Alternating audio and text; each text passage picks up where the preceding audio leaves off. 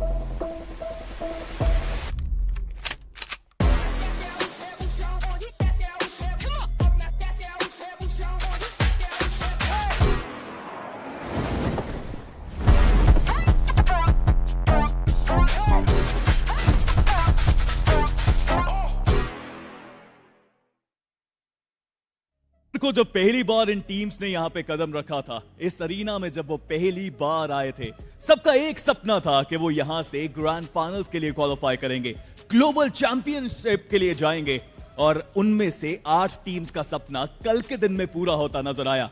और बाकी टीम्स को एक और चांस मिलने वाला है आज सर्वाइवल स्टेज में, जहां पे हमारे पास आई हैं 16 टीम्स जो 2 दिन मैचेस खेलेंगे, 12 मैचेस खेलेंगे, जिसमें से 8 टीम्स होंगी जो क्वालिफाई करेंगी ग्रैंड फाइनल्स के लिए। और आज से शुरू है सर्वाइवल का वो स्टेज। मेरा नाम है स्पीडो, मैं हूं आपका होस्ट आज के दिन के लिए, और स्वागत है आप सभी का Krafton India esports Battlegrounds Mobile India Showdown 2025 में। और आज एक चुनौती है इन प्लेयर्स के लिए, एक सफर जो इतना बेहतरीन साबित हुआ था, आज एक टेस्ट है इन सभी प्लेयर्स के लिए। कौन पहुंचेगा ग्रैंड फाइनल्स, कौन जाएगा बाहर, बहुत सारे सवालों के साथ चलिए शुरू करते हैं आज का दिन। और इन सारे मैचेस की बारीकियों को समझाने के लिए हमारे एनालिस्ट भी आप सबका इंतजार कर रहे हैं, तो चलते हैं सीधा हमारे एनालिस्ट की तरफ। Over to you boys. To be honest, we've got a lot of big names still over here inside of the survival stages, and I guess one of those has to be Cincinnati Kids as well. And somewhere down the line, I personally thought after that beautiful performance they showcased in the upper brackets, I thought CK is directly going to head on towards the top 8, but no, that was not the case. Yeah, they weren't able to carry forward the momentum of the upper bracket round 1 into the semi-finals. But I think things over here are going to be a little bit tougher for Cincinnati Kids. Let's not forget they have drop clashes happening on Miramar and Sanhok. If they decide to go to Painan, Nebula Esports is going to come after them. The one saving grace for them has been Erangel, but Victoria Sumus is still here, so they got to be cautious over there. And to be honest, speaking of those drop clashes as well, I was having a conversation with the boys of 8-bit, and they're also quite fed up with the players of Nebula Esports constantly dropping the top of the Pozo. They're saying that all the vehicles are taken away by Nebula Esports, and that's really hampering their rotation and the speed. Well, that's a very, very interesting fun fact as well. But in case you guys missed out on action as well, these are some of the top play moments of how things has happened coming in from the semifinals. We saw a clip coming from Madkings. Obviously, we know for a fact that K9 has been just dominating lobby and stealing so many points, and that's why the cutoff was kind of low. But personally, I feel like I was looking forward to see Madkings actually qualify as well, just because of the fact that this is a little bit of a side fun fact, is that Madkings and Genesis, they do have players that have been an all-timer. And what I mean by all-timer is that they have attended the grand finals of BGIS BMPS, and also potentially here in BMSD. And I'm talking about Apollo, Shadow OG from Madkings, and also I think Cyrex, who's already in from AX as well. So I'm looking forward to see that, can they do so? And even then, the banner Genesis has been there for all the grand finals. And here, they were looking good despite with this new roster, and I was hoping that maybe, Genesis has something up their sleeves. Continuing a little bit more on Mad King's fact right now, of course, if you look at the banner, they've got veterans in that banner. You expect them to dominate every single competition, but to be honest, yeah, things are being a little bit shaky from the side of Mad Kings. We're not seeing that consistency. We've got the overall standings of the semifinals popping up on the screen, and how can we forget those miraculous comebacks from God's Reign and Team Aryan? That was an insane catapult from the boys. Yeah, and I think that is what costed Mad Kings their spot inside of the top 8. Because they started off yesterday on a great note. Before game number 1 began, they're sitting on that 9th position. And I think no one thought that Mad Kings would be one of those rosters that would not qualify for the finals. But then again, Team AX, God's Reign, yesterday's performance just propelled them in very comfortable position. At one point, AX was in the top 2. And if you remember, to be honest, for a moment, we even thought that maybe Seoul might not just qualify. In that final game towards Norup North, Seoul got eliminated by the likes of Blitz. Both the players were camping in that warehouse, and luckily enough, Seoul did sort of clutch it up barely by the half of those 3 points. Then you've also got the latter half of the board, and of course, the remaining teams are now over here in the survival stage. It's really nice to see that Goblin finally, after this entire year, has finally been given the chance to actually play in the grand finals, right? So I'm looking forward to see it happen, because there were a lot of expectations, especially when it was BMPS. Like, Goblin legit, this was the iconic duo, and then after that, we've heard the drama, Manya leaving, and then now he's Wildfangs, and Wildfangs is gone. So I'm just not going to dabble there. That's in the past. I'm just going to leave it there. And especially for the fan bases, right? Goblin representing Seoul and Jonathan there from the side of Godlike. This is a rivalry that's been going on for such a long time. We've also got the tournament MVP stats on the screen. Ninja Boy is, of course, still on top. You've pretty much got the same stats over here. We saw these yesterday as well. And to be honest, to let you guys know, this round will not be counted towards the tournament MVP, which means whatever frag the individual gets, that's not going to be counted to the future. Yeah, but they're still going to be counted in your overall ranking. So you got to perform for your team. Doesn't matter where you are right now and if it helps you get the tournament MVP or not. Same goes for the IGL, by the way. Stats from from the survival stage are not going to be included. So Jelly pretty much retains his spot at the top until the final begins. Yeah, the same thing as well for Best IGL as well. Whatever stats you gather over here, it's not going to be carrying on forward towards the grand finals. But as Johnny mentioned, still you got to be performing right here, right now. Exactly. Just because, are you going to be able to qualify the grand finals or not is going to be on the line. Are you going to get some change of the prize pool is going to be on the line here. So I would say, obviously, money is one thing, money aside, okay? Representing your country is going to be the most important thing here. For pride, for glory, everything is on the line. We are talking about international slots. We're talking about global spots. And what's really crazy was that it's been a while since we had an opportunity to compete with the world. And the first time we had it was BMPS. Obviously, there was one slot. Now, at least there are more opportunities to do so. And hey, you know what? Since we've been looking at so many things, let's move on and have a look at the schedule as well for the day. It's pretty much going to be the same thing since we know Erangel, Miramar, and Sanhok is going to be the first 3 maps. And then we'll see Sanhok, Miramar, and Erangel, the remaining 3 maps as well. And guys, after having a look at such a beautiful schedule out there, I would really want to know you guys' prediction for which team might just be the one to be the outstand or pretty much perform out of their minds today. Well, this is going to be a little bit tricky as well, just because of the fact that, like Johnny said, it's like, oh, Nebula Esports, we've got Vasista, going to be drop clashing here and there. It's going to be chaotic here, but for all things considered, I want to see what our predictions here. None of you went for 8-bit. Seriously, nobody wants to see the champions of 2025 battle it out. The only champion that is not in the grand finals right now is 8-bit. Really? Nobody? Yeah, no. Why? Straight up, man. I mean, if you have lifted a trophy before, you should have qualified directly. Dude, I want to see that rematch between 8-bit versus Godlike. Like, think about it. If you guys remember the the winner's speech of Somraj calling out Johnny, don't you guys want to see that? I mean, we did get to see that. Both of them were competing to get eliminated in the Pro Series. I know, right? Well, that was BMPS, but now at least give them a fighting chance. I don't want to win just because of the fact. they didn't qualify. You know what I mean? Here's the thing, I see. This is also an explanation why you get roasted a lot everywhere, because you can't make a comeback statement like 3 months after you have already made a statement saying, yeah, we're going to win everything, because that is what happened at the stage of IS, right? Man made a speech. The next event, he was supposed to perform, and that is why after BGIS ended, I went to Zypex, the coach, and I asked him, all right, what's the plan for the future? He's I'm stressed. I don't know what's going to happen. Think about it this way. Think about it this way. S-Power wasn't playing with 8-bit back then. Went to Godlike, both of them didn't qualify. So this time, S-Power is back. That's the original roster that won BGIS.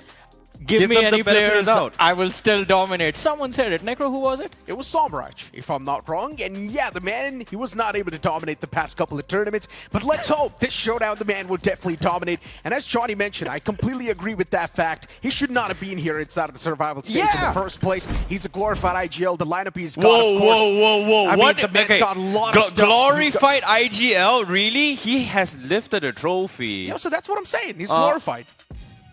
He meant it in a decorated sense. Like a celebrated IGL. Yeah, okay. For a second, I thought the sarcasm is playing in play. No, absolutely not. Of course, he's one of the best IGLs out there. But to be honest, I did not expect him to be over here inside the survival stages. But soon, we're going to have the first game of the survival stage on the line, on the way. And of course, even you guys make your predictions in the chat as we head on towards the game itself.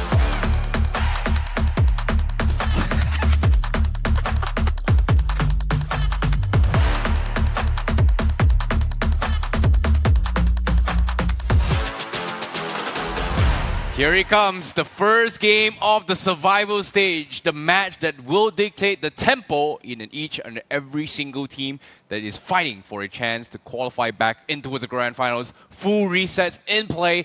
This is going to be the map of Erangel. All 16 teams will be battling out in every single match. And this match will be very, very crucial here, especially for teams who have done their homework, made their adjustments, and try to fix the mistakes that they have made during the semifinals. Yeah, for sure. And of course, for a few teams, there might not be a lot of mistakes, but for a few, there are going to be plenty. Teams like Nebula Esports, we were talking about them. While the early drop clashing might have worked out for them in the lower brackets, when it was time for the semifinals, things were just completely opposite. But right off the bat, we were talking about CK as well, I see, and we see them taking an early exit towards that military base. As you mentioned at the start of the day, empty drop spot, God's Rain not being there does benefit CK if it is going to be a southern circle. You know, Cincinnati Kids does have that consistency issue where 1 minute they are performing, 1 minute they are a team that looks absolutely lost. And it's really surprising to see that CK yesterday in the final day, they start to rise up, but it was at that point, it was a little bit too late. So I'm glad that they have made adjustments, but at the same time, how will their adjustments be affecting their survival stage? Because as of now, this first adjustment I'm seeing from CK is that they are going to be taking military base. So that means no God's Reign, I'm taking that spot for myself. I mean, that is what they would have thought, but now there are a few problems in the form of Phoenix, in the form of Blitz and Victorious Sumus. So there is a possibility that CK might run into an unexpected early fight. Same goes for Likitha Esports present towards farm, because Meta NINZA is going to be just a little bit towards their west. Early conflicts can arise in those open fields, but Madkings, we've seen them time and time again drop for that cross-river vehicle spawn and then try to fight it out with anyone that's dropping close by. This time it's going to be Autobotz, and Madkings have that car on them. You know, Madkings always have that similar problem, always when towards Georgia Pool here. It's always with Autobotz or TWOB at one point. All three of those teams do tentatively like those spots in particular. But I like that Madkings has made a little bit of adaptation where, okay, instead of going for Georgia Pool directly, they do take some parts of South George and then the hospital region and then look to rotate away. But now, I think the biggest issue right now in this particular map that is happening this first match here is going to be Blitz and Victorious Summers, because we saw a couple of splits into a Novo. They're not directly colliding against each other, but they are a little bit of scuffles in a sense where some vehicles has been stolen away by Blitz, some vehicles has been stolen away by Victorious Summers. But I'm really surprised that they actually disengaged, so that means both teams are not exactly fully looted in terms of their overall looting efficiency. Yeah, Blitz for sure. I don't know why Victorious Summers is just circling around that position, the observatory on top of the hill close to the Novorepnoi Bridge. That's where Victorious Summers is. Blitz Esports, it makes a little bit sense because we saw them drop towards the smaller compounds right across the bridge on the military island. and there's not enough loot for 4 players over there, especially if you want to go for those extended 4v4s, if you are expecting an early fight, and of course, if you want to cross that river, because the circle is towards farm at the end of the day. Well, at the start of the game, to be a little bit more precise. So, Blitz Esports makes sense for them to hold back, but they're also making an interesting move, because we have Likitha Esports on our screens right now, and they're moving towards that Norepnoi bridge, and Blitz Esports are just about to cross over. There's a fight about to break out towards Norepnoi. Yeah, this is insane. Like, I'm really surprised that Likitha Esports has decided to see, hey, this zone kind of favors us a little bit here. Let's take an early rotation, try and gatekeep somebody. And speaking of the gatekeep, Blitz, because they were a little bit early, they have finally scouted out Likitha Esports. And Likitha Esports may have caught a little bit of remnants and say it's just not worth it going for that right now. Let's back off, go back to center control. And even Blitz itself have secured their hovercraft. But now, we talked about earlier engagements in terms of efficiency, right? Look at the loots that both Blitz and Likitha had just now. Not enough loots at all. This is too early, too much contention. They need to restock somehow. I mean, they definitely do, and they might have to pick up an early fight in order to find the restock, find utility, find heals for the players. But Likitha Esports, I'm actually quite surprised, because if a fight broke out, we saw them approach towards that gas station, they would have been in an advantageous position. And I'm sure, as you mentioned, you said maybe they saw Blitz crossover. I'm pretty sure they saw that car headed towards them and then decided to back off. But again, you have to try and be consistent inside of these games, inside of the survival series. Only 12 matches to these teams. I really like that Blitz had the idea to kind of hide the buggy behind the fences of the gas station. Yeah. But the only downside is that if you pay really attention here, you can actually see through the under the walls of a couple of legs there. So they might have been spotted out, those tires. But Blitz was hoping that they did not see it, hope to come and commit, and then hope to go for a little bit of ambush. So unfortunately, that didn't really work out. A great idea, unfortunately, just did not happen. It kind of depends on what happens next. It's very luck-based, though. Yeah. Because both the teams made the right decision from their own perspectives. They went for the safer plays. But now the question is, what happens next in the story? Yeah. Where does the next circle take us? What about the other teams?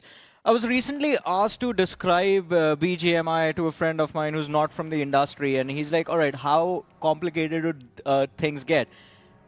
My easiest explanation was, imagine playing chess where you can't see the moves that the other person is making, and every few minutes the board rotates and now you're left in a new position and you have to continue the game. Well, if you play roguelike games, I would say this is very similar to that.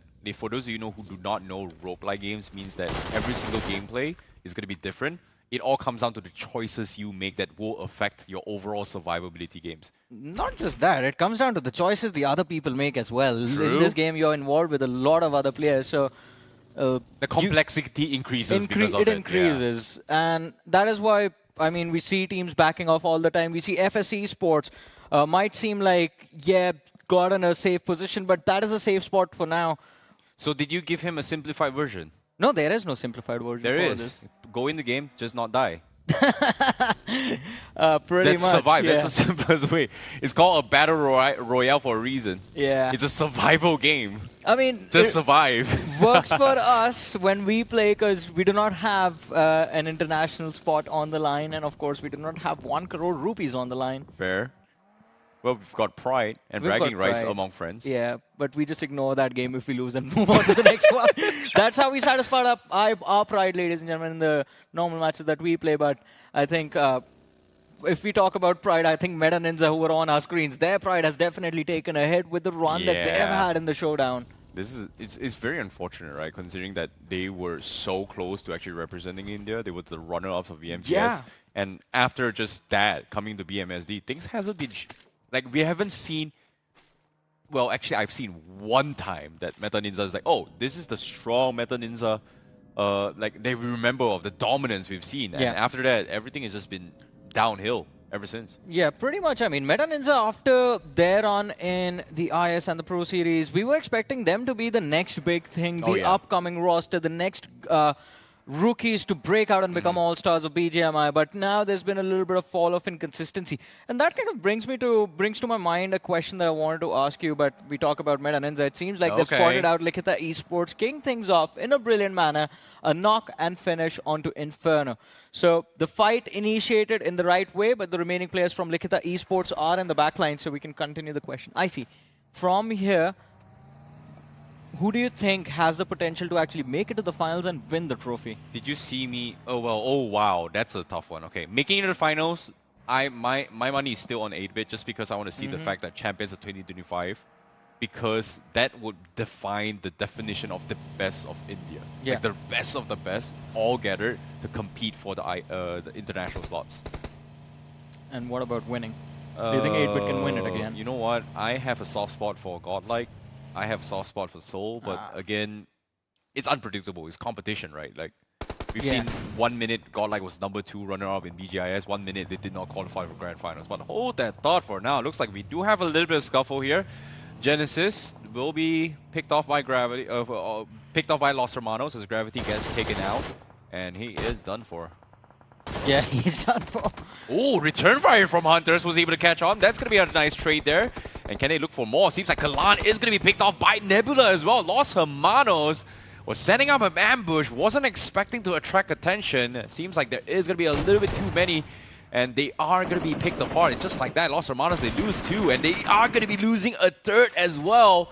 What a counter attack. What a jab coming in from Nebula as well. A punch to the throat, and just like that, Los Hermanos has lost 3 players in less than 20 seconds. Yeah, Genesis is a little bit more aware about what is about to happen here, because it's the same exact spot and it's the same exact fight as the last Erangel yesterday. Genesis getting third-partied and getting destroyed by God's Reign in that last game. But this time around, they keep their distance, and a brilliant trade by Hunters, I have to say, finding that first pick on Los Hermanos, allowing Nebula Esports to find the second. And Los Hermanos, this is just heartbreaking, man. The game begins, and they're already one of the first teams that can get wiped out in this match. They're down to their last player already. Nebula Esports is just so good at dogfighting, and their hit and runs are always very, very spot on. At the moment they go in for a hit, they get the knock, great. You know, if you can get a confirmation, great. If not, we are going to back off. Just because of the fact that if you take too long, and most standard operating procedures, right? Most SOPs is that if I start a fight or I take a couple shots in, within 10 seconds, I need to reposition because people are going to be coming for you. Yeah, pretty much. And I think Nebula Esports, them having commitment issues with committing to fights, kind of has been benefiting them this whole time. But over here, I think Los Hermanos, they're just having a horrible day right now. As Evil was able to survive that early onslaught, he finds himself being hunted down by the players of FS, and it is a 1 versus 4 situation. Shot connection through the window. Evil loses half his HP, and the nade from Insidious just cleans things up. Los Hermanos do in fact become the first team to get wiped out in this game 1. This is so unfortunate of Los Hermanos here, considering that their run in BMPS was amazing as well, and coming into his BMSD, their debut coming in here was so amazing, but for them to have a little bit of flop on the semifinals and here in the survival stage, it seems like the duration of gameplay has started to affect their overall stamina. It seems like they've ran out of steam. I agree with you on that. I mean, it doesn't seem like it's the same team. All of that confidence fading away is what's hampering their approach, but right now we see the players of First Curiosity approach. Nebula Esports, they are looking to breach that eastern edge of the play zone, and they've succeeded in doing so as well, but unfortunately there's not a lot of cover here. They just have 1 dip to play around with. But hey, turns out things are working out. Nebula Esports has completely abandoned that spot, looking to move up north. Kratos, he's been left behind just in case they need to fall back, and this is a good game plan from Nebula Esports, having a backup option, having opportunity to just take a step back. Because Autobotz, they are looking to control the northern half of the play zone. It's not going to be easy right now. It's just stage 3. But eventually, if they keep their bodies alive, Autobotz should be able to dominate up north. Yeah, but seeing here, Vasista Esports, they are going to be making a little bit of a swing here outside the zone, trying to rotate for the northern side here. Meanwhile, Genesis, they are still caught in a stuffle. They try to go for center control, which again, Meta NINZA already had dips on. And with the circle shifting up north means that Meta NINZA is going to be on the edge of the zone and they are looking to try and gatekeep teams. However, based on the terrain, it doesn't seem to be a good spot here because there's so many openings. And right now, Dragon OP being picked means that they have to force utilities to try and pick them up. Meanwhile, Genesis with an open flank here coming from Viper. Drops Reaper pretty down low and got him pinned down on those rocks. They might just be able to get another one here coming from Genesis. Yeah, I mean, the nade goes out and Reaper's position does not have a lot of cover, but Viper fails to make contact with the nade, and yet the second one finds him. Reaper is about to be reaped, and Genesis, they have swung the man advantage in their favor. This fight kicked off with a 4 versus 3, Genesis with just 3 players, but now they are running into a 3v2. They still just have 3 players, but they made sure they picked 2 from the side of Meta NINZA. And I was having a little bit of a conversation with Robin from God's Reign about game strategies and stuff, what he thinks is unique from the other teams, and which strategies does he think or doesn't know why they work. And Meta NINZA was one of those names popped up. He mentioned that their strategies rely on a lot of luck, because if you notice, only a few individuals from the side of Meta NINZA will have complete loot to go for extended fight. The other players are always going to be lacking, and they just rely on the fact that someone is going to show up looking for safe haven in the center. They're going to win that team fight, steal all the loot, and then carry the game forward from there. But in employing a strategy like this, sometimes it backfires, and this was one of those moments. But hey, Phoenix Esports, it seems like they're set on fire by Autobotz. Oh no, they're caught out in the open as well. Lobster's got the pin, and even Vasista going to be joining the fight as well. Scary John is able to get the knock on Sharaj and gets the confirmation. The setup was by Lobster, but it's Vasista that claims those rewards here. A little bit unfortunate, but Phoenix will be the ones that pay the price. Meanwhile, the circle shift coming in, it is going to be favoring on towards Autobotz. And Autobotz, can they hold the line is going to be the question here, because the circle is going to be out in the open. School is in play, so that means those mountain terrains on top of those apartments is going to be in play as well. So that's going to be something very, very important. Meanwhile, Likitha, mid-rotation, getting caught out by FC. And getting finished off completely. Just saw a few moments of that fight. And Likitha Esports, I guess there was early casualties against the players of Meta NINZA at the very start of the game. Now come to warn them. The second team to get eliminated from this game 1. Victorious Sumus could be third, as Mafia did get knocked out. Mysterious 4, they're keeping their distance, but the nade, it is going to be close. The splash damage just chip away a little bit of that HP bar. They need another follow-up nade in the exact same spot, but Mysterious 4, they're losing control of this fight. Bunny, he does have a decent flank to work with, and finally has vision as well. There's the re-knock coming through. Mafia hits the floor again. Oh no, Victorious Summers, they pretty much abandoned Mafia here. They were hoping to get a little bit of equalizer to back off. But unfortunately, they have lost the dogfighting to Mysterious 4. And as soon as they tried to make a run for it here, 8-Bit also heard those commotions. Even Cincinnati Kids as well is looking to try and challenge it. Yeah, I mean, Cincinnati Kids, this position is quite nice to go for a third party, just running along the slope. And you are going to be able to pick off a few individuals, but you can't move in alone. Like Skips, he needs to be cautious. He saw that Jeep circling in front of him, and his teammates are on the higher altitude. They're going to be forced into a different fight, which is going to be against Blitz. And Cincinnati Kids fighting on 2 fronts, never advisable, but Victorious Sumus still somehow just looking to avoid the players of Mysterious 4, who are relentless in making this bounce. Mysterious 4, they really want to hold their ground on this as well, but they have forced a lot of commitments coming from Victorious Summers here.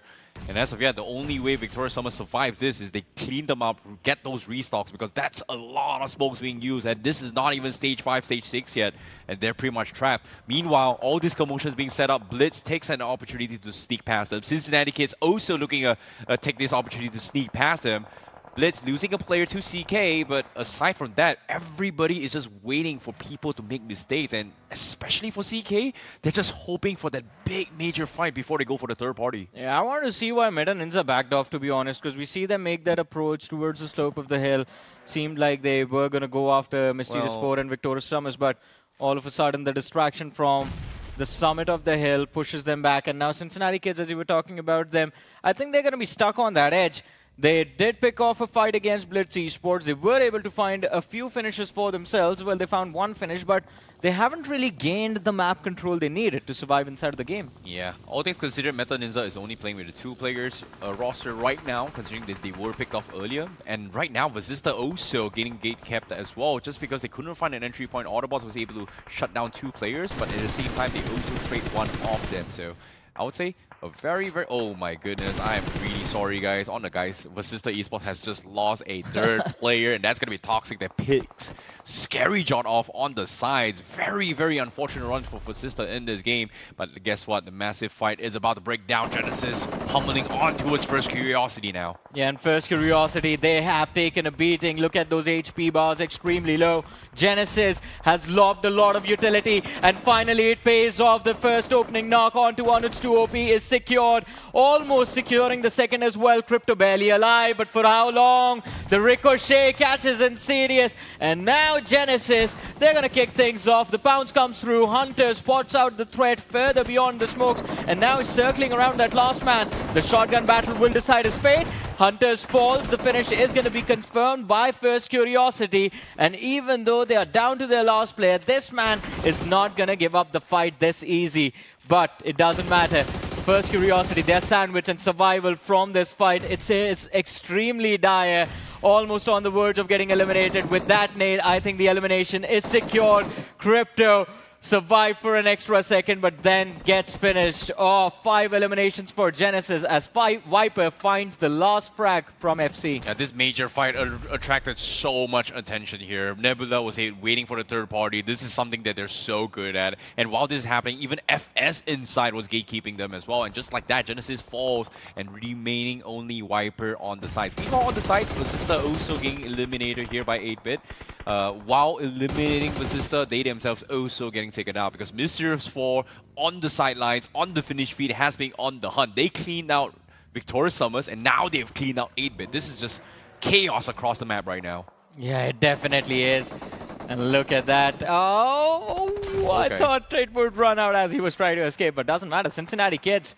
It was just a bait-out strategy. Madkings just wanting to flush them out, and as soon as CK steps out from behind the cover, they get finished off. This is what I meant when they were taking a fight against Blitz. They should have committed for the summit.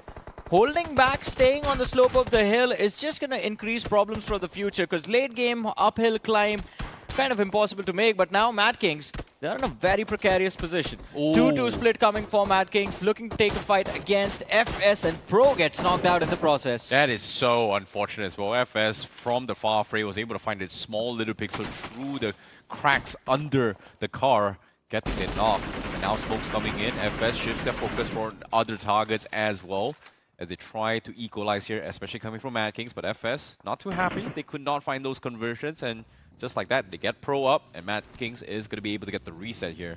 And it seems like in this game in particular, Madkings has been dominating those rooftops alongside Mysterious 4. Not rooftops, the hilltop, I would say.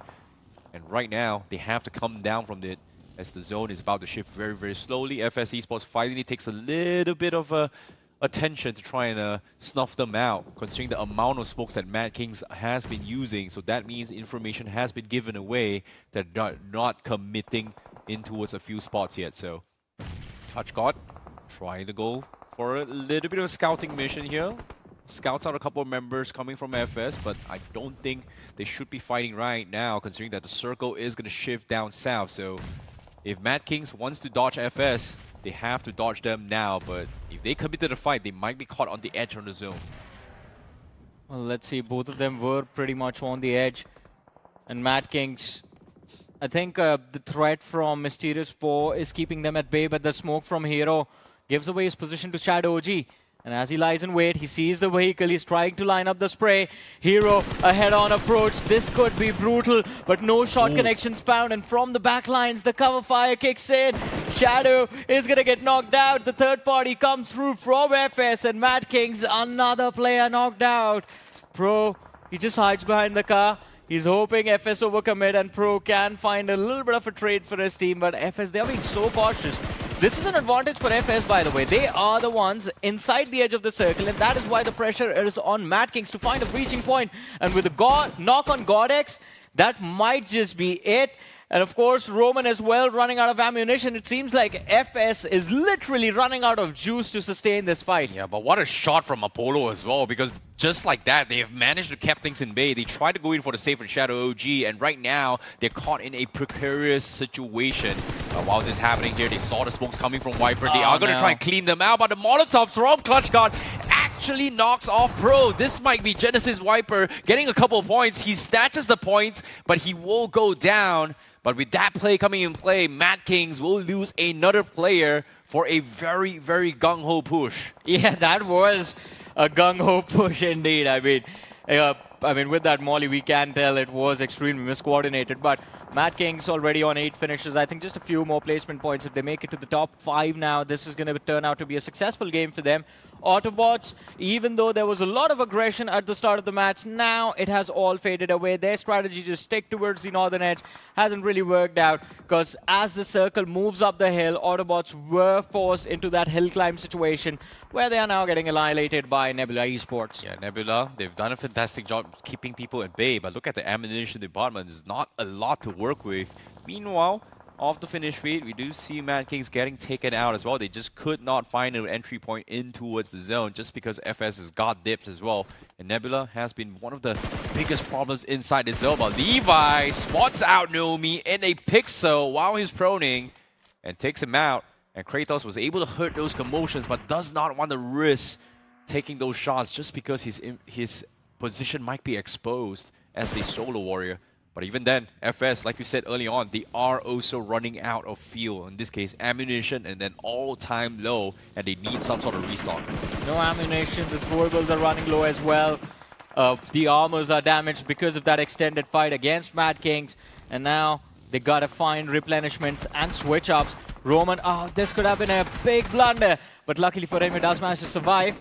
Lavish, he has to take care of things from the flank, but the circle is being extremely kind to FS. It is again on the slope of the hill, and FS will be able to hold on to their high ground advantage. All they have to do is clean house, finish off Mysterious 4, and this chicken dinner is yours. They are one of the few names, I think they are the only name that is left there with a man advantage. Apart from them, Mysterious 4, they've lost out on Omega, so they're down to a 3-man roster, but Mysterious 4 kind of have the momentum in terms of going for those fights. Agreed. Oh, what a name from Naman. He heard the footsteps. Phoenix has been ratting for the longest of times in apartment. They tried their best to survive after losing most of the players early on. And that is a valiant attempt coming from them. But Mysterious 4, an absolute domination here in the first game. And right now, they're showing us why they were the team that directly snuck into the semifinals. And as of yet, as the fight continues as well, FS still slowly making their way down from the mountains here, trying to pin everybody on the outskirts in some trouble. But for Autobotz, they have been trying to go for the resets here. Oh my goodness, the Molotov almost connecting as well from Kratos. It could have been some points in the back, but with that misplay, or I would say miscalculation, Autobotz might be able to survive. But look at the zone, slowly itching in. Vico's done for. They need to make a move now, but now continuing on the nades. Kratos, he needs the massive knock. No connection yet. This solo warrior known as Kratos, not spotted out yet. I'm very surprised FS has not realized that Nebula is still around. I think they do. They've kept Kratos pinned down, and there they are. Moving for the finish. They do find him, and Roman, he's going to take away a few points from the players of Autobotz as well. Arib is there. Here's the vehicle circling around, but Roman cues the nade. Where is it going to go? Oh, there it is. Lobster's finish confirmed. FS with another point steal. And now Arib, last man alive. The smokes give away his position, and that is where the next nade is going to be lined up. Another point in the back for FS. A 4 versus 3 versus 2. Make that 1, as Meta NINZA, one of the players, is going to get dropped, and FS Esports, as we thought it was going to happen, they are going to try their level best to actually make it happen, looking for the chicken dinner. And Mysterious 4, they realize the opportunity for those 10 points might have slipped away a little bit earlier in the game, so they want the finish points. They're going after Meta NINZA now. Well, speaking of Meta NINZA, the 2-man army survived the initial onslaught, made their way into the top 3, and now Mysterious 4 is going to get pummeled here. But FS Esports, this is the FS we haven't seen in a long time. This is the team that completely surprised us in BMPS, previously known as Non-X. Finally, bears their fangs here in the survival stage. Or I would say the MVP of the tournament as well, Levi, finally stepping up big time in this game. But down to the final two teams here, 4 versus 2. Levi gets the knock on Beer Baba. It's the last player here, and they're looking for the chicken dinner. Poco stuck in the shack. He needs to survive, and looks like he's gonna go for the points denial. Does he deny it? Yes, he does. No more points for FS, but the chicken in their bag. Yeah, the chicken dinner comes through, and of course, double-digit finishes on the board as well. Incredible start to the day for FS Esports, and it's a surprising turnaround considering their journey so far has been filled with a lot of troubles. Not been able to secure a single chicken dinner in the previous stage of the tournament, and now they kick things off with one. And that's the exact start a team is looking for, especially for someone who's all the way down when it comes to mentality. But now if it's Esports having this chicken dinner, it's going to be a mental boost for them. NINZA, of course, having a lot of talks amongst themselves what exactly went wrong in that previous game. But generally speaking, even for Mysterious4, it was quite a solid game. Yeah, it was an amazing performance from Mysterious4, especially the level of aggression we saw from the start till the kind of the final stages of the moment of the game was incredible. The one thing that I would have liked a little bit more from Mysterious4 was there was a moment, I think we were down to the top 5 teams, where they made an attempt to climb the hill, take the spot from FS, but they didn't commit to it. Yeah, it's really unfortunate as well. But at the same time as well, I think you have to give props towards Mysterious4 just because of the fact that the situations that they were given in, technically they shouldn't be aggressive, they should be oppressed instead. But the moment they realized that they got an initial knock on Victoria Summers, they got an initial knock on Madkings, etc., they just continue on their aggression, knowing for the fact that one knock means that team will be playing for defense and they will not be taking space. And they took advantage of that fear factor and just completely steamrolled everyone. I'm also loving the fact that we're seeing a fiery start towards the survival stage, right? It's not a lot of teams just completely try-harding. We're seeing the aggression right there. We're seeing the intent from the teams. And Fixes was saying that we might just see a passive start. But that's not the case, and I'm extremely happy for that. To be honest, I even expected a fantastic game from the side of Madkings in the first one itself, and that's what they've delivered. But still a lot of teams on the latter half of the board that we had expectations from that were not able to pop off. But for now, let's move on to a quick break. After the break, we'll see the post-game stats.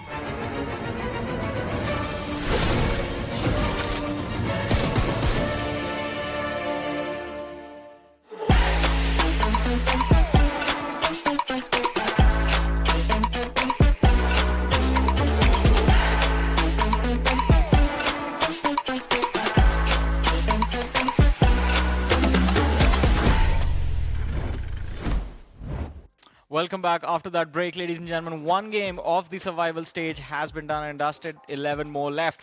But if the name of the tournament, if the name of the stage right now is survival, I think that is what has been put into question for a lot of these teams. Because even though it was a great start to the day for FS, for Madkings, for Mysterious4, even NINZA having a top 2 finish in that previous game, a lot of big names were taken out super early. Did we forget 8-Bit was playing there? And I guess another name has to be Cincinnati Kids as well, right? Expectations were all-time high. 8-Bit Cincinnati Kids, some of the fan-favorite names not there.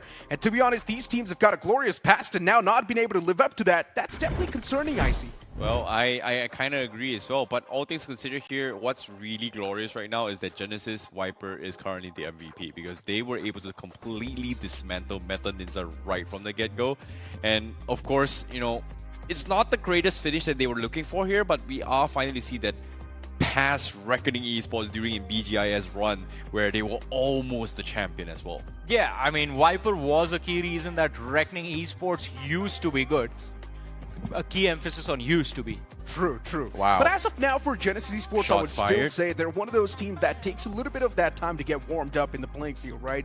We've seen prime example of that inside of the upper brackets itself, where Genesis Esports wasn't really warming up in the initial stages, but then as the days kept on passing by, we saw Genesis Esports amp up the aggression, and maybe the same thing's going to happen over here as well. They do not have a lot of points, but that's still the average. Yeah, but at the same time, look at this influx of points that is being separated here. Obviously, FS taking the biggest chunk here, but Mysterious 4, Meta NINZA, Autobotz, Madkings, Nebula, all of them have pretty even out the points overall out of all the teams so far. So there is a huge contention for the top 8 right now. I mean, but majority of them did come from those hill slope fights that we witnessed on that potato hill, and everyone who was able to survive did end up kind of doing well because of the scramble that was there. Everyone is out in the open, you're quite exposed, and teams weren't just able to protect their bodies. But then to the next page, to the second half of the leaderboard, we see teams like Phoenix Esports. We saw them getting annihilated by Autobotz when they were trying to make that bounce over the north.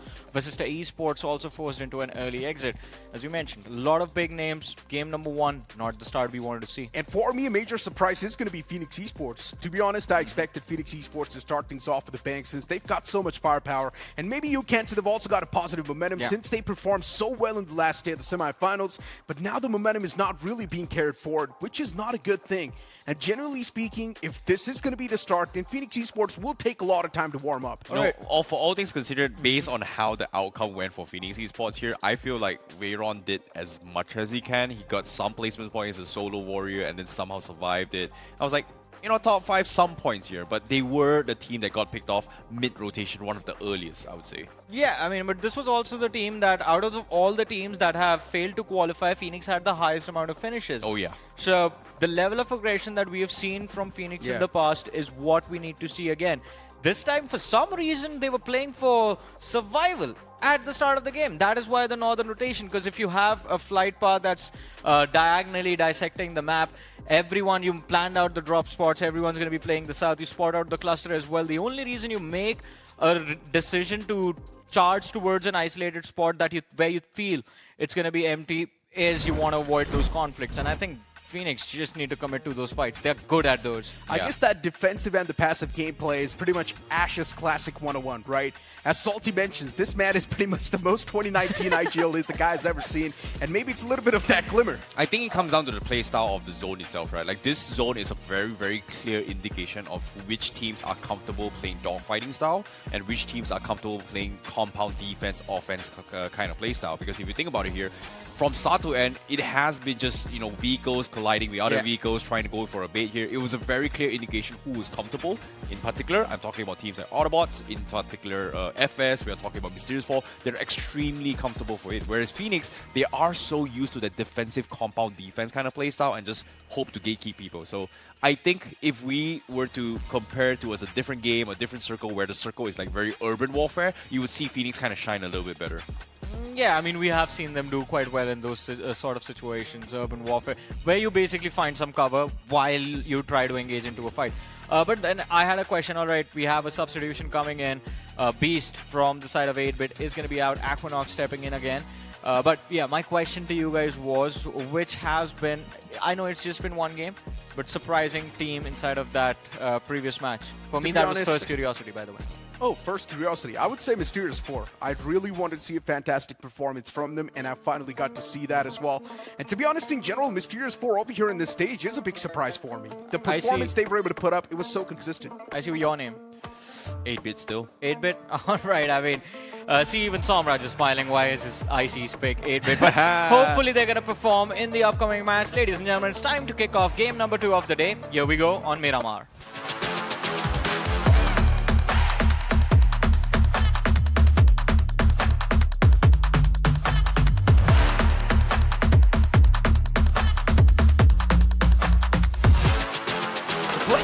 guys starting all the way from Partona towards the opposite side, which is Al-Azhar, and now this playing flat path heavily tilted towards the right side of the map. If the teams do want to move in towards El Pozo or even Creative Fields, now that's going to be an extremely tough stretch, or maybe you can also call it impossible. And I just remembered, yesterday you made a prediction before the day started. You said that God's Reign's not going to qualify to the Grand Finals, and after the results, what are your thoughts? Here we go again. Personally, I don't believe in luck. I believe in skill. I believe in consistency. But at the same time, for some reason, God's Reign, every single time where they're just about to be eliminated here, especially coming from the quarterfinals, especially coming from semifinals, I don't know how they get away with it. Like, think about this, right? Like, they have the most amount of chicken dinners, and the majority of the time, they are in the bottom half of the page with not enough finishes. But on the final day, it decides to, like, you know what? Let's take another chicken dinner, but we are going to finish off everybody in the lobby. I'm like, okay, where? Come on, God's Reign, come on. Be a little bit more consistent, man. Make me a believer. Please make me a believer. Well, maybe in the Grand Finals they will. If you remember, all the way back in 2023, God's Reign won that championship. Yeah, but at the same time, you know what? If they actually do well and get a top 8 in IC, I would like to see the rematch between them and D plus Gear. Okay, well, hopefully it's going to happen. And hopefully Destro does make it to the top 8, or probably the champion. But as of now, like they always, so the reason why I bring this up is because every single time their interview comes into play, they always bring up INKR. Okay. Well, maybe there must he's be going to make something it. personal. Maybe he's going to make it. Okay. And I really hope they're going to make it. If they do always keep on bringing up that interview, he has to make it and live up to his mark. The zone did pop up a while ago, and now that's going to be centering on up towards Hasan Del Patron, which means you've got a few names like Likitha Esports, FC, Mysterious 4, and Madkings around that centric part. And this is going to be an interesting scuffle. Well, speaking of a scuffle here, this is a... Okay, I would say this circle does have a little bit of urban warfare, so maybe Phoenix should have a little bit of advantage here. Hopefully, the morale factor from this the previous game wouldn't be affecting them. But based on how tense their faces is, that definitely affected them. That performance in the previous game was a very, very huge blow to the gut. True that. And if you've noticed one thing or one pattern about Phoenix Esports, they've got that activator in the name of Veron. The moment Veron pops off, that's when the entirety of Phoenix Esports as well comes back to life. And right from the next game, you will see Phoenix Esports just absolutely dominate. Now, I'm curious to see at 8-Bit on how things are going to be happening here, because 8-Bit does have one of the most amount of substitutions all year 2025, starting from BMPS until now. They always tend to play every single player to kind of get things ready, right? And there was also an interview where Somra said, like, regardless of whatever player, things has been okay. You know, they will try to make things work. But I'm actually very concerned for the fact that they could not play their playing 4 because of Equinox. Because ever since his surgery after BMPS, things hasn't been looking good for them. And maybe that's the reason why they have had so much substitution to give proper rest to Equinox. True. But when I was having a conversation with Somraj, and he was mentioning one thing, he said if a player's not able to perform, just give him a break. And that's what he's doing with Equinox. He said, I'm just keeping Equinox on bench for a couple of games, then I'll bring him back once again in the playing field once he's starting to feel himself. He's giving him that mental break. But let's hope the man's going to start to perform now. It's now or never. Go in. And if you're not able to go in, well, you will be all out. Yeah, hopefully things will be for the better here. It's do or die here. I'm looking forward to see the champions of 2025 battle it out. But of course, that's my prediction. Can they make it? It's all solely dependent on the players' performances and their efforts in the survival stage now. It's only 2 days. Every single match is gotta count. And as of yet, Mysterious 4, they've taken the lead alongside with Madkings, but seems like we are going to be expecting a major clash happening as well. Madkings tries to climb up, trying to challenge Hero, but was shot from afar. You can see the hesitation coming from Clutch God. Hero comes down to try and take a couple jabs in, looking for those knocks, but no connection. And the only thing Madkings suffers right now is going to be some vehicle damage, but aside from that, they are going to completely bail out on a different rotation now. Apollo almost got caught off guard and eliminated from the game. That was extremely close. Mysterious 4 still taking those fadeaway shots against the foes in the front. No connections found. And that's going to be an easy scoot away for the boys. Luckily enough for Madkings, no casualty. They definitely wanted to punish the guy who was isolated up top, but they forgot that there's a big chance the cavalry might just be around him. And that's what happened. Vasista Esports towards this building. And for Vasista, once again, another safe start. The previous game, not the ideal start for the boys, but let's hope this one, Vasista Esports, does get a lot of points. Yeah, Vasista Esports has been trying for quite some time as well. The rising star known as Scary Jot has proven himself during BGIS, but hasn't been the same ever since. But for all things considered, hopefully this will be their chance to try and make it their way into the grand finals for a shot for their international competition, or in this case, I would say an experience to compete with the best of the best. But of course, speaking of which, here, Phoenix Esports did make one of the biggest amount of preparations, especially their run coming from lower brackets as well. They had a smooth sailing into the semifinals. Unfortunately, just could not make their way in the grand finals. Almost making it though, almost. True. But this game, not really looking too well. Maybe take a bit of that time to warm up. But to be honest, you should not be taking a lot of time. You've only got 12 games. Well, cancel one since the previous game's already done and dusted. Now you've only got 11 in your hands. 5 of them will be played today, and 1 of them is currently being played right now. After this game, you've only got 4 left. Yeah, which sounds extremely less, huh? Yeah, they don't really have a lot of time to make adjustments as well. Especially when Sanhok is going to be played as well, I believe. Yeah. And luckily enough for Nebula Esports' previous game, at least they got the average. 8 points on the board. That's going to give Nebula Esports the mental boost they need. And when I had a conversation with Adi, the man was definitely confident. He wanted to qualify, and he knows he will qualify with this roster. Yeah, but can I put it out there? There is going to be a completely new headache. What? That is going to be happening in the near future. And what I mean by headache is that if or when will Rondo be played? If it's played in grand finals, and if that happens, every single team in the grand finals is going to have a big problem. True. That's a whole different question, but as of now, for Madkings, they were taking those shots. Blitz Esports is not one of those teams. That's going to be your daily foe. Blitz Esports will punish you if you do make that one single mistake. And a lot of those shots from Clutch God did find the connection. Disgusting stuff. Look at the position from Shadow. The man's position still not compromised yet. Just waiting for the man to make some sort of mistake. But Shadow now just backing away from that spot. A wiser option. Blitz Esports, they lost out in sorrow. The man, he was separated from the rest of the pack. And Madkings now finding the advantage. But Blitz, they do want to get the revival on the fallen player. Is that even possible?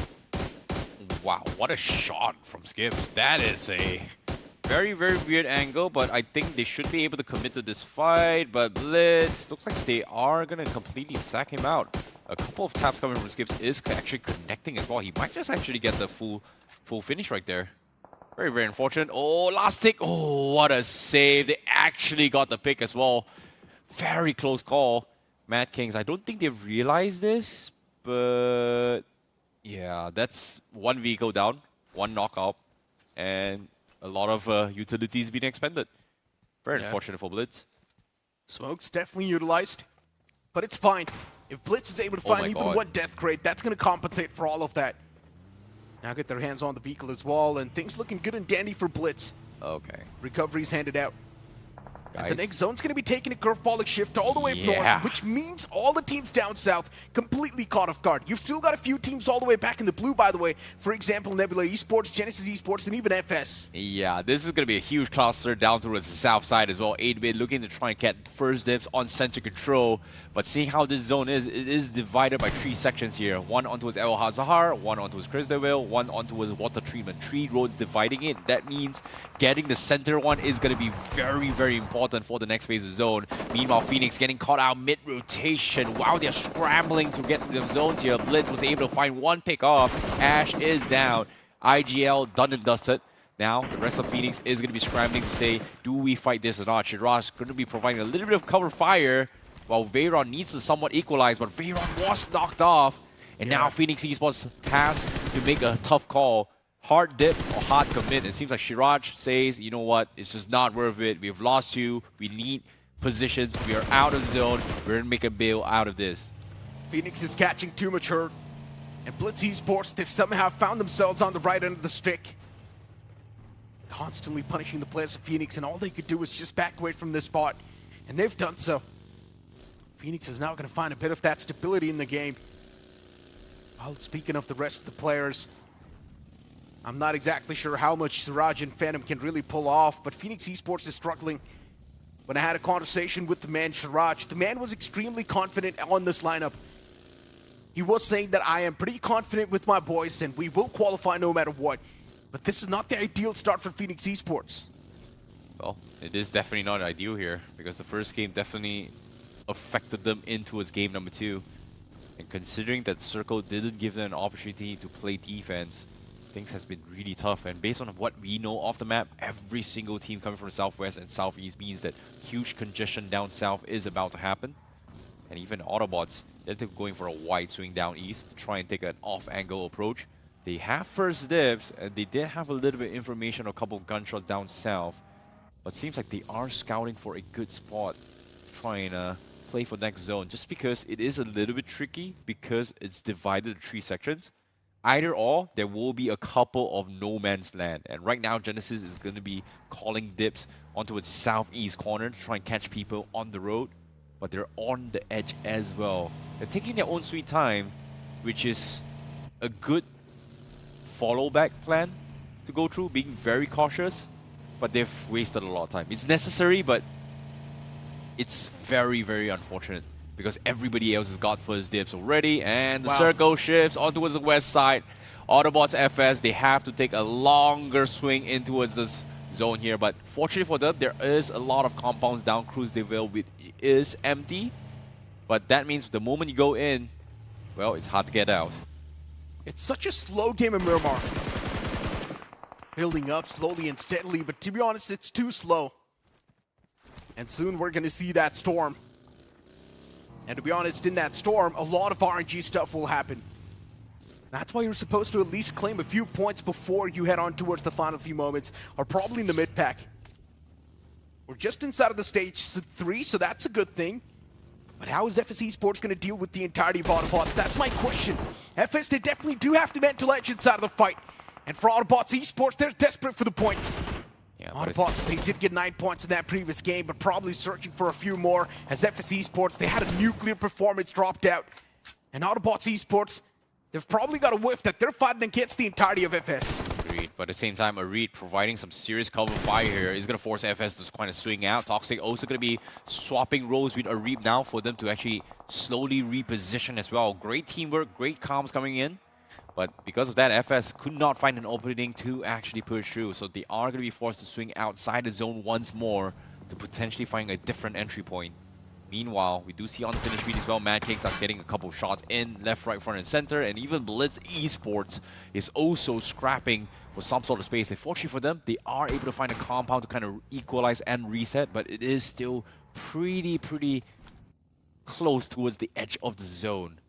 Not the best spot you want to be in, but unfortunately, based on the circumstances of how many teams and players that are still alive, you got to do what you got to do. Make good with whatever you're given here. A lot of fights breaking out at the same time. And because of that, this chaos, it's getting a bit too much for the players to handle. You've also got Vasista Esports on this corner. In the previous game, just getting 2 points squeezed out, which is not the ideal. Vasista Esports' standard. Cincinnati kids just got 1 point out of that game, which is unacceptable as well. You expect them to perform, but CK's been struggling too much. Eyeing out the players of Vasista Esports in the far fray, but I highly doubt CK can do anything against Vasista. There is Salme up close and personal, but Salme needs to be a little bit more careful. He might just be surrounded soon. Yeah, needs to be a little bit careful here. Madkings going on full aggression. Once again, getting caught out. This time, Mysterious Fall getting a couple of knocks in. They are going to be trying to secure a clutch shot. He has been doing a fantastic job in scouting for the team. And right now, they are going to be anchoring on towards the eastern side of this zone itself. It's pretty centered, and they've got a nice compound to work with. And based on this zone, where will it shift? It seems like Madkings is going to be A-OK. Mysterious Fall and Southside A-OK as well. But look at this wide split from 8-bit. They went for a 50-50 coin flip in a sense where they sent 2 guys on the east side, sent 2 guys on the west side. If the circle shifts left or right, that is going to be their fallback plan. But by doing so, every single team that has rotated around them, and considering how tactical they are, they assume that's a full team in those compounds. 8-Bit has literally took so much space off everyone, which results in this huge congestion of teams outside the zone. What a big brain coming from 8-Bit. True. But a very risky one, though. Once again, that's what the experience teaches you, right? Sometimes with a massive risk, you can also get the massive reward. And maybe that's what 8-Bit's looking for. Oh no, Nebula Esports, they're catching a bit too much of that hurt upon themselves, and they've only got 2 vehicles to play with. There's Ultimate NINZA on their tail, which means Nebula, they're in a big pincer. And I highly doubt they can make it out alive as well. Yeah, they have Unless no choice. Nebula somehow break through the shackles and decide to take one of the fights. Yeah, they had to repair the vehicle as much as they can. They're low on meds as well. They finally go in for a very high risk, high reward scenario. None of them have enough meds. They need to go in for the Grand Slam and start to get those restock. And even look at this, their helmets, their vests, everything has been chipped away. They haven't been able to find spots here and here. Every place they have repositioned, there is some sort of angles, and things has not been looking good. Spray is being coming through. Kratos will be knocked, and I don't think they can save him, but looks like they are going to try and risk it for the biscuit. Mets, not enough here for Nebula. No, none of them has enough mats, and even smokes are out for Nebula Esports. They haven't even been able to do anything, and they are pretty much getting chipped apart. My question is, what happened to Nebula? Oh no, and the where nades. are the resources? A lot of nade tossed out in the Nebula's direction, and now Nebula is getting absolutely chipped away. 2 players already down. That's no mean Kratos hitting the deck. And Blitz Esports, this is a day with destiny. The ideal start to the fight that Blitz was looking for, but Sarv himself, the man gets knocked out as well. Nebula's doing a phenomenal job in fighting back, but Avi, the IGL steps up big as he strikes down 2 of the players, but the elimination point stolen away. This time he has even a few more teams around the block. They come through. It's Cincinnati kids taking that elimination point away from the players of Nebula. But now for Blitz, even they need to go for that reset. Sarvar and Sarv knocked out. Yeah, Nebula, they have to go in for the push now here because the zone is coming in. The denial comes through, and here he comes. Shundan's got them completely pinned. Nades coming in, but they could not do anything. They just do not have enough meds. Chundan single-handedly shutting down the chances of Nebula Esports to push through as they go out with a very, very unfortunate demise there. They took too long to get in the zone. They've bleed out all their meds. They've used out all their resources. Could not make it in the zone.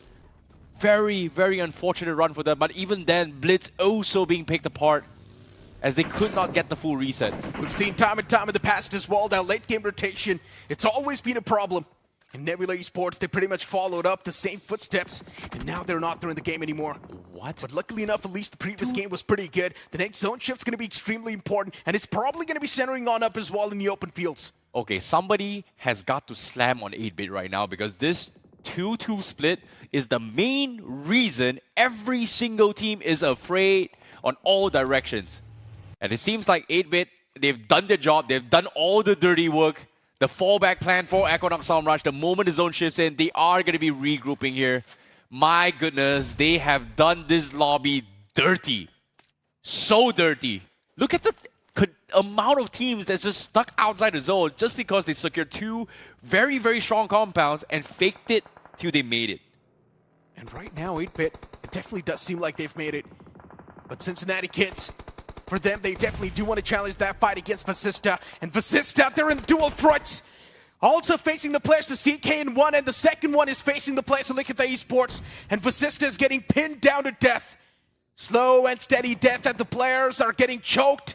And Scary's the only man surviving, but that well-placed Nate's going to find that final piece as Vasista has been eliminated from the game too with not a lot of points. 0 points on the board. Well, all things considered here, the fight on the edges still continues. Too many teams, too many problems. Everything is on the line. Likitha Esports, they may have cleaned up Vasista. Guess what? A new contender comes, and that's going to be Cincinnati kids as well.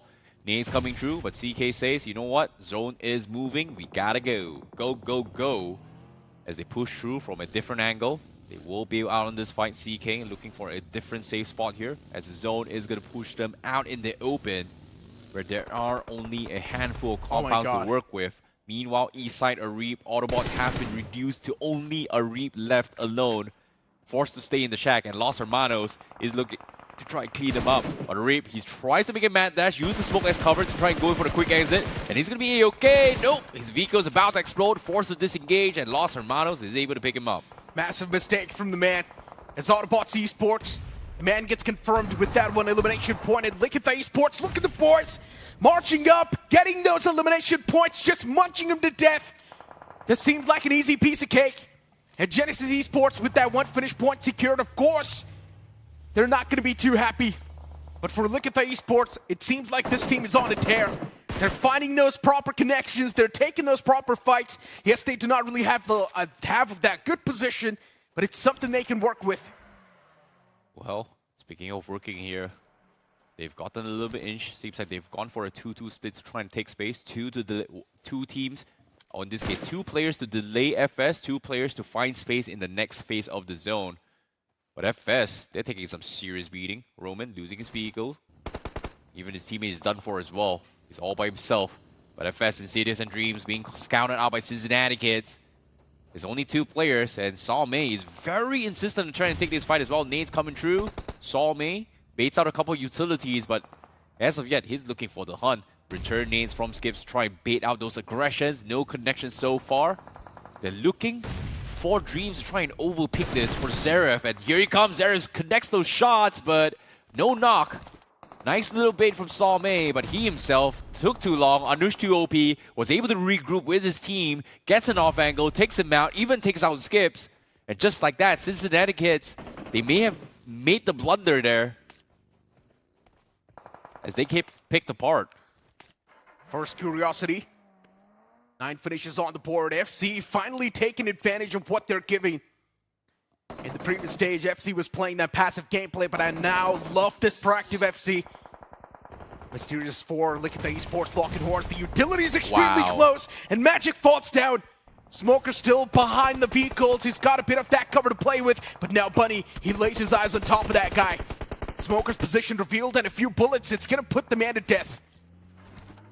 Well, for all things considered, the stage has been set. We're hard down towards the final 8 teams. Courtesy of 8-Bit. They've set the stage on how every single team is forced to be taking each other out, tending the herd. But now it's time for the finale. Can 8-Bit close things out is going to be the question here. Because now we're entering to stage 6. Things are getting a little bit closer and dicey. Everybody's got their own respective platforms. But you can see the finish feed has not stopped yet. And even NINZA is having a little bit running here, but FC now goes in for the push out in open. They find CK, Zeref gets picked apart, and Cincinnati kids reduced to only 1 player remaining. FC, I'm just loving this team. Where was this team in the semifinals? Why did we not see the same proactivity? Why did we not see the same aggression? If they would have played the same way in the semifinals, they would have already qualified to the grand finals. But now they're here in the survivor stages to try and fight back even better. And so far, they're doing a phenomenal job. Having a lot of elimination points on the board, playing in tandem, the teamwork seems phenomenal. And already having 16 points in the overall tally, FC's doing really good. But for Mysterious 4, they probably want to build up a consistent string of games. And M4, they're doing a phenomenal job at doing so as well. Finding that crucial knock against the players of Madkings and also getting the confirmation. But no, instead, it gets stolen by Madkings.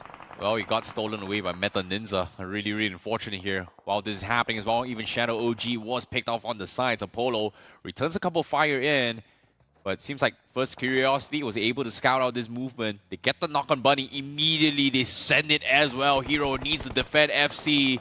Gonna try and wait for an opportunity here as they go in for a tandem push. Hero trapped in the crosshairs of 3 players. They will go down. Mysterious for only Naman remains.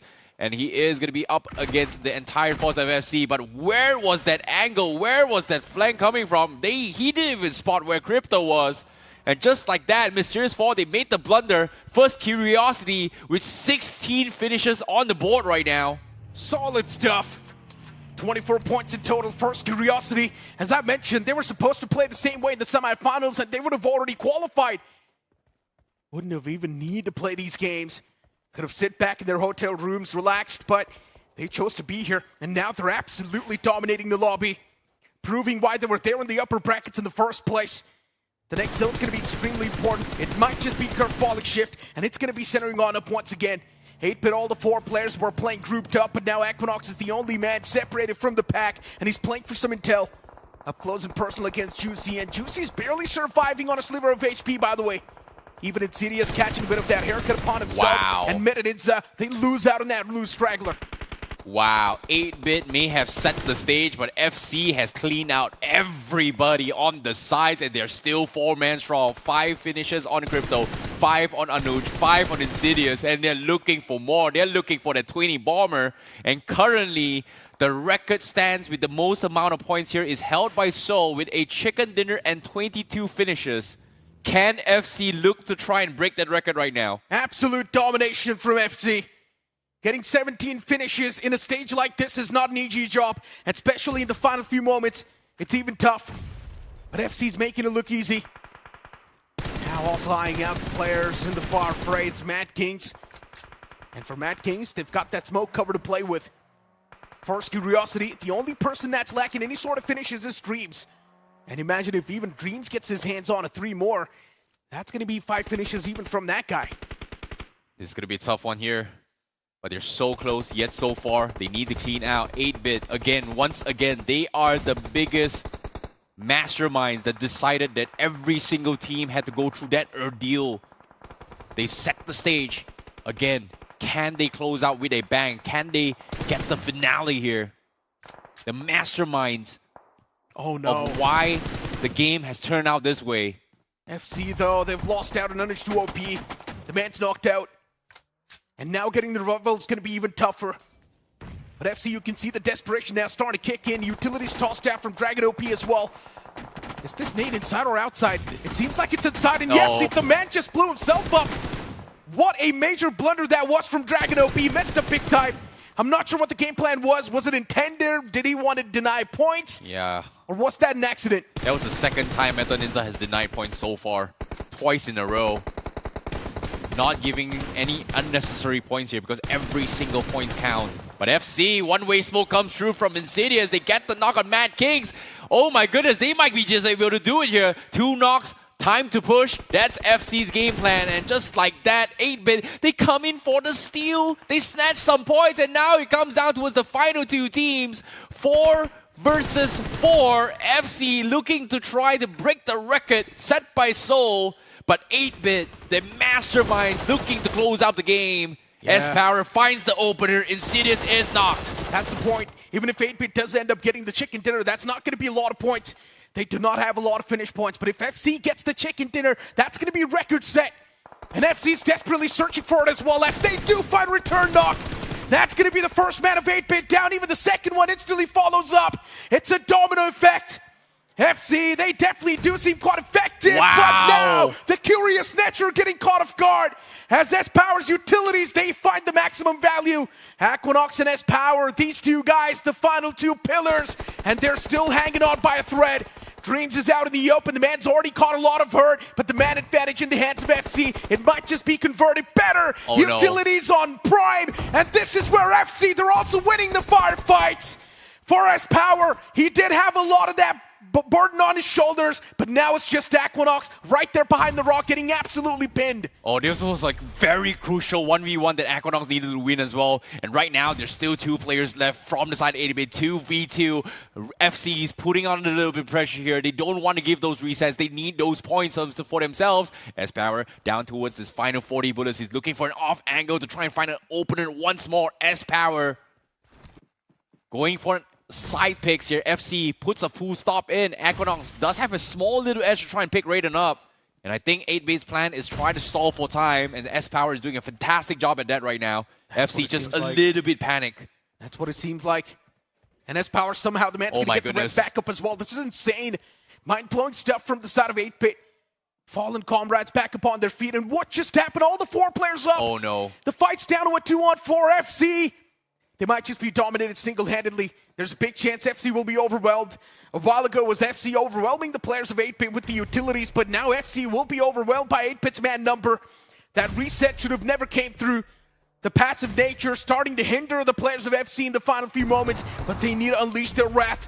Oh no, even if they do end up finding up that first knock, that might just be the advantageous thing, but that's not going to make any difference. As FC, they just did not have enough men for that fight. And just like that, 8-Bit clutches out big time. They've set the stage and they were the ones that close out the game with a finale bang. 8 finishes and a chicken dinner. But despite the stage being set by 8-Bit, FC was the one that survived everything else and almost, and I mean almost, snatching the chicken dinner away. I mean, they could have done it initially when the fight kicked off. FC did have the numbers advantage, but then they completely messed it up. Overcommitment on the flank, running after Aquanox like that, where he was, well, made sense where he was trying to go for a revive onto Raiden, but then again, Aquanox in individual 1v1s, he is a big threat.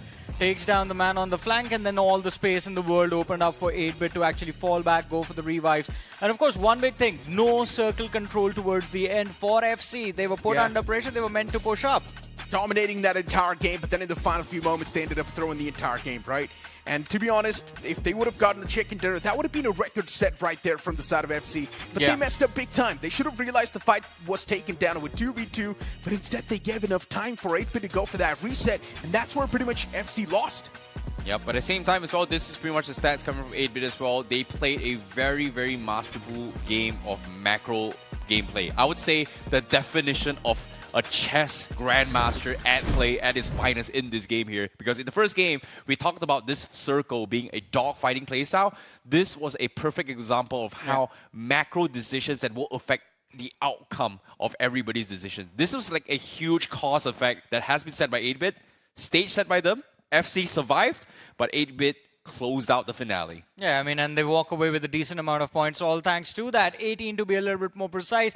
But then again, this was just game number 2. 4 more matches remain for today itself, and there's going to be 6 tomorrow. The action continues on the other side of the break.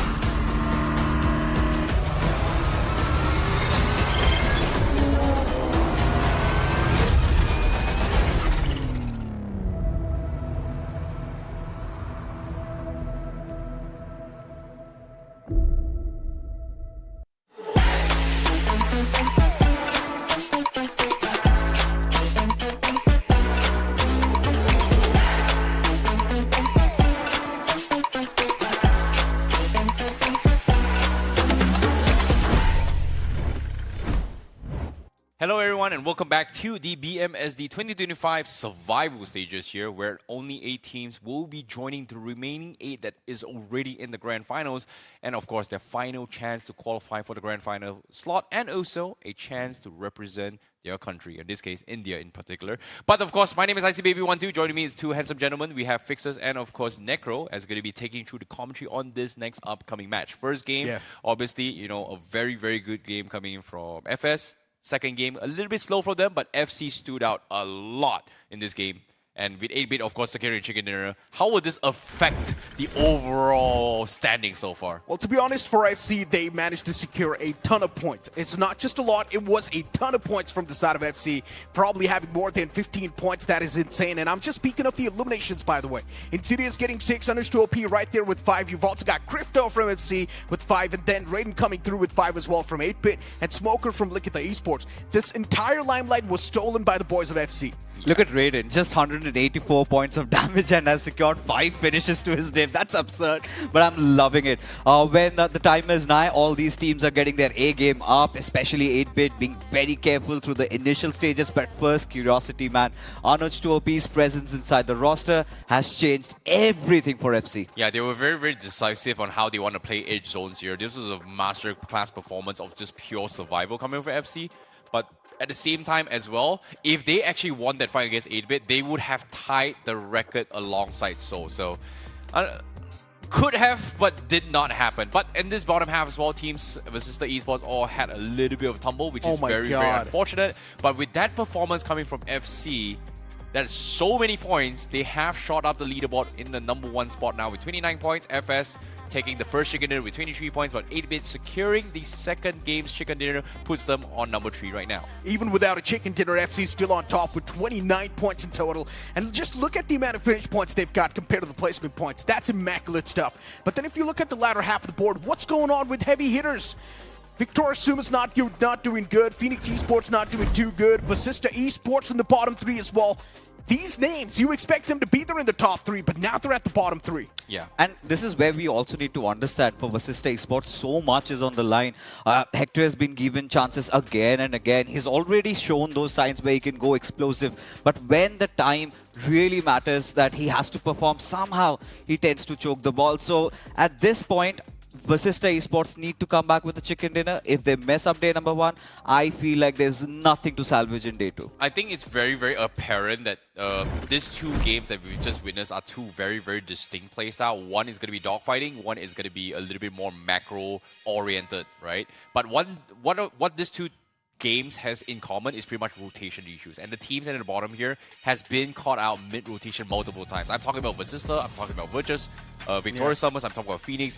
They were the teams that has always been picked off mid-rotation every single time. And because of that, it has pretty much affected them. Yeah, hopefully, in the map of Sanhok, it's not going to be the same. And speaking of rotation, even Nebula Esports has to be part of the conversation, right? They're running low on the ammunition, they're running low on resources, no utilities, no meds. Problems were right there stacking up with Nebula. Yeah, I agree. But hopefully things will be a little bit better here, because when it comes to Sanhok, we are going to be changing the pacing of the game, because right now it is Sanhok.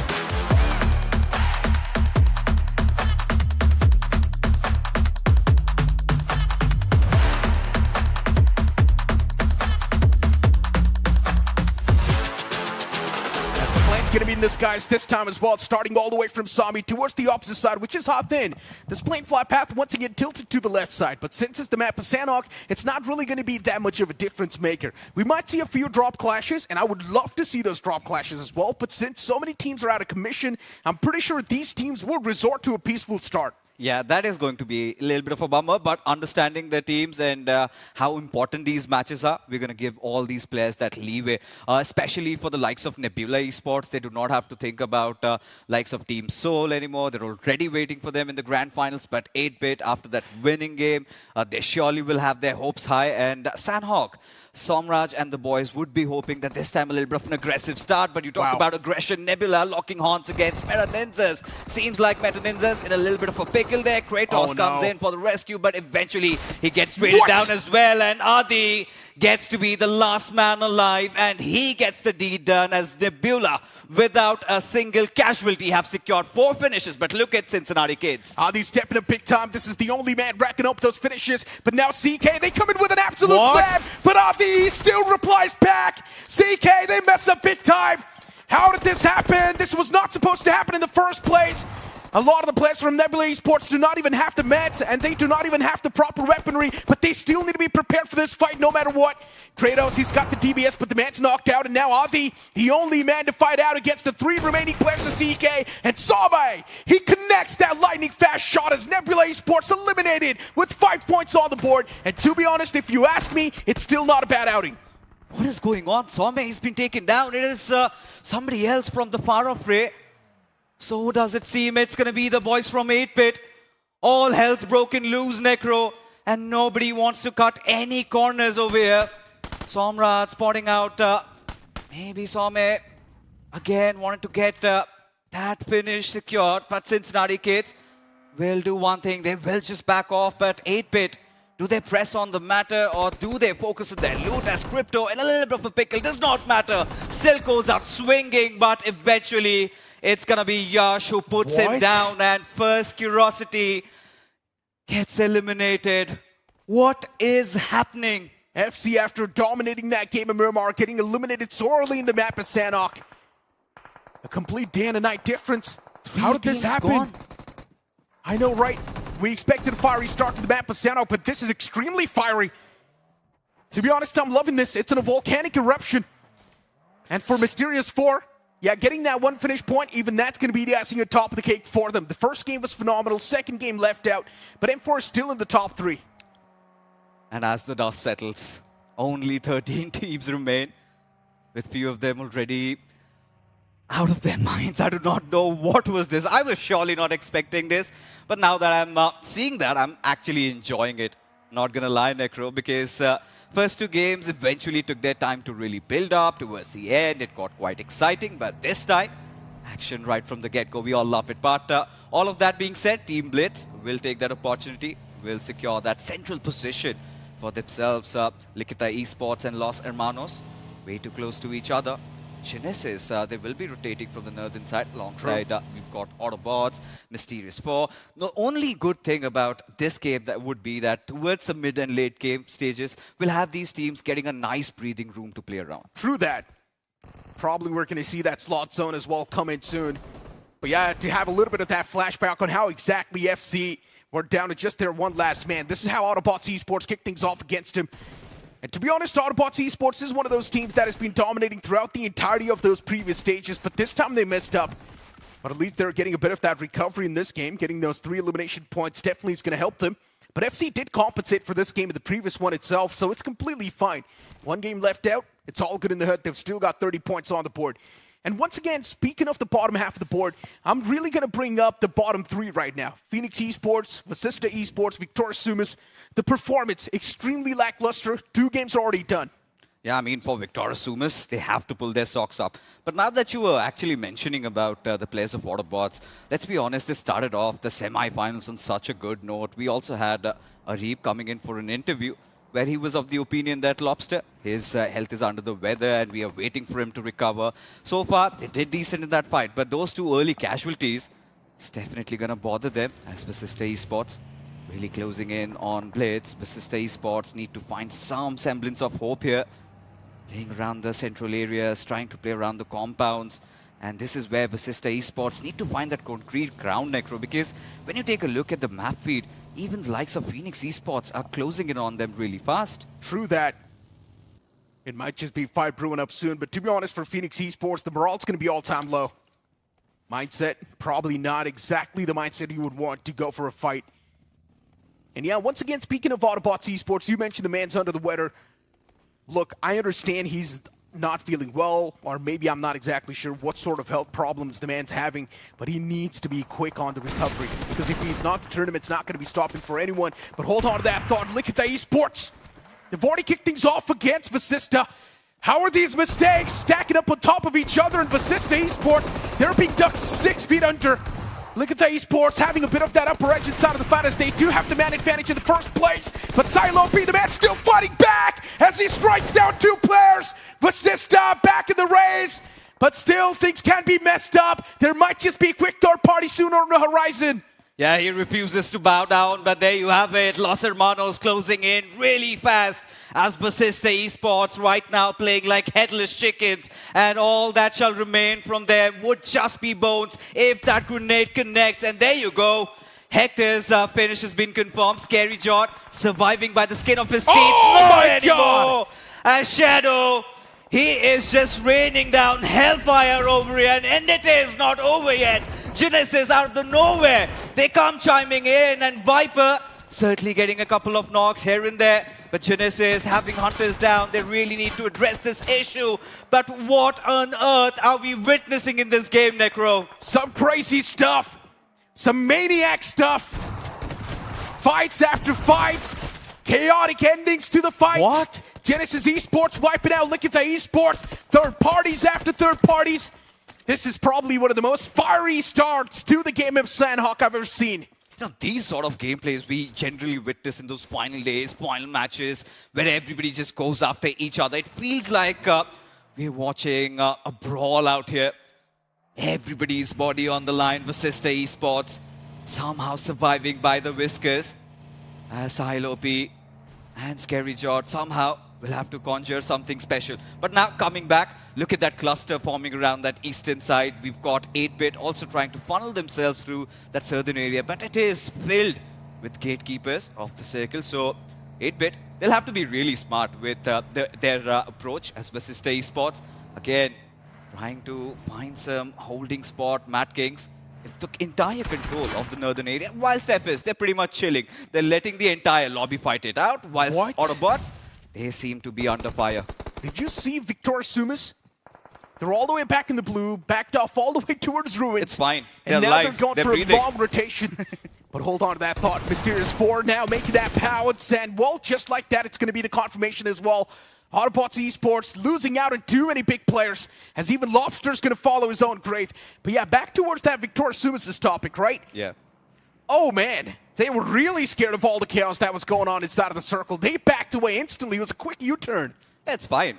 Because you understand you haven't secured enough points. In fact, not even a single point. So it's better to let all these teams fight it out than have so much space to play around. And that is one of those conditions where Waste really thrives, right? He's got that technical game up. And the moment you get a chicken dinner, that will definitely instill that confidence in you that is required. And at this point, Victor Sumus, I really do not want to rule them out because I've seen them staging comebacks. But all they need is that one good game. But for now, Los Hermanos, they've got their eyes pinned on the players of Mysterious 4 with no intent of really engaging. It's all about maybe some warning shots because Los Hermanos, they're on the eastern edges. It's all about collecting all that information. They got it, and now they will be waiting for the next circle shift.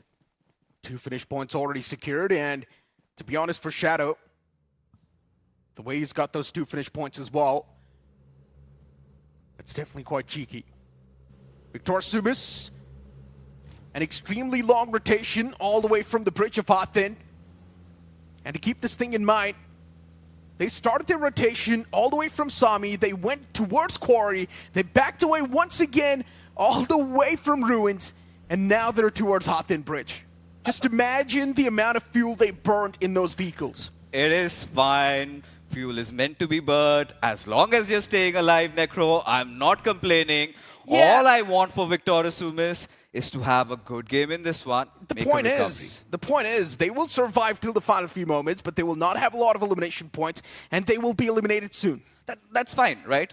Finishes is not everything that matters as of now, because Victor Sumus, all they need to do is get their heads back into place. The moment they get a chicken dinner, they can maybe change things around. But for Mysterious 4, of course, Bunny the IGL having a better outing over here. Karlan was completely oblivious of the fact that Bunny is just going to take him down like that. But Mysterious 4, so far, I must say that they've had a decent start. I mean, somewhere in the mid-pack, they've been doing decent. But Sahilopi, this is the replay that we were talking about, where he was relentless, never give up attitude. And this is something that Vasista Esports need right now, a hero. And to be honest, we haven't really talked much about MyG Los Hermanos, right? Their downfall, it's something we've all witnessed. In the upper brackets, MyG Los Hermanos started things off with an absolute bang. We all thought MyG Los Hermanos might just be another one of those teams that can bring in a different wave, a breath of fresh air.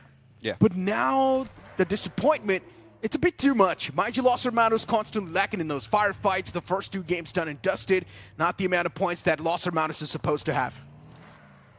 For Los Hermanos, when you do that case study, it has always been about them being slightly erratic. There have been phases where they have shown those signs of consistency. If they're feeling it, they're having a good day. If they're not, I think they just keep spiraling down. So that gets me concerned. But for Spy, all right, he's gone unchecked. Raiden, surely has to turn around. Does not. And even the rest of the pack of 8-Bit just passed by. So that is one information that 8-Bit do not have, that they are being watched over. If Spy threads the needle, finds that golden window of opportunity, but no, 8-Bit just they just decide to traverse away. And 8-Bit is, I think, they're still struggling to find a good spot inside the circle, given the fact majority of them have already been taken by the teams. To be honest, look, usually I'm a big fan of aggression, but in these type of lobbies, when you know the entire lobby is going extremely aggressive, either try and be as cheeky as possible and go for those loose stragglers and go for the third parties, or just play passive. You would not really ask me to be passive or suggest teams to be passive, but this lobby is over-aggressive. And look at this, Bunny really closing in on already. Godex down on his knees, but Naman, he's been dealt with. Lavish really stepping it up to the occasion as he wants to go for another, but does not have a lot of HP to work with. Mysterious Paw pushing in tandem. Bunny has been dealt with. Lavish is still doing it. Hero also on a silver HP over there, and now he has to close in. Lavish, this is his moment to shine, and indeed he has to as he goes in, but no! He misses as Hero. He's gonna have his number, and Mysterious Paw, they somehow survive till the point Levi comes in and wipes the floor as FS live to fight another day. Mysterious 4 just getting 6 points out of this one. But to be honest, if you ask me the average, it's achieved. Mysterious 4 in the span of 3 games having 25 points on the board. That's, to be honest, an extremely good start. They've got the average point flow, and you just need to be in the top 8. It's as easy as that. Autobotz Esports is toxic. The man's still surviving inside of the house. And even the man just wants to do the bare minimum. Autobotz did get those 4 elimination points, and now since it's just toxic surviving, either he has to find 2 elimination points or 2 placement points. At this point, of course, even a single would do. But again, when you talk at the look at the grand scheme of things, Autobotz, they have also lost out on multiple window of opportunities. I really felt like they could have qualified easily from the semis with the kind of a start they had. Again, those ongoing issues, something that they could not address. But this is lovely. Victoria Sumus, look at the control they have. The entire Paradise Resort all to themselves, whilst majority of the teams will be injecting themselves from the eastern side. FS, had they had a couple of their players alive, this could have also been their chicken dinner. Same goes with Vasista Esports. But Phoenix Esports, they've got their numbers intact. But I'm excited to see if they can start getting finishes. Because again, Phoenix, there was a moment when they were racking up a lot of finishes. That aggression was visible, but Lavish, this moment, he barely was with any HP and still did manage to hold on, at least for Levi to come closing in. To be honest, Fixes, yeah, Victoria Sumus do have their hands on the Paradise Resort. But if you ask me, defending Paradise Resort with just 4 players, it's impossible. There's too many breaching points. You bare minimum need 6 players, which is, of course, not possible in a competitive gameplay. So, for Victoria Sumus, I'm not sure what the game plan's going to be, but if you really do want to hold down in Paradise Resort, just make sure you've got a decent bit of chunk of that, not the entirety of it. Yeah, but then again, you cannot just give away Paradise Resort like that. You need to have that information. So it's all about how you've scattered the players. But for now, Spy has been dealt with. Cincinnati Kids closing in on the players of 8-Bit. Aquinox, he's taken quite some damage. But Cincinnati Kids, they need to understand, Juicy is not alive. They do not have those man numbers. And surely should not be engaging against a rather informed 8-Bit as of now. And seems like that was the right call to make. They decided to run for cover. 8-Bit. A slow and steady start even from the boys, this time playing around another edge. And that's what even 8-Bit have realized. The lobby is extremely aggressive, played passive. You would not really see me wanting teams to play passive, but this lobby is extremely aggressive. And inside of this lobby, even a passive gameplay is going to work out, which means NINZA as well will be extremely happy playing that playstyle. And to be honest, for NINZA, we did see them go a little bit aggressive this time, so they're not really alive in the game anymore. But 8-Bit abusing the hell out of this lobby, which is a good thing. Vasista Esports, they've only got 2 men standing, and even they're now just going to hunker down in those compounds. For Blitz, the game plan is simple. If you do find any loose stragglers, if you do find a fight, a third party, just go for it. But for 8-bit, they've been playing it very carefully. And you could see the presence of Zypex has brought in so much morale into the team. They finally have conquered Miramar, something that they were always worried about. One of their worst maps in this particular tournament. They just got a chicken dinner. Now, after getting that chicken dinner, you can see these are the aftermaths, right? Players, their confidence has been boosted up. The morals are high. They now feel that they can take down anybody. But now we're all waiting for that shift to happen. And this is something that has gone against the likes of Victoria Sumus.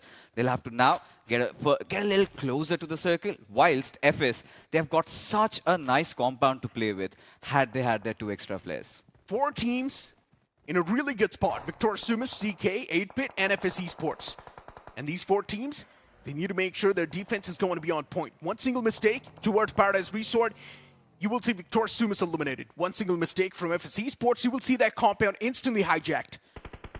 So something needs to be done.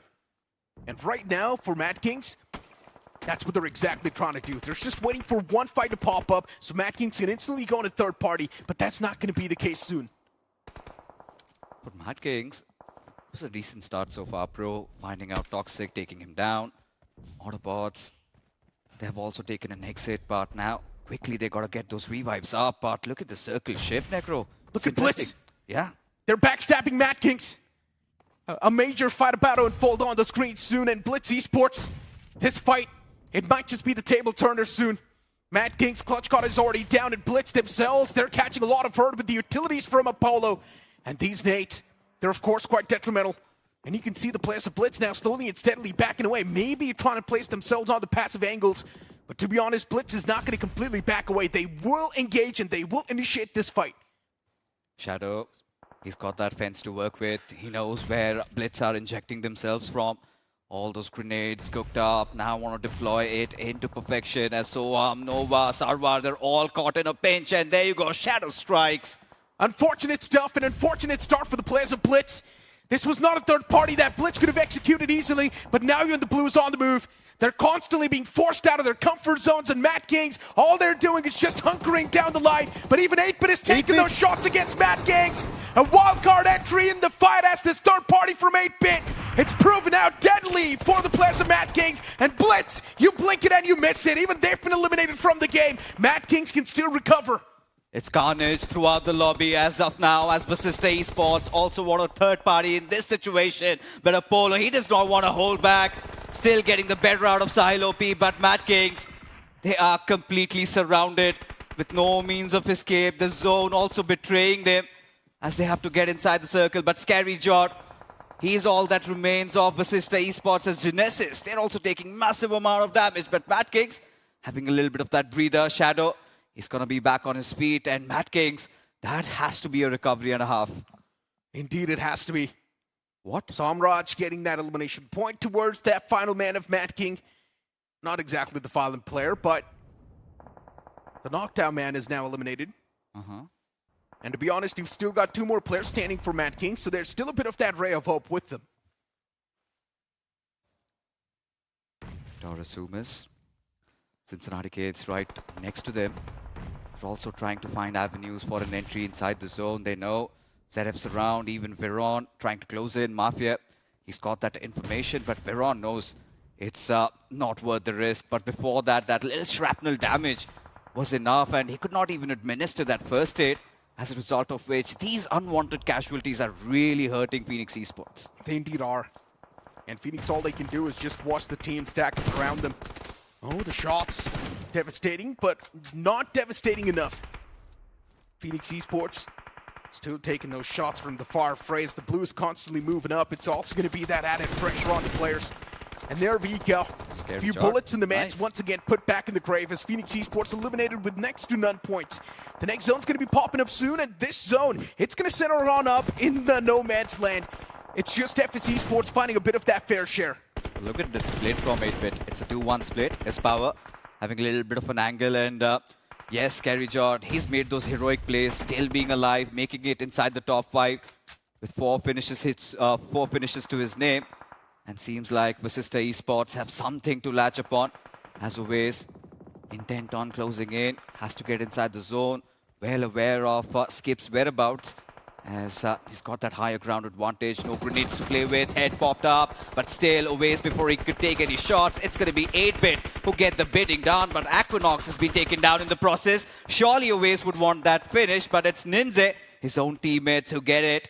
As now Raiden is behind that rock. Somraj, it's going to be interesting. Scary John also trying to close in. NINZA bought down. It is fights happening left, right, and center. It's going to be so difficult to say who wins this one. This was my exact concern. Victor Sumus, they've been playing it passive defensive throughout the entire game, but now they just can't really find that breaching point.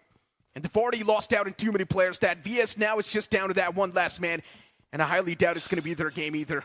Yeah, they do have the average points, but since they've bombed the first 2 games, now getting the average points, it's not really going to be that big of a difference maker. So VS will be struggling in the overall standings no matter what.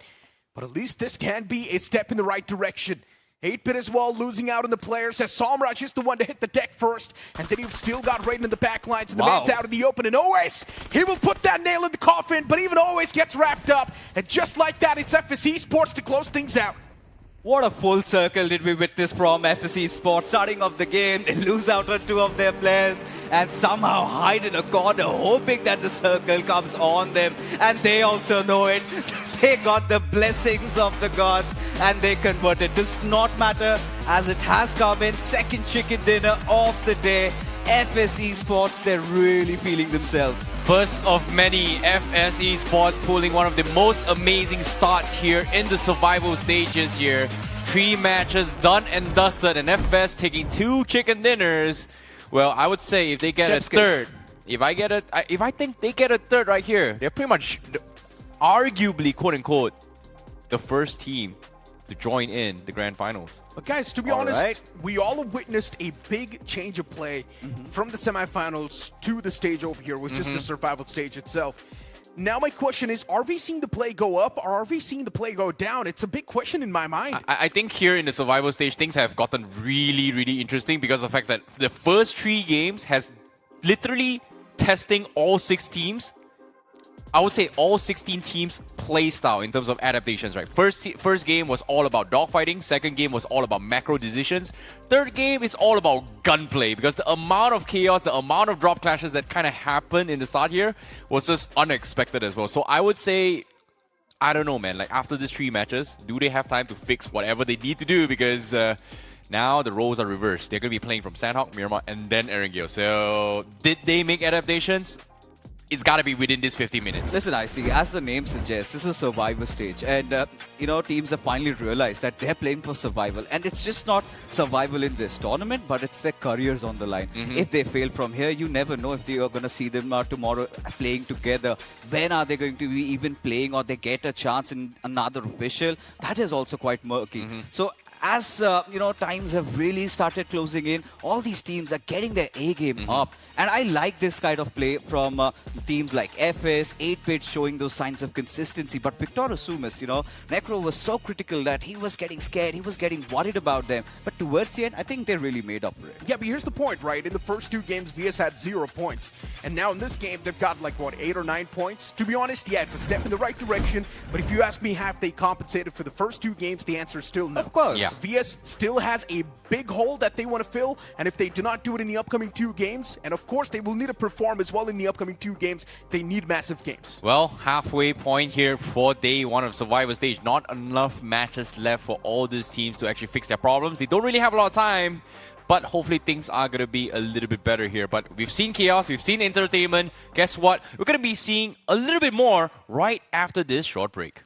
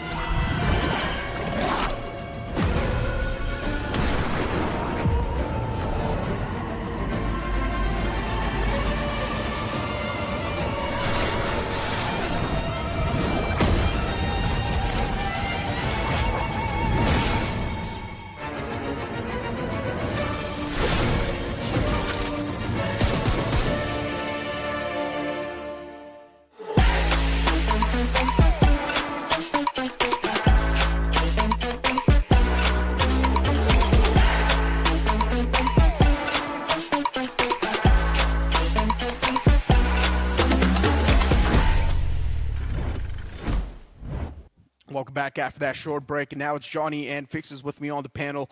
And to be honest, guys, I'm a big fan of that previous game. I just love that high-octane, aggressive gameplay. Now that's how you play. I hated it. Absolutely hated it. Of course, I mean, you talk about those early aggressions as a viewer, we like it. But when you talk about the teams and how, in a blink of an eye, everybody just got washed off, that could have been avoided. Teams need to understand, right? Consistency is the key. They need to bounce back in Miramar. Well, to be honest, the teams that wanted to be consistent were still consistent. It doesn't matter what sort of lobby you're being put into. Which one? The only one was there was FS. Everyone else just bowed out early. 8-Bit was fighting from, well, yeah, the chicken dinner on Miramar kind of helped them out, but then again, having numbers advantage, you still end up losing on the chicken dinner. Last time FS made a mistake, pro teams don't make the same mistake twice. And let's just hope that's not going to be the storyline repeating for the boys as we move on towards the standings. Victor Sumus getting 12 points, definitely a bit of that recovery, but it's still they've got a lot of hole they want to fill. You've also got 8-Bit getting 10 points out of that game. Vasista Esports getting 10 too. That's a bit of that recovery as well from the boys, but as I mentioned, still a lot of shoots to fill. Yeah, by two boys. By just two boys. Hylopi and Scary Jot. I mean, again, as I wanted to say, a lot of teams from the bottom did make a bounce back. There was Genesis, there was Madkings over there as well. Game number 1 went well. They took an early bow on Miramar and then Sanhok. Because of the chaos, the recovery was visible, but a lot of key names still struggling. Phoenix Esports, they were becoming one of the first teams to get taken out. I mean, just 4 points in the 3 matches they played. That's the crazy part, right? Phoenix Esports, Likitha Esports, Blitz, Los Hermanos, Vasista Esports, Victor Sumus, still pretty much in that red zone. They need to make that bounce back as soon as possible. Luckily enough for CK as well, the game was not too good, so you can say still CK's on that 8th spot. And look at how volatile it still is, right? Even if somebody like a Victor Sumus gets a chicken dinner or a Nebula, maybe they can easily bounce back into the top 5. So now, given the fact that only top 8 qualify, right now the threshold is at 14. I was talking to Gamla Boy regarding the cutoffs. He was of the opinion somewhere around 70 plus. So already FS, they've done half of their job with half of the day still remaining. If FS hits that 60 marker, it is somehow safe to say that maybe FS have already qualified.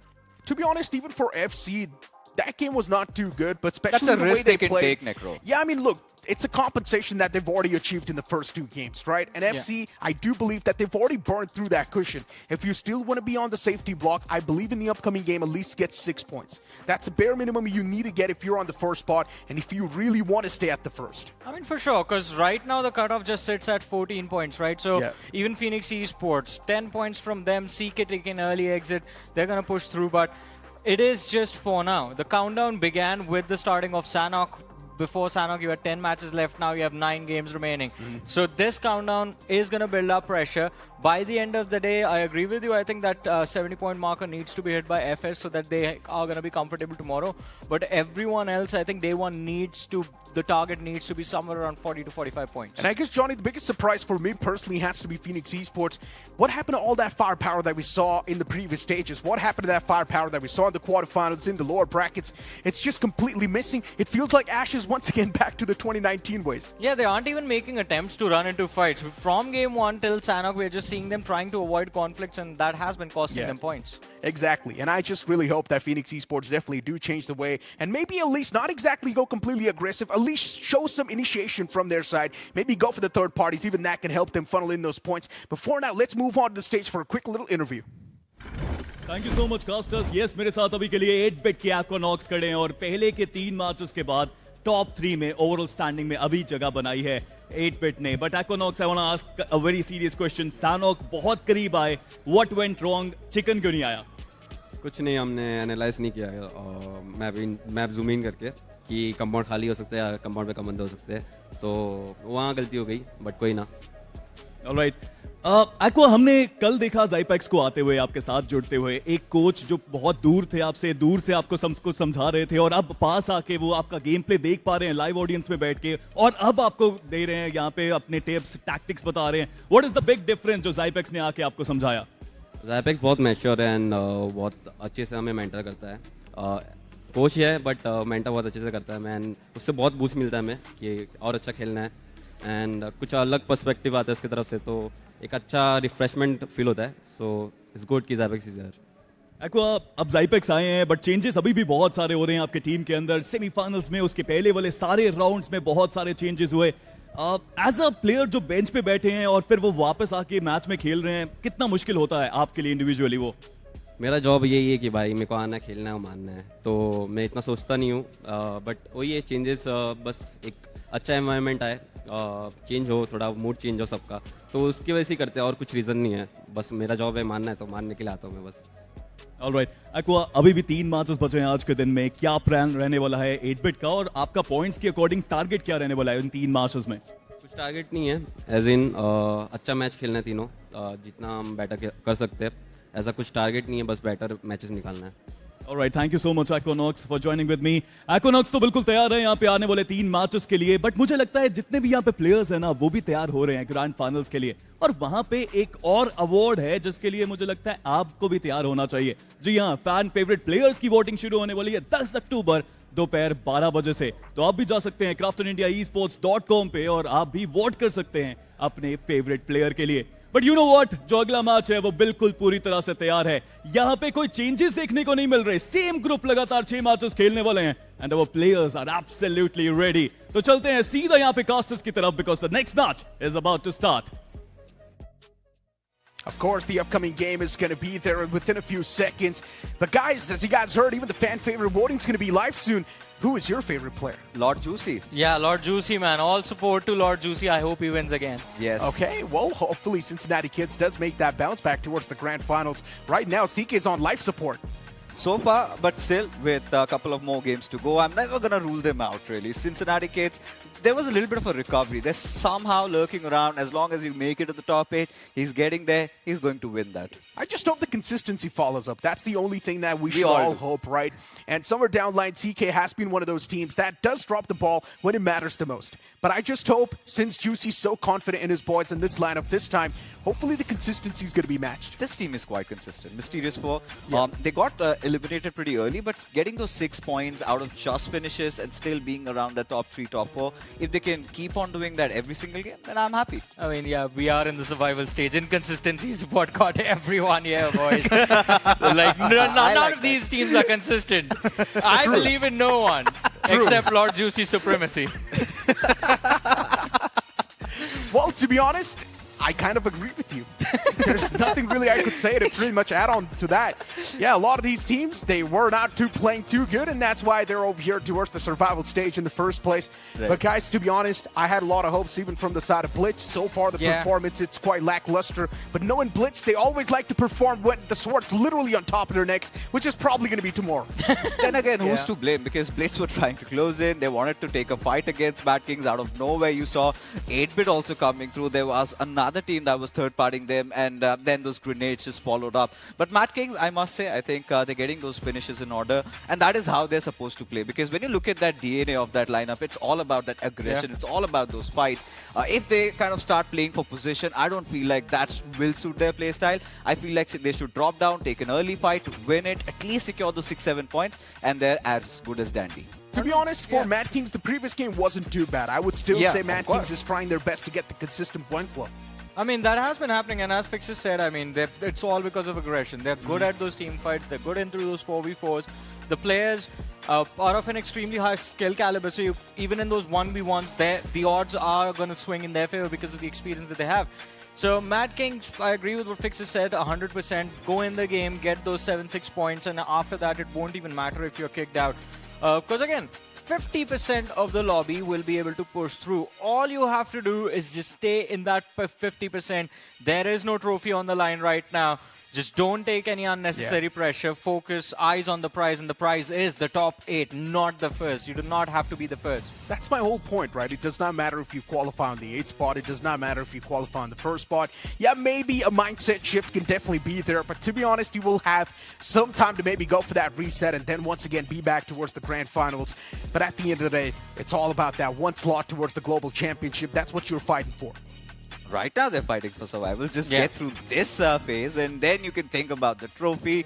Then you can think about the top 8, whatever it is. But No, right now think about the top 8. Over there, Yeah. think about the trophy and the global spot. True that, in a way. Yes, of course. But first curiosity, I think this is a team that in the Miramar game, they kind of covered up for at least 2-3 bad games. Pretty much. So in the previous game, did not have a lot of eliminations to account for. But that cushion has now also been lifted off because teams down the line, they are finally starting to pace up. So this is where first curiosity. I'm not expecting a chicken dinner from them, but at the same time, Necro and Johnny, I'm expecting them to have those 6-7 I have points a average. question about first curiosity because this Okay. is the roster that we see subbing players the most. So question to both of you, Gamla Boy or Anush 2 OP? Anush 2 OP.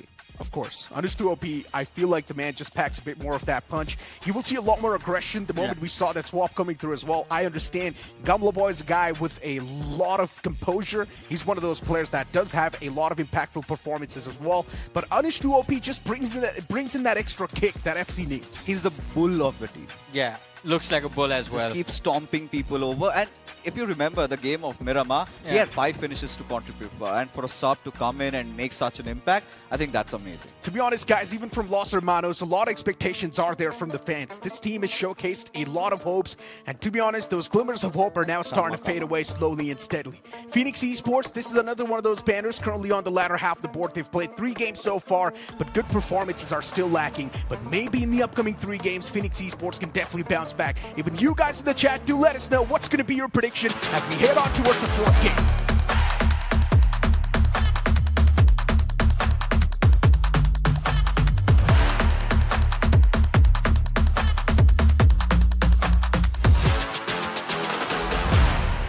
Another game of Sanhok where the bloodbath shall resume. Folks, flight path trajectory all the way from Nakam towards Mongnai and anticipating heavy turbulence right from the get-go. Surely a lot of these teams would be looking down for those drop fights, maybe around boot camp, around Painan, or maybe this time a circle has something to say about it. Maybe a circle towards the western side, and we get to see another flavor of BGMI. Yeah, but Fixus, I want to say one thing. I would want to see Necro style of game again. Like utter chaos, unadulterated. No one understands what's going on, where you're getting shot at from. But going back to a little bit of a serious discussion, a few shots of the players before we jumped into the action have me a little bit concerned. We are not seeing the usual jolliness from Veron and Shiraj. It seems like the pressure might just actually get to them. Hey, I think we saw Viron saying "Kama" there, and needs to calm down on the nerves. But Phoenix Esports seems like they have an early fight. You've got Team Blitz right next to them, so it's going to be interesting how they engage in this one. However, Likitha Esports, 8-bit, quite close to each other. Nebula, they have complete control over Painan, and all eyes fixated on where the circle forms.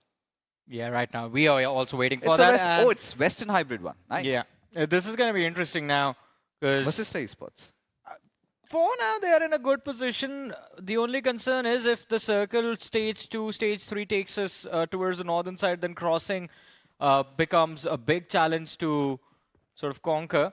But still, you have the control over the bridge, so Vasista Esports have to just play their cards right. But so far, if you ask me, Johnny, Vasista Esports have felt like a ship without a rudder. I think Hector really needs to step up on his IGLing. Sometimes some calls really feel absurd to me, especially how they were caught in the thick and thins of those fights. Yeah. Had Sahil OP and Scary Jordan really not stepped it up, it could have been a 0-pointer game for Vasista Esports. He saved them, but this time they have the grace of the zone. They really need to double down. But Cincinnati kids just hovering around Meta Ninjas, they said, we have no monkey business, and now we have to get the hell out of here. And quite an interesting approach from Cincinnati kids, to be honest, because we saw them drop around ruins, but then I guess they spotted out Vasista Esports and decided to just go for a 4-man split, looking for some loot to survive any early conflict if it arises. They found a vehicle and are now moving all the way towards Camp Charlie. So this is a team that dropped in the zone and has decided to move outside of the circle in the initial stages to just allow them to kick the early game off.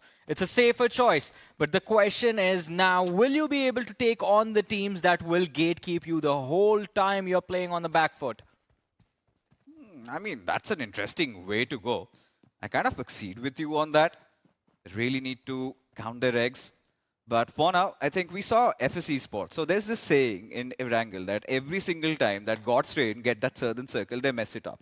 The saying goes same in the game of Sanhok, where every single time FS Esports get that western circle to them, they mess it up. Somehow, somebody from the backline strikes them, and as of now, I can see Madkings making that move. But Meta NINZAs, once again, do not have a lot of vehicles. This could have a very nasty ending to it, as Vasista Esports have caught them in a pinch. Reaper bought down too low. Does have that vector to play around with, but still wants to penetrate inside the compound. And Reaper does have those 3 grenades to work with Sahil OP getting that opener. And now they are going to be pushing on multiple fronts. As Poco, he's also surrounded. Pro OP, he's also going to chime in. And Meta NINZAs, one after the other. They're just getting dismantled. But Beard Baba, he had no idea Sahil OP will be the one getting taken down, gets eliminated, but Vasista Esports somehow hold on. This could have been avoided. Yeah, that one loss from Vasista Esports could have been avoided. Sahil saw him hiding behind the tree, but this was the level of distraction was so high that he just did not seem to notice him. Los Hermanos, though, on the other end, fighting Nebula Esports. Another fight that is down to the wire, and it snaps for Los Hermanos. Nebula Esports surviving by the skin of their teeth. 4 eliminations secured. They need to go for the revives. Adi has to be paranoid while doing so. And this is the second time this has happened with Nebula Esports in the game of Sanhok. Even in the previous one, it was a very close call. But for First Curiosity, they will have to be a little extra careful. And this is what I was talking about, right? First Curiosity, I think after that game of Miramar, they're so pumped that they want to get the done just by the virtue of these finishes over here. As Anush OP will be quick on those revives. As for FC, they have a long way to travel, especially being on the eastern end of the map. And Dreams, a little aloof from his squad. Does he find any vehicles? That's the big question. And if he does find one, how does he rotate through? Well, that's going to be a tricky one, to be honest, because now you're already thinking about plans to cross over towards Camp Alpha in case the circle moves there. So obvious choices are going to be to play from those shorelines. And First Curiosity, they're going to have to make a long rotation to make it happen. And once you get to the shoreline, there is additional threat from the other side of the river as well that you're going to be paranoid about. Victorious Sumus, though, in a much safer position. They have kind of taken over a position that was Vasista Esports a few moments ago. And now Vasista Esports, as we saw them charge, actually get charged by Meta NINZA, since they decided to cross over towards the right-hand side compounds, are just going to be forced to stay there. In the meanwhile, Genesis has done actually well in the past from these exact same compounds. So this is going to try their luck over here again. Although odds are going to be stacked against them, this compound is at the northeastern edge of the circle.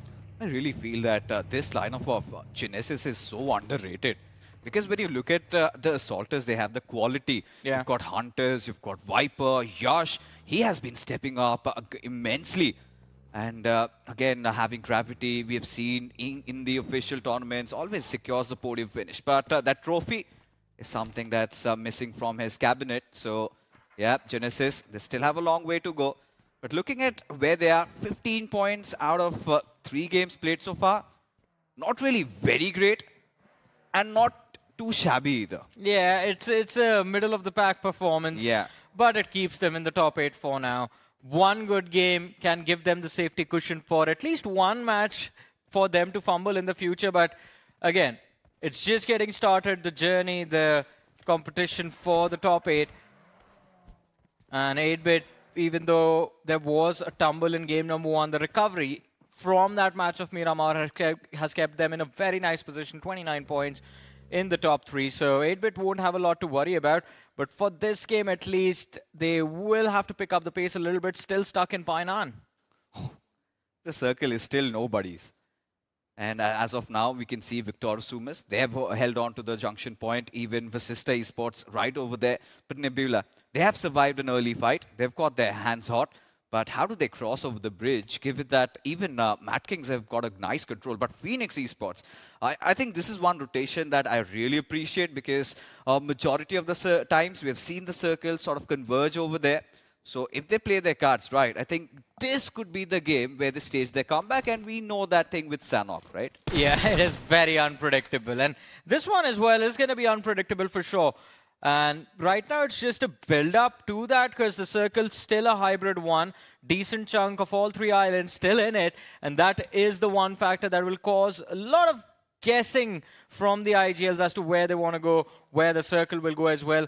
But one thing that we do not have to guess is a conflict is bound to happen. This one kicks things off as Cincinnati Kids spot out the players from 8-bit and Juicy. That's the second knock for CK. The first initial knock that they secured has been recovered, and now it's going to be 8-bit's turn to bounce back and strike back on the players of Cincinnati Kids. S-Power, he found a trade. Some and Juicy are the two players from Cincinnati Kids that have fallen, and 8-bit, as they are on a path to recovery, might just shatter the dreams of Cincinnati Kids. A brilliant nade coming in from Zeref, and Skips hits the floor. Yeah, it's a TK.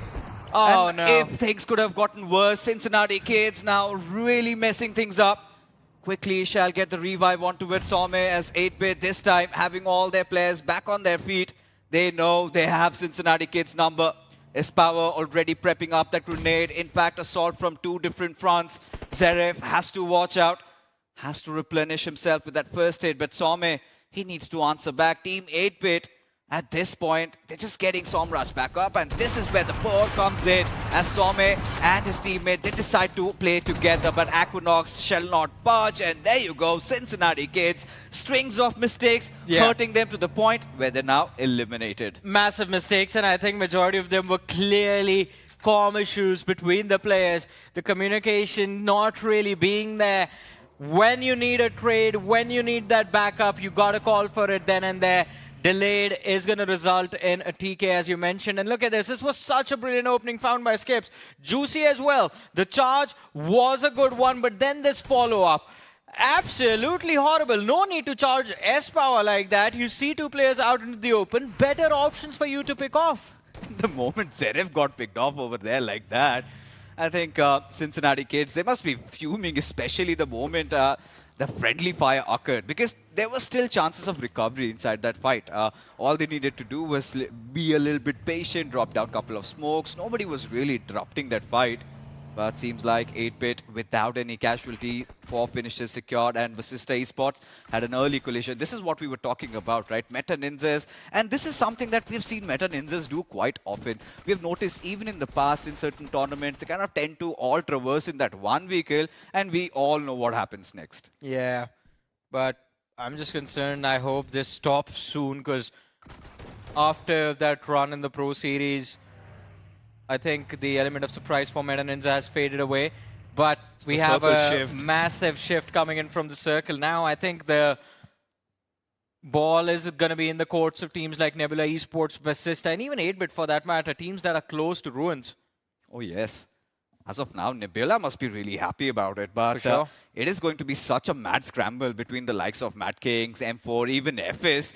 They also now need to get inside the zone, but good news for Phoenix at least. Their entry points haven't been blocked yet, but still need to be a little vigilant because Apollo and Pro, they still might have some visuals over there, and even if Phoenix decide to cross over, first Curiosity has actually taken over the compound that Phoenix would have been intending to take. So now Phoenix left with no options. They'll have to play under the bridges. They'll have to play it safe. What they can do to make the best out of the situation, maybe take down the foes on their backlines, clear it a little bit, start to get at least 4 or 5 finishes so that even if you get eliminated, you had some points to work with. Yeah, I mean, that should be their game plan, but the question is what is going to happen in the back lines. But Likitha Esports, southeastern edge of the circle, the gatekeepers fail to stop Likitha Esports from finding the opener.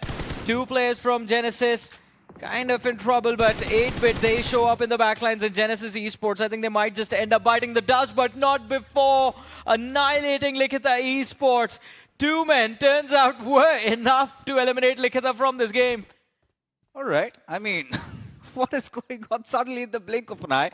They had a good start, and now they're off. It's kind of weird, but Genesis, Yash and Hunters, yeah, they were the ones to blame for that mistake. Likitha Esports should not have been given so much room, especially. You need to have that spatial awareness, but Viper, he recovers. It's not gone towards Raided. But the revival will definitely come in as Autobotz clearing those edges, trying to enter late into the circle, and Blitz, they have victimized over here. Gravity intent on securing this finish on towards Raiden. They try to have a go at it with the mere bullets. Now we'll resort to that grenade. Should get the job done. And third finish, still not there. Yeah, I mean, they're being patient about it. But Genesis, time running out, Gravity stuck in that blue zone. Even though it's just stage 3, the small ticks of damage make it easier for your opponents to finish you off. And that is something that 8-Bit can rely upon. They have the information as to where the players of Genesis are. And look at Somraj. He waited and waited and waited and gave Gravity a false sense of hope. You're safe. No one's going to shoot at you. And then at the right time, just puts him down. But Autobotz, they are charging for the compounds that First Curiosity had under their control. And Autobotz are going to be paying heavy rent over here. 2 finishes secured by First Curiosity. And I think we are going to see a squad wipe soon. We might, but Just that throw it to the door. Yeah, all he had to do, but in the last moment, we saw a bullet coming there. So maybe that would have rattled him off, but Anush he certainly shall follow up with a grenade of his own, but does not even matter, because from the sideline, seems like it was a combined effort, even from the players of Blitz, that somehow ended up in Autobotz's elimination. Yes, there you go, it has been confirmed there. But Sawa, he is down on his knees. And even First Curiosity need to understand, they also have to get inside the zone. This is where even Blitz have to get inside the circle. So if First Curiosity get in, given the fact that Nebula are already gatekeeping, I want to see how they really make this one happen. With Crypto's position compromised, he's going to disengage from over here. But before he could even think about that, Chandan, he delivers a massive blow. This off flank from Blitz Esports, quite unfortunate. And First Curiosity, it's not just Crypto. Insidious is well picked off by Nebula Esports. We have seen the fight for these crossing compounds time and time again. The only way you make it through is stay indoors. And especially when a team like Autobotz has showed up, given you all of those crates. First Curiosity should have just picked up the first aid, should have just picked up the heals, and then just stayed in. But that commitment, that the move they wanted to make to push towards the edge of the circle, it's going to come back to haunt them. Look at that. Now, Anuj too OP. He's the last player left alive. Blitz Esports showing up for the hunt. And then you have Phoenix and Nebula on the other side looking to gatekeep whoever shows up next. This is Anuj's moment to shine, Johnny. If It's his moment to go away. And yeah, of course, but he needs to make the best out of the situation. No way he's getting inside the circle alive. So maybe a finish on towards Chandan. Surely FC will have some finishes to play with. And Chandan, he just blows Anuj to OP up. That shall mark the end for First Curiosity, but still, I must say 6 points, quite decent. Yeah, 6 points is like decent outing for First Curiosity, considering that chicken dinner, not the chicken dinner, but the attempt at a chicken dinner on Miramar, and of course the big bomb that it dropped kind of helps them keep afloat, stay afloat. As I said, day number 1, 6 matches, you're allowed to mess up 2 games, but that means 10 points per game. You're going to try to push at least over 40, and I think First Curiosity, for them, it's going to be a little bit easier. But Phoenix Esports, man, oh man, it seems like, yeah, this survival stage is going to be a tough one for them. A true survival stage indeed. Phoenix has started to drop bodies. They have, even for Blitz, they have their own troubles to deal with, but they were still alive, not anymore. Nebula, they have completely cleaned out that eastern area. All they've got to do is deal with Phoenix slightly up north, and I'm pretty sure Adi, he's got their number. He knows that the players of Phoenix Esports are pinned at the moment, but this circle shift, it's going to make lives easier for Vasista Esports at this moment. But for Madkings, they might go for a push, and there you go. Mafia, he's been snuffed out. As Viper, he's going to steal that elimination away. But for 8-Bit, they're closing in on the players of Nebula.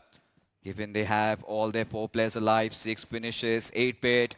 This has been a comeback and a half, but how much more further can they take over here? As for now, it's all about trying to take that higher ground, but they also know at some point or the other, they need to get a knock and push inside the circle. I mean, for sure. And if they can't do that, I think 8-Bit distracting Nebula Esports all this time is the only reason why Victorious Sumus and Madkings make it inside of the zone.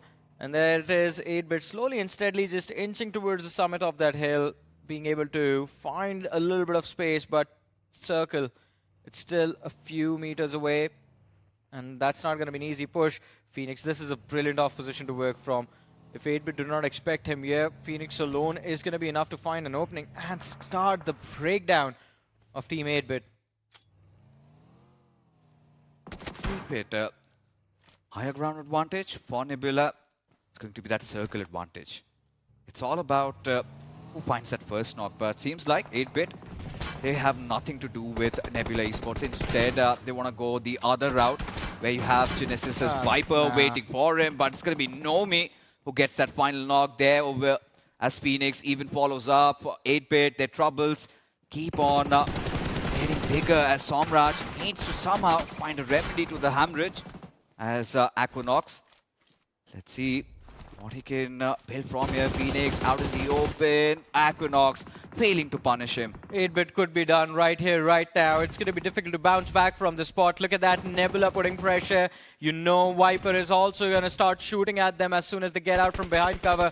And one after the other, the players from 8-bit just fall like flies. Last man left alive inside of the circle. S-Power, and he's smack center as well.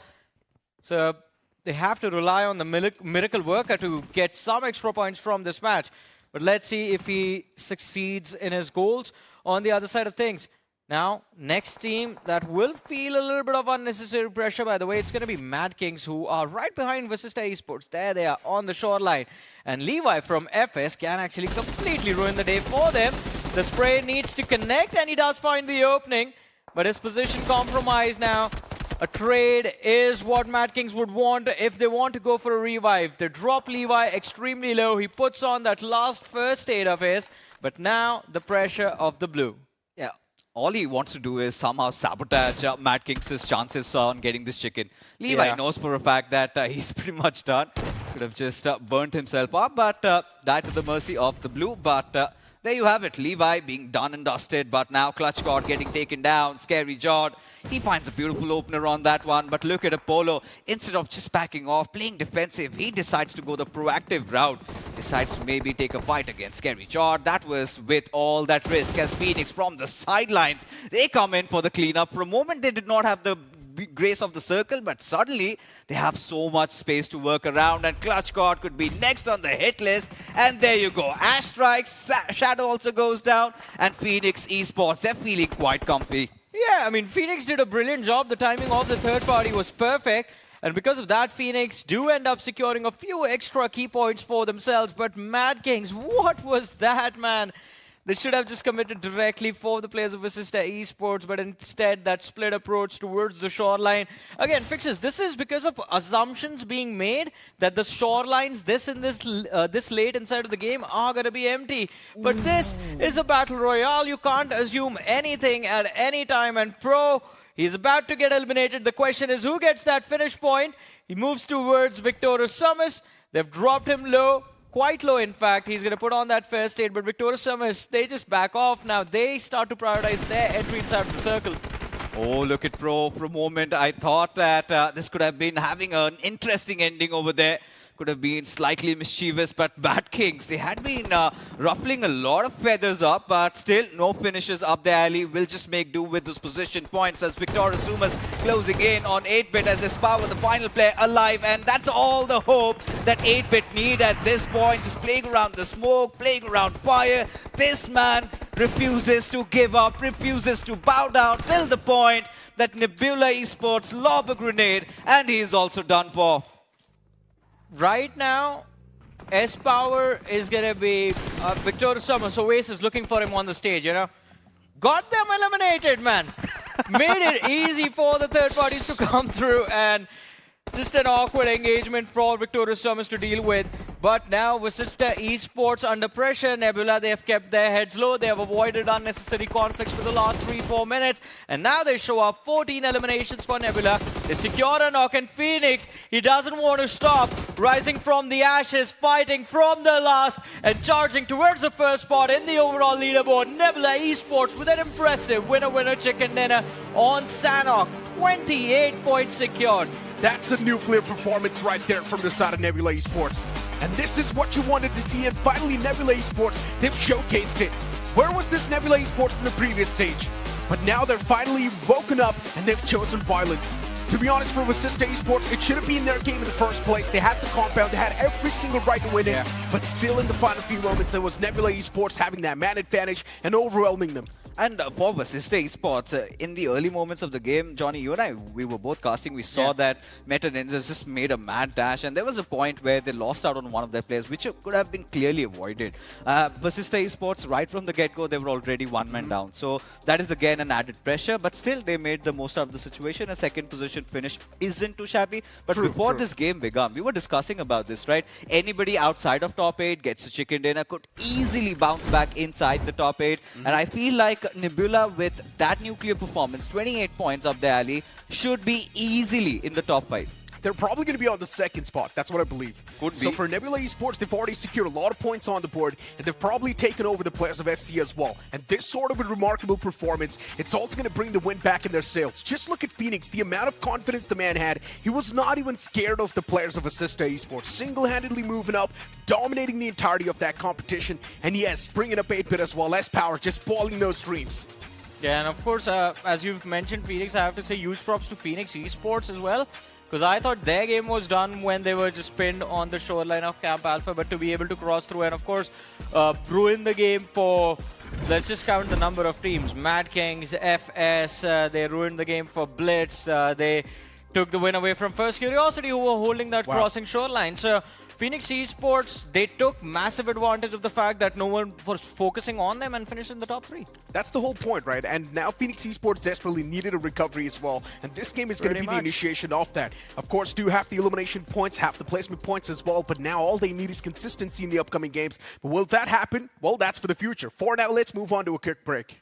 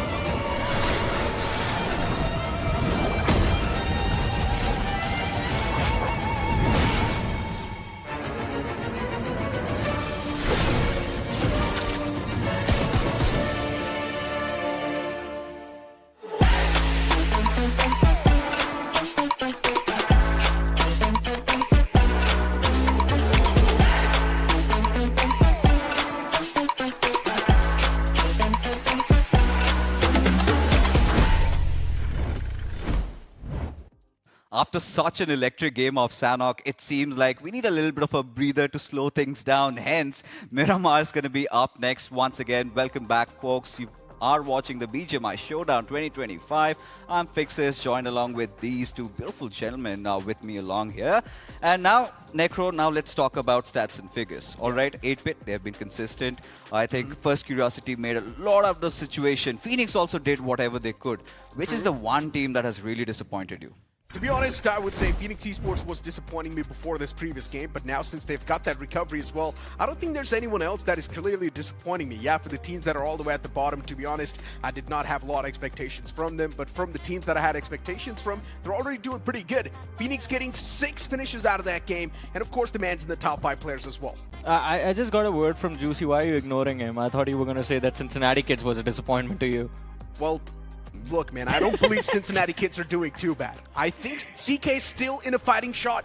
They're not doing too terrible. Brother, what they just did against 8-bit, Johnny, I am pretty sure you have something to say about it. That was a horrible game, man. I mean, Go, open your eyes, look at where you're going, talk to each other, boys. All right, fine. Let's take a look at the overall 0 point standings points. right now. Yeah, 0 points. Same goes with NINZA, but Necro, Los Hermanos once again. And same goes with Autobotz. Let's talk about Autobotz for now, because when you look at the overall standing, 11th position, 15 points, certainly not acceptable, but Nebula and that skyrocketing game instantly propelling them to 42 points right at the second position. 8-bit, they have been quite consistent, but FS somehow holding on to that lead. Wait, to be honest, you asked me who's disappointing me. Phoenix Esports is still disappointing me.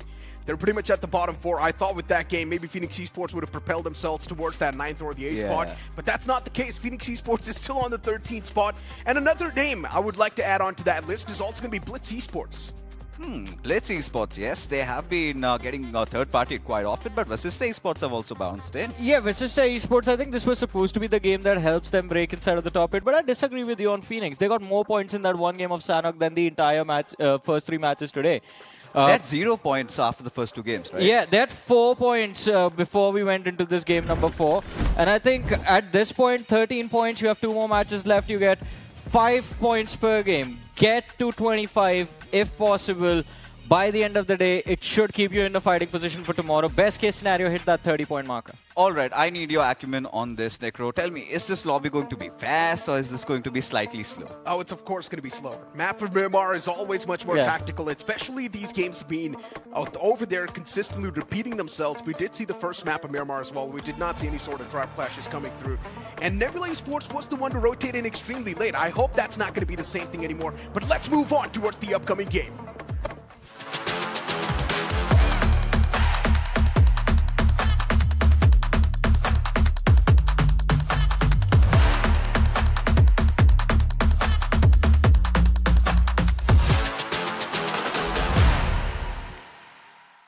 The plane's going to be in the skies once again, this time starting all the way from Partona towards the opposite side, which is Camp Militar. This plane flight path heavily tilted towards the right side of the map. And if the teams do want to move in towards the left, which is El Pozo, now that's going to be an extremely tough stretch. Yeah, this is a flight path heading towards the northeastern quadrant of the map. And we all know that one name that wants to go to El Pozo. They have been struggling, although there was a recovery in that previous game. 8-bit doing quite well in Sanhok, Miramar as well. Start of the day, not that great.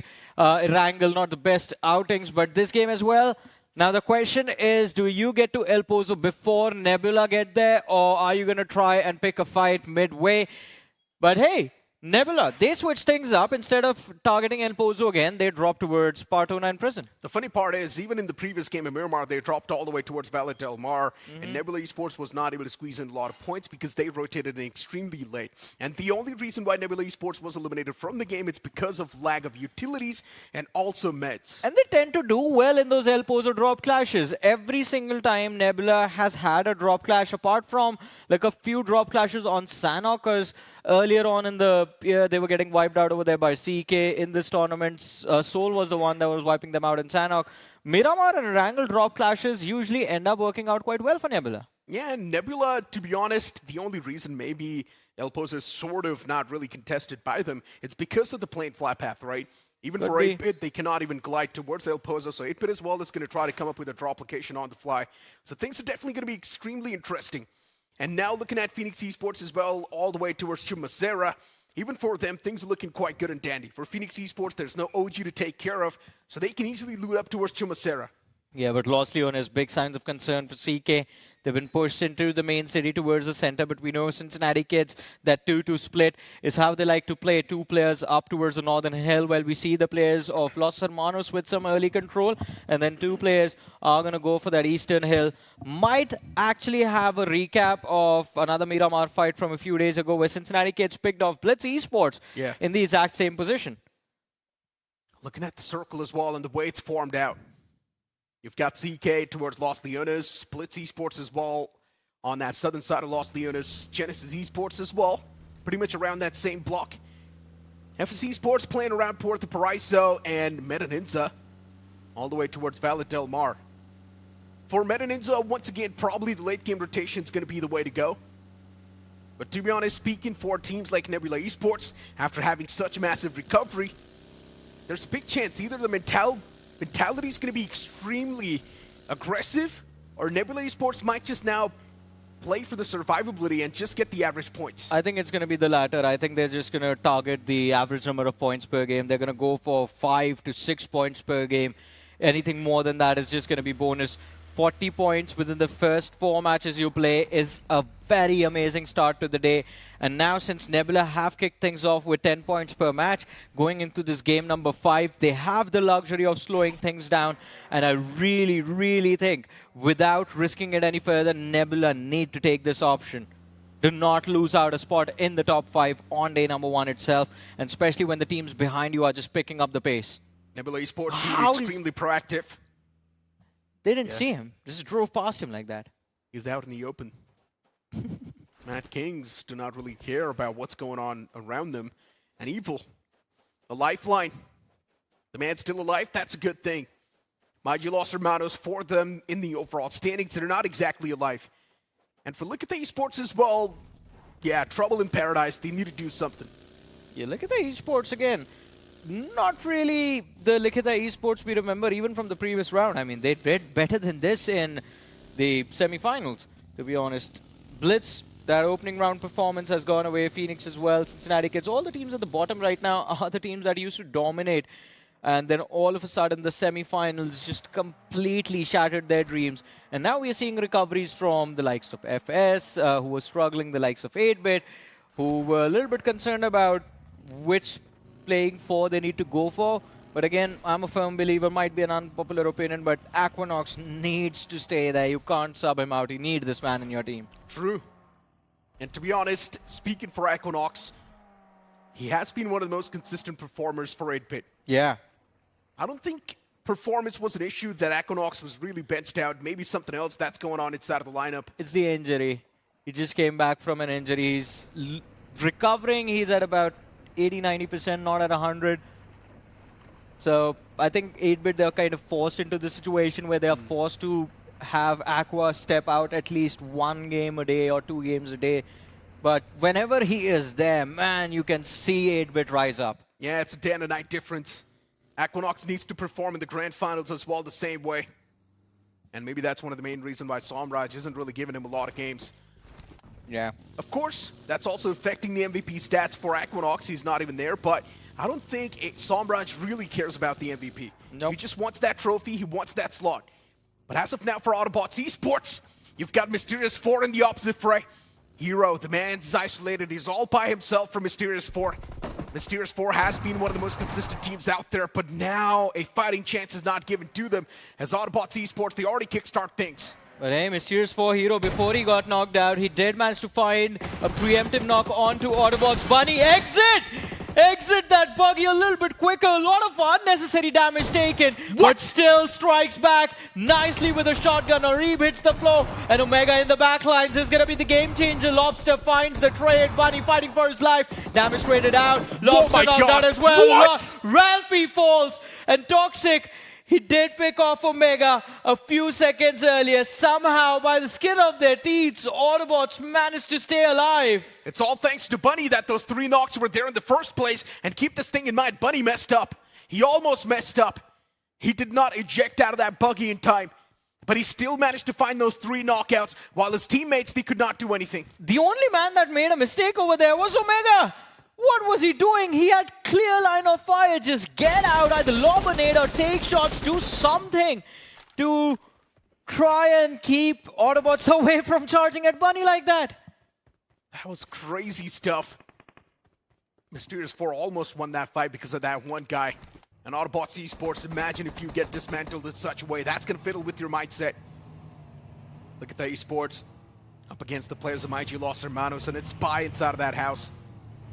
I highly doubt for Spy things are going to be any different. Look at that, they've only got 0 finishes on the block, but Los Hermanos, they kick things off. As Spy's going to be the first man to find that frag, and Smoker, the man's already down. I think Likitha Esports is done, Necro. I know it's just game 5, but I'm giving up on this team. Ain't no way they bounce back. Inferno finds a trade on to Shadow. And well, Madkings, you see them on the radar. They're circling around like vultures. At any given time, they're just going to try and make a pounce on both these names. They're going to go after Likitha first, and then Los Hermanos next. If you're giving up on Likitha, then what about Los Hermanos? Probably them as well. Yeah. Okay, well, for Likitha Esports, this fight's definitely not turning out well. Third party from Madkings punishing the players of Likitha. The man's knocked out. Utilities constantly chipping away. Not a lot Likitha can do in that given circumstance. Utilities, they're going to get the confirmation as well, and Madkings now just rerouting their way. Things looking good and dandy. Just one finish point acquired. The next zone's going to be setting in within a few seconds. And that zone shift, it's going to be extremely crucial. If it does center on up, it's going to be a fantastic thing for all the other teams in the center. But if it does move away, then that will be a different thing. A little bit tilted on towards the right side. Victoria Sumus finding themselves in an extremely good spot. You've also got Vasista Esports towards La Benedita doing pretty good. Yeah, but then these two teams outside of the play zone right now can decide the fate for Vasista Esports and Victoria Sumus. First Curiosity and 8-bit. One in Hasi and the other in El Pozo. If they try to breach the northern side, which is what they will probably do, I think depending on who they take a fight against, if they pick off numbers, can completely ruin the game. But Phoenix Esports were on falls and at the hands of Meta NINZA, that too. Not really the start for Phoenix that they were looking for. They lose out on who seems to be their best player right now. Indeed. To be honest, for Meta NINZA, just getting this one finish point acquired, it's not too much in the overall tally. But since they've already got 19 points in total, every single point counts. Meta NINZA, if they get a 10-pointer right here in this game, that's going to be a massive thing. Which means it's going to put them around that 29 spot. That also means they will be breaching inside of the top 5 or top 6. But what is Phoenix up to over here? They, I think, might have gotten a cue that from the backlines there's Meta NINZA closing in on their position. They couldn't really save where on. It seems like they were just charging behind the players of FS, but on the other side of the spectrum we have Genesis Esports also looking to gatekeep the players of Nebula. Although the shots that were fired did find no contact. Now, this is happening towards the southern edge. So Phoenix and FS, they are also towards the south on the same slope, by the way, just outside the zone. So this fight can potentially transition into the next one, leading into the fight with Genesis. Both the teams need to protect their numbers. Indeed. And Phoenix Esports, as of now, just spotting out the players of Meta NINZA, but still no shots taken. What am I watching Phoenix do? Shots should have been taken from them. Maybe it could have been a free elimination point from them, but still Phoenix Esports, you can see the panic setting in, you can see the worries setting in. Second-guessing their own thoughts, second-guessing their own abilities. And that's the reason why Phoenix Esports is struggling in the firefights. Confidence is completely shattered for Phoenix, it seems like. But Meta NINZA avoiding contact with Phoenix. They found a little bit of an edge inside of the play zone to play with. The only problem is now their position is revealed to the players of FS who are on top of that hill up front. So FS can potentially try to gatekeep the players of Meta NINZA, but first Curiosity. This is what we were discussing a few moments ago. Decisions made by the opponents are going to impact the positioning or the survival of the teams inside, and while Victoria Summers decided to push from the north further deep towards the center, Vasista Esports traded in their stronghold, and that has resulted in first Curiosity coming after them, finding an opening, but saving grace for Vasista Esports because 8-bit show up at the exact right time to push first Curiosity out of the place that was under their control. The next zone shifts right on top of the players of FC. Vasista Esports as well, they're in the playing structure. Then you've also got Madkings right around the block. Cincinnati kids as well towards the left side. And to be honest, for CK, expectations are quite high. They need to perform right here, right now. But Nebula Esports, they kick things off against Meta NINZA. First man, Dragon OP. The IGL's already down. And Meta NINZA, they just give up on Dragon OP like that. Do not even care to get the recovery in the fight anymore. But here we go, Meta NINZA. They kickstart things against a complete different team. It's Blitz Esports who find themselves under heavy fire. And Blitz, they lose bodies. Chandan and Soham getting knocked and finished off. But Meta NINZA, they can't be too comfortable over here. They can't be sure that their survival is guaranteed because look at the radar. You have Los Hermanos closing in from the rear and from the front lines. It is Sarvar OG from Blitz. One good nade and he is just going to be able to grab those finishes. That's the opener. Poco knocked out. Meta NINZA can't go for a revive, but a little bit of a saving grace from the rear. Victoria Sumus shooting blindly inside of the smoke does force Blitz Esports to stay in the back lines. But Los Hermanos, they're still in the rear. And all of that utility will cause some damage to NINZA if they try to fight their way out of it. It's actually down the drain. IG Los Hermanos, they did try to third party. They did try to get a fair share of that chunk, but not able to get their hands onto it. And for NINZA, they've also got the recovery, so it's a good thing. IG Los Hermanos, with now just 2 finish points acquired, and once again, Shadow the casualty. You will always see Shadow get knocked out and confirmed the first in IG Los Hermanos. It's given me the old wives of K9 Esports. You can say he fades away in the shadow. I guess, just like his name. Just like his name, but Juicy spots out the players of Cincinnati Kids. He sees those juicy finishes, starts taking shots on the IGL. It's going to be Some who ends up securing the knock. And Phoenix Esports, they are losing players one by one. First it was Veron, now Ash. Only Siraj and Phantom remain. And based on where they are in the circle as well, it's not going to be easy to survive. Right off the bat, deal with Cincinnati Kids. Then you have Likitha Esports. And Cincinnati Kids, I highly doubt they're going to be the one to actually initiate anything. A team that's struggling with confidence. Looking at the next zone shift, it's going to be extremely important. And I think 8-Bit, they might just find themselves around the lucky shoes.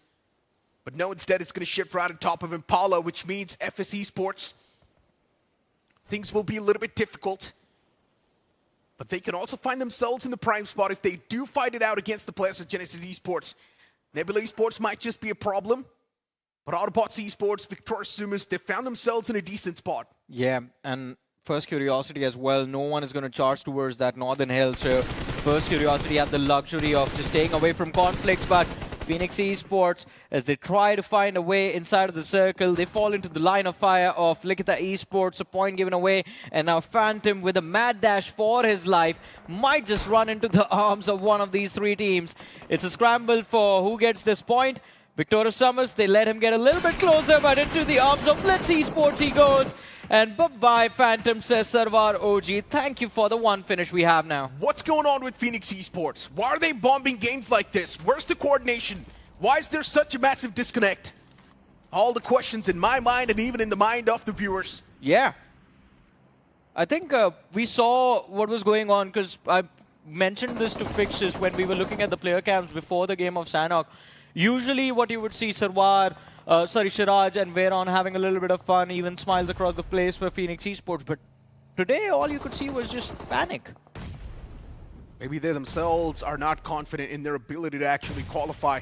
Yeah, I guess. I had a conversation with Siraj at the last day of semifinals, and the man was extremely confident in his ability and his team's ability.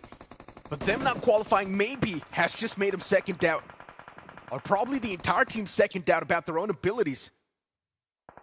We've all seen, even for Godlike, we saw a bit of that downfall after that one mishap in the past tournament. It's again the life lesson we've been learning every single stage of this BGMI showdown. Expectations, you gotta manage your expectations, because if they don't turn out to be true, then you're just gonna be not in the zone for the next stage of the tournament. Well, right now, Vasista Esports need to lock in. They're going up against Madkings and have given away a trade, but Apollo, he's going to be forced to fight for his life. His teammate Pro kind of falls apart, and Vasista now have an upper hand in this fight. It definitely does seem like they've got the upper hand, but still Madkings can pull things back, but maybe not anymore. Apollo, how is the man able to strike them down over and over again? And Likitha Esports, is Starboy, the man's here to knock on the doors. Silo B is there right around the garage, but this one man, Starboy, he needs to thread the needle. He needs to find that prime connection. He's the only person surviving for Likitha Esports, and the crazy part is he's still got the guts to make that pounce. The entirety of Vasista, all the 4 men standing. This nade, if it's going to be on the point, maybe he can find some positive traits, but that's not going to be the case.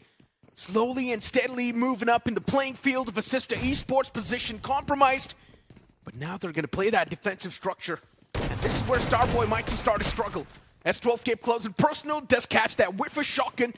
And now it's taken down extremely low. But Vasista Esports, a man is knocked out by the third party, but it's still not going to make any difference. Yeah, Likitha Esports, I think we're making the right decisions. It's just that they do not have enough players to take a fight head-on like that against Vasista.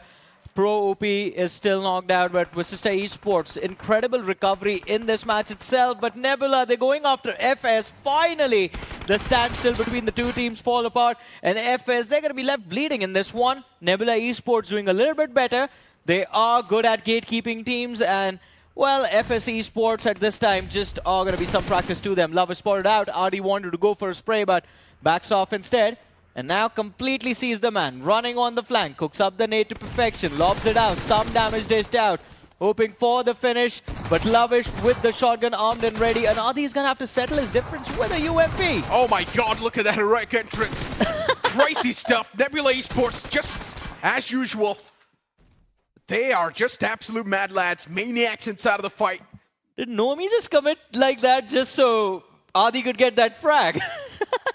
Nomi, he wanted to make a heroic entrance, but he accidentally ejected out of the moving vehicle a bit too early. Hey, so man. he got knocked out.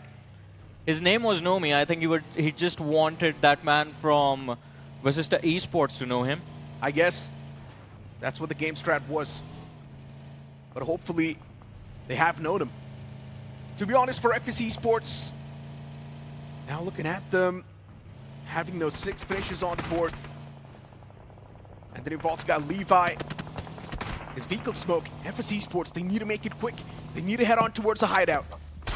Levi, the man is still barely surviving on a sliver of HP. He's alive behind the silos, but I don't think for too long he will be. Vasista Esports, even they found a bit of that dip, and you know, Johnny, I'm not really a big fan of dips. It's because of this. The utilities always find some sort of value. They will always chip out damage, and even Los Hermanos now getting a bit of that piece of pie. Yeah, I think Vasista Esports are done. I agree with you. This dip is going to be a death trap for Vasista. Just one last player surviving, looking for a revive. Luckily for them. Oh, I was just about to say, luckily, Blitz Esports is out of util, but I just saw Sarwar equip a nade.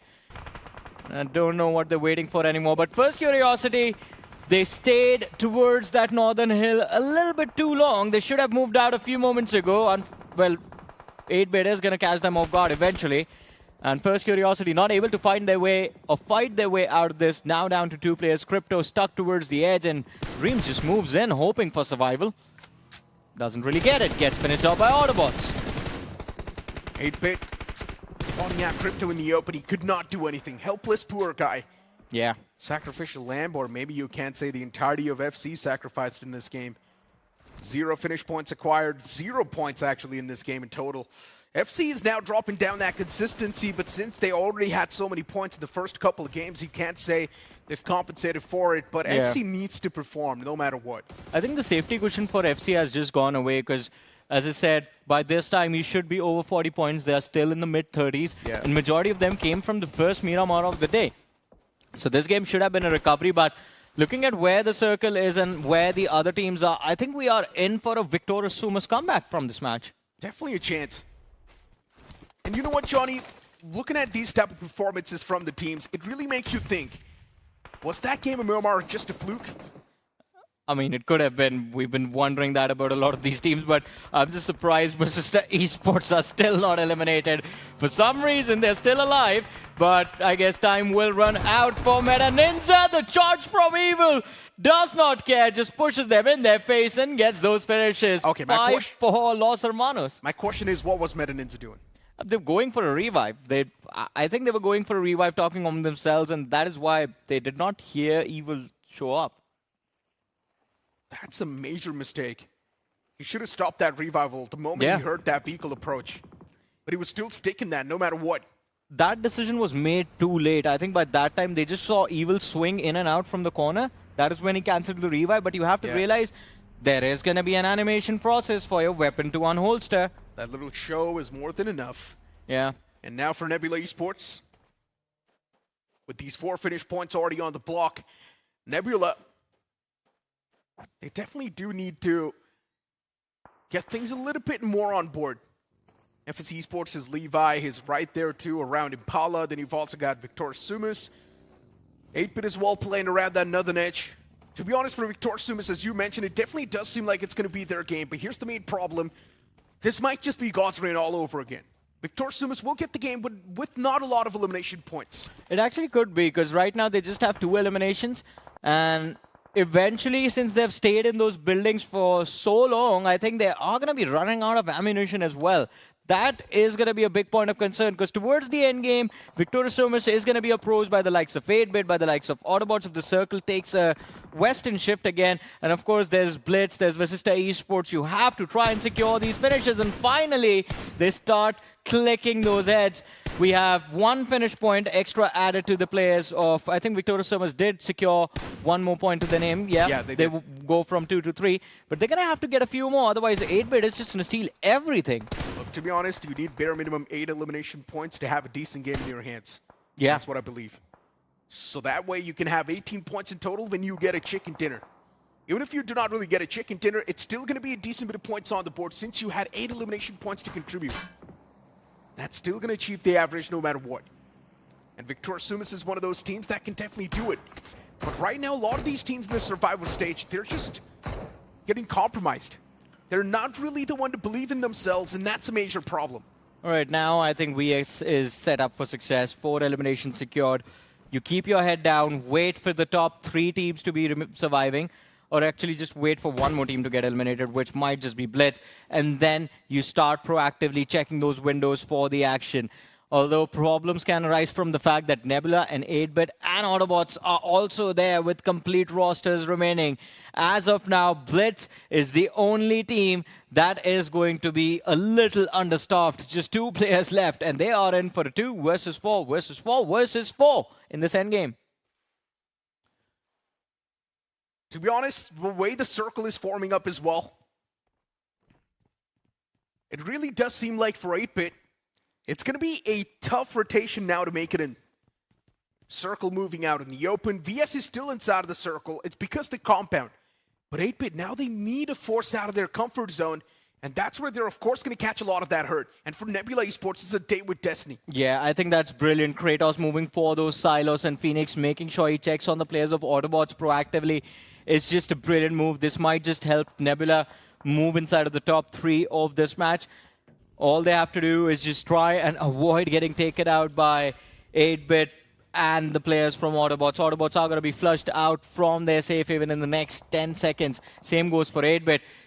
They are laying out that smoke pathway to try and push for the players of Vasista Esports, Victoria Sumus, but it's not going to be an easy pounce.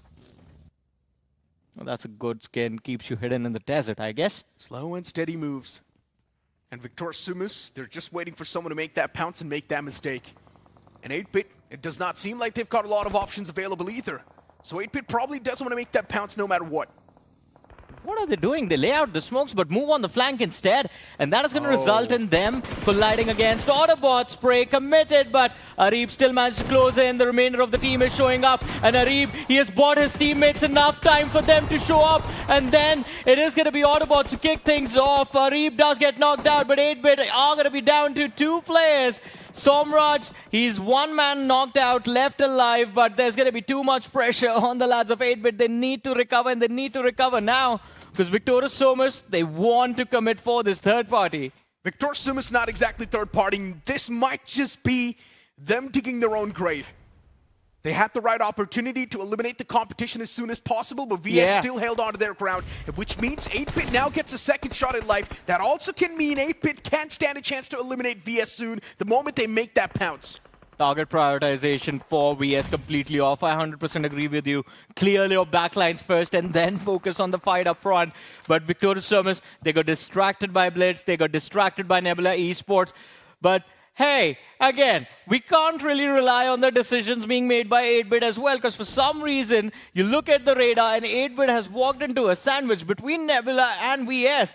And well, it has to be a Nebula Esports game now. The circle on top of their heads, they have the whole zone under control. It seems like 8-Bit, they just want to play a passive game.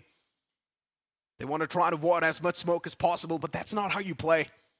The moment VS, they decide to crash towards this entire fray, there's definitely going to be that third party from the side of Nebula Esports. And we all know Nebula is not someone who's going to play like VS. Yeah. They're the opportunistic ones. The moment they hear those gunshots, Nebula will go for that third party. And for Victoria Sumus, they just want to find a way to breach inside of the safety lines. This is going to be a tough one. A tough pill to swallow indeed. Utilities not exactly finding the right mark, but VS still now extremely desperate. The utilities from the side of 8-Bit as well, not able to find the right proper mark as well. Nades being traded. Nothing happening yet. Both the teams, they seem extremely healthy. But they are running out of utils now. Or eventually will. Look at the amount of utility that 8-Bit has lobbed, and they've just found the first opening. S-Power takes out Mafia, and the finish should come through as well. And the second nade catches Oasis off guard on the flank. Sumus, what should have been their game just gets completely taken away. NINZA, why would you do that? Gets inside the vehicle, walks into the blue, gets knocked out by the play zone, and Sam, he's gonna go ham on his teammates. Either he denies the finish point, there's no way Sumus moves through. Nebula Esports, this is gonna be their game. What was Sumus doing? This is probably one of the most rookiest ending to a team's life in a game. This has to be the biggest Matic moment throughout my entire career. VS just panicked like rookies. But for now, for 8-Bit, they need to deal with another wave of foes, and that's going to be in the name of Nebula Esports. And Nebula Esports, at least for them, they're going to find themselves on the disadvantageous side of the spectrum as 8-Bit have already kicked things off. And that too, it's going to be the MG3 of Somraj finding those clicks.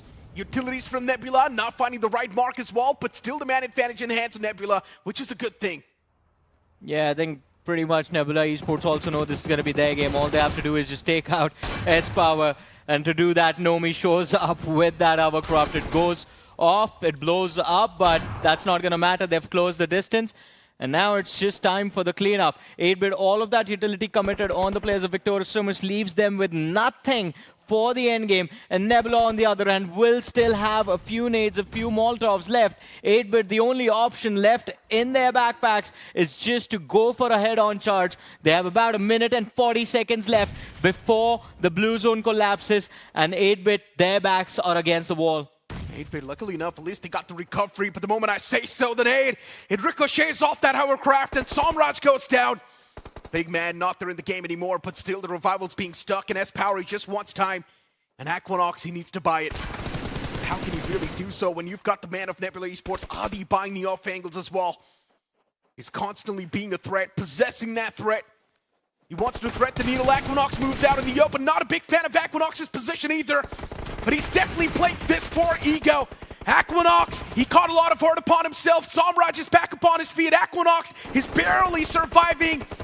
But at least the fight's taken down to a 2-on-3. The Blues on the move, and soon 8-Bit, they will be forced to move out in the open as well. But look at Adi! The IGL stepping up big. And it's Nebula Esports getting yet another chicken dinner. This is what you call a remarkable ending. And this is what you wanted to see from Nebula Esports. Comeback, and how Nebula Esports are the boys, always having their spirits up. What started with Sanhok did continue in Miramar as well as Nebula Esports. Now I'm sure they must be soaring high at the top of the overall standing, but even 8-Bit, those nice finishes, keeping them still inside the top 3. What a lovely game of Miramar it was. No matter what, it should have been VS's game. They had the compound, they had the circle to play with. What the hell were they doing in that point? They went to sleep. They had so many chances to get that fight. They had so many chances to eliminate 8-Bit. They could have third-partied, but they were still playing it passive. This is a rookie mistake. It's not what you expect from an experienced lineup. It's not what you expect from a veteran. Yeah, sometimes, you know, even I feel you tend to get a little overboard, but this time I completely agree with you, because that was a situation where they could have done 39 different things, yet they decided to kind of stay back and hold on. I think, Johnny, you would also accept. There were so many opportunities where they could have actually played a little bit proactive, gone out to the players of 8-Bit, and could have at least racked up a couple of finishes, if not the chicken dinner. Yeah, but ignoring that fight, because, I mean, it's going to require like a whole episode to break it down. The number of options that Sumus has to take out 8-Bit and to actually secure the chicken dinner, because even Nebula Esports were forced down to the open, and from where Sumus was a few moments ago, they knew where Nebula Esports were. But love Nebula Esports, their back-to-back wins, and I love that endgame fight, the 3v4 that 8-Bit took against Nebula. As Necro said, Aqua running out towards that right-hand side. I would say, yeah, it was ego in play, but that was the only move he could have made because Adi was constantly putting pressure on S-Power, who was trying to bring Somraj back. They knew the players from the Ridge aren't going to bounce back, and he had to draw his attention towards him. Ran out behind cover, IGL comes back, but Nebula, the numbers advantage was too much. I really loved what Kratos did, you know, that little flank angle. That pretty much set it up. Even Adi with that aggression, earning himself and his team another chicken dinner. So much to talk after this short little break.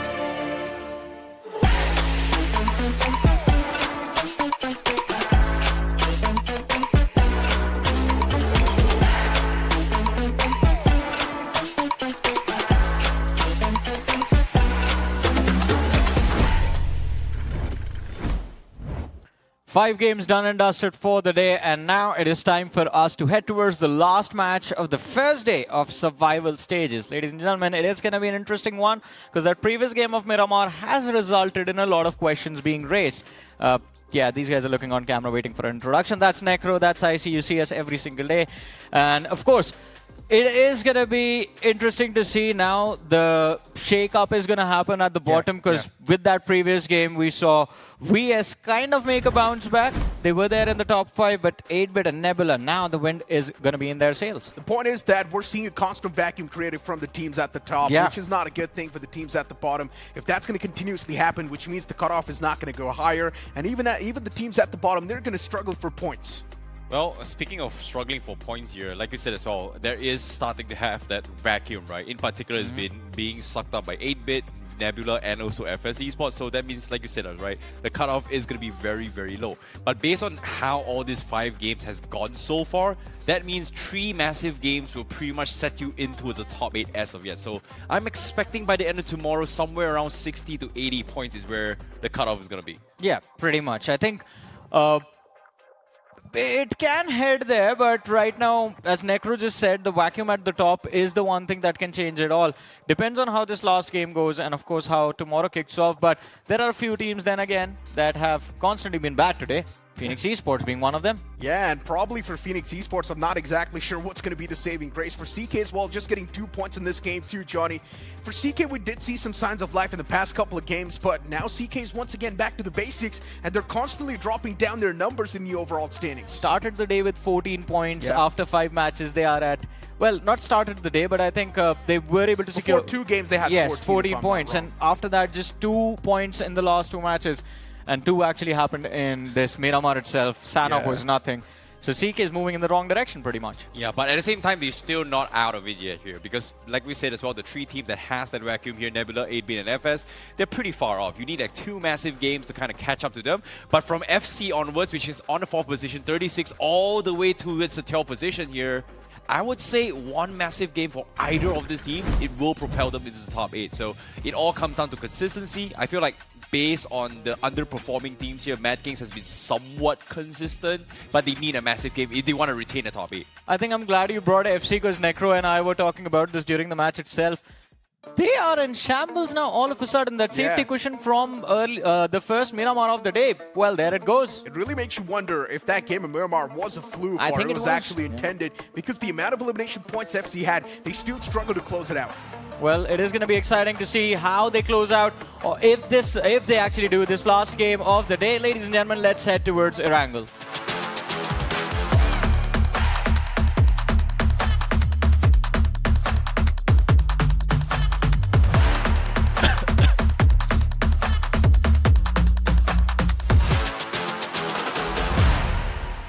Plane's going to be in the sky, starting all the way from George Pool towards the opposite side, which is NINZA Power. This plane flight path, once again, a little bit away from the southern side, which is going to be the military base, which means the teams that do want to go all the way down south, they have to adjust.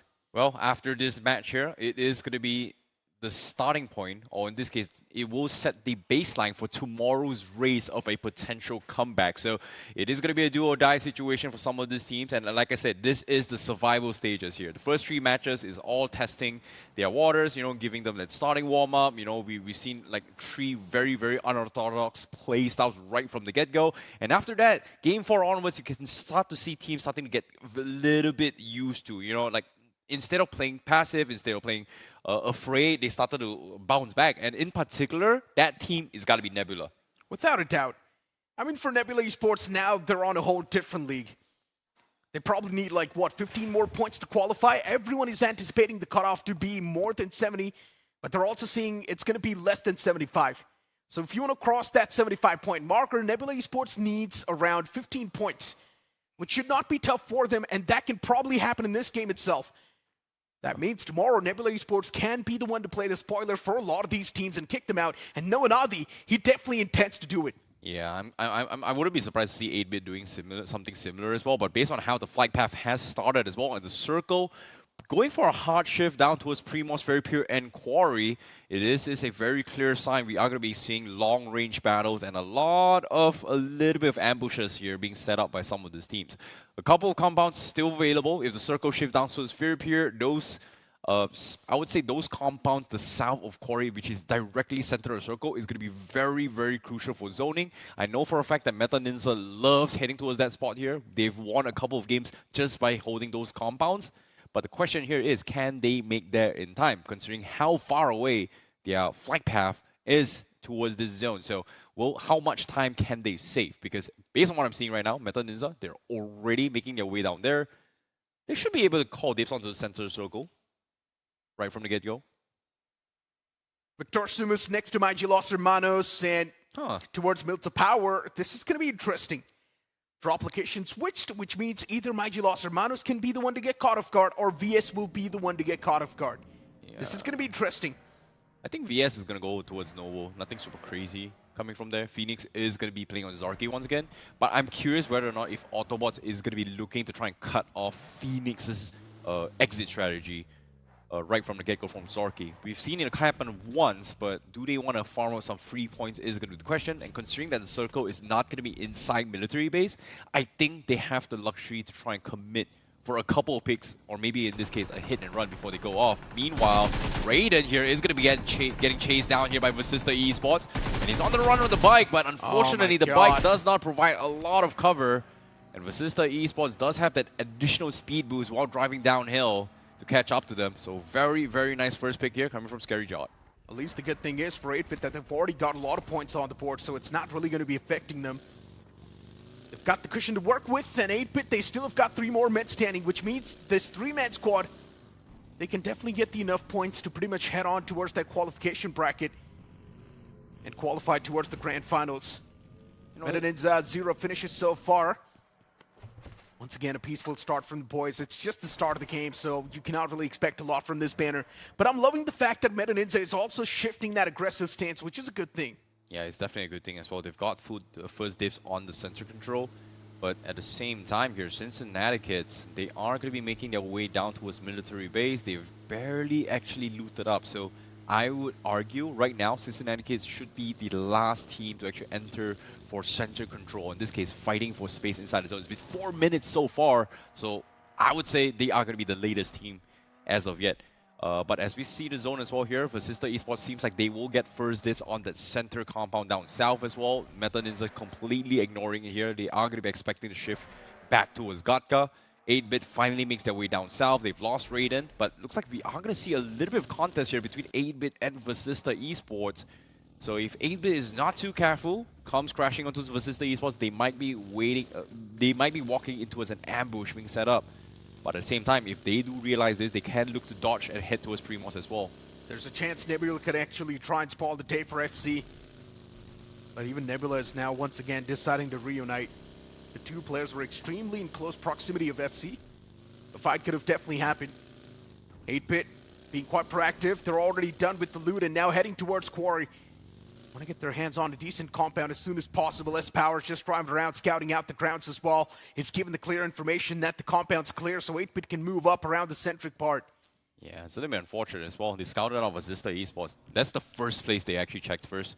And now the alternative is, if the circle shifts on Quarry, having dibs on those Harry Potter towers and those warehouses down at the bottom of the cliff here does give them a little bit of advantage. But now it all comes down to their decision making. Because they are down towards 3 players, do they want to play zone control on top of those mountains? Or do they want to play placements? Or do they want to try and figure things out by this time circle tree happens? Like, so far the trend for 8-Bit has been playing on a macro scale. How do they get all those teams, or in this case, as many teams on the edge, where they will thin out the herd and then hope to close the gap? Blitz Esports. Position they've got, it's right next to the players of NINZA. I'm pretty surprised NINZA has been just, roaming around the entire circle so far. Yeah. Like, they went down south, they went to Quarry, they went to Gatka, now they're going to west side. It seems like they're just on the hunt. Which is a good thing. This was the proactiveness lacking from the side of NINZA, and now you finally see them on the aggressive stance, which is a good thing. I really wanted to see this side of the NINZA, and we're finally getting to see it. Especially when their head's on the swivel, they know when to wake up. Likitha Esports. For them, it's going to be a bit of that late game rotation, but luckily enough, no one's really stacked up that centric part. So Likitha Esports as well, they will be able to find that free bridge and a good spot. Yeah, it's very unfortunate for Likitha, considering that the flight path was so far off from the zone. They had to loot up, but at the same time, they were kind of far off from the drop spot as well. And it's been 7 minutes, and they're not fully kitted as well. That's going to be a problem for them eventually. So later on, they probably need to go for a hit and run, get a couple of resupplies here, or maybe find a couple of compounds, which fortunately for them, inside the zone, there are still a decent amount of compounds for them to semi-loot up. I wouldn't expect tier 3 levels. I wouldn't expect like 6 first aid kits, etc. But it is going to be enough for them to hold on to at least one major fight, or maybe even a clash. But that's just for Likitha Esports. But I'm curious to see what Nebula thinks about this circle, considering that, they have decent kit as well. They've just arrived.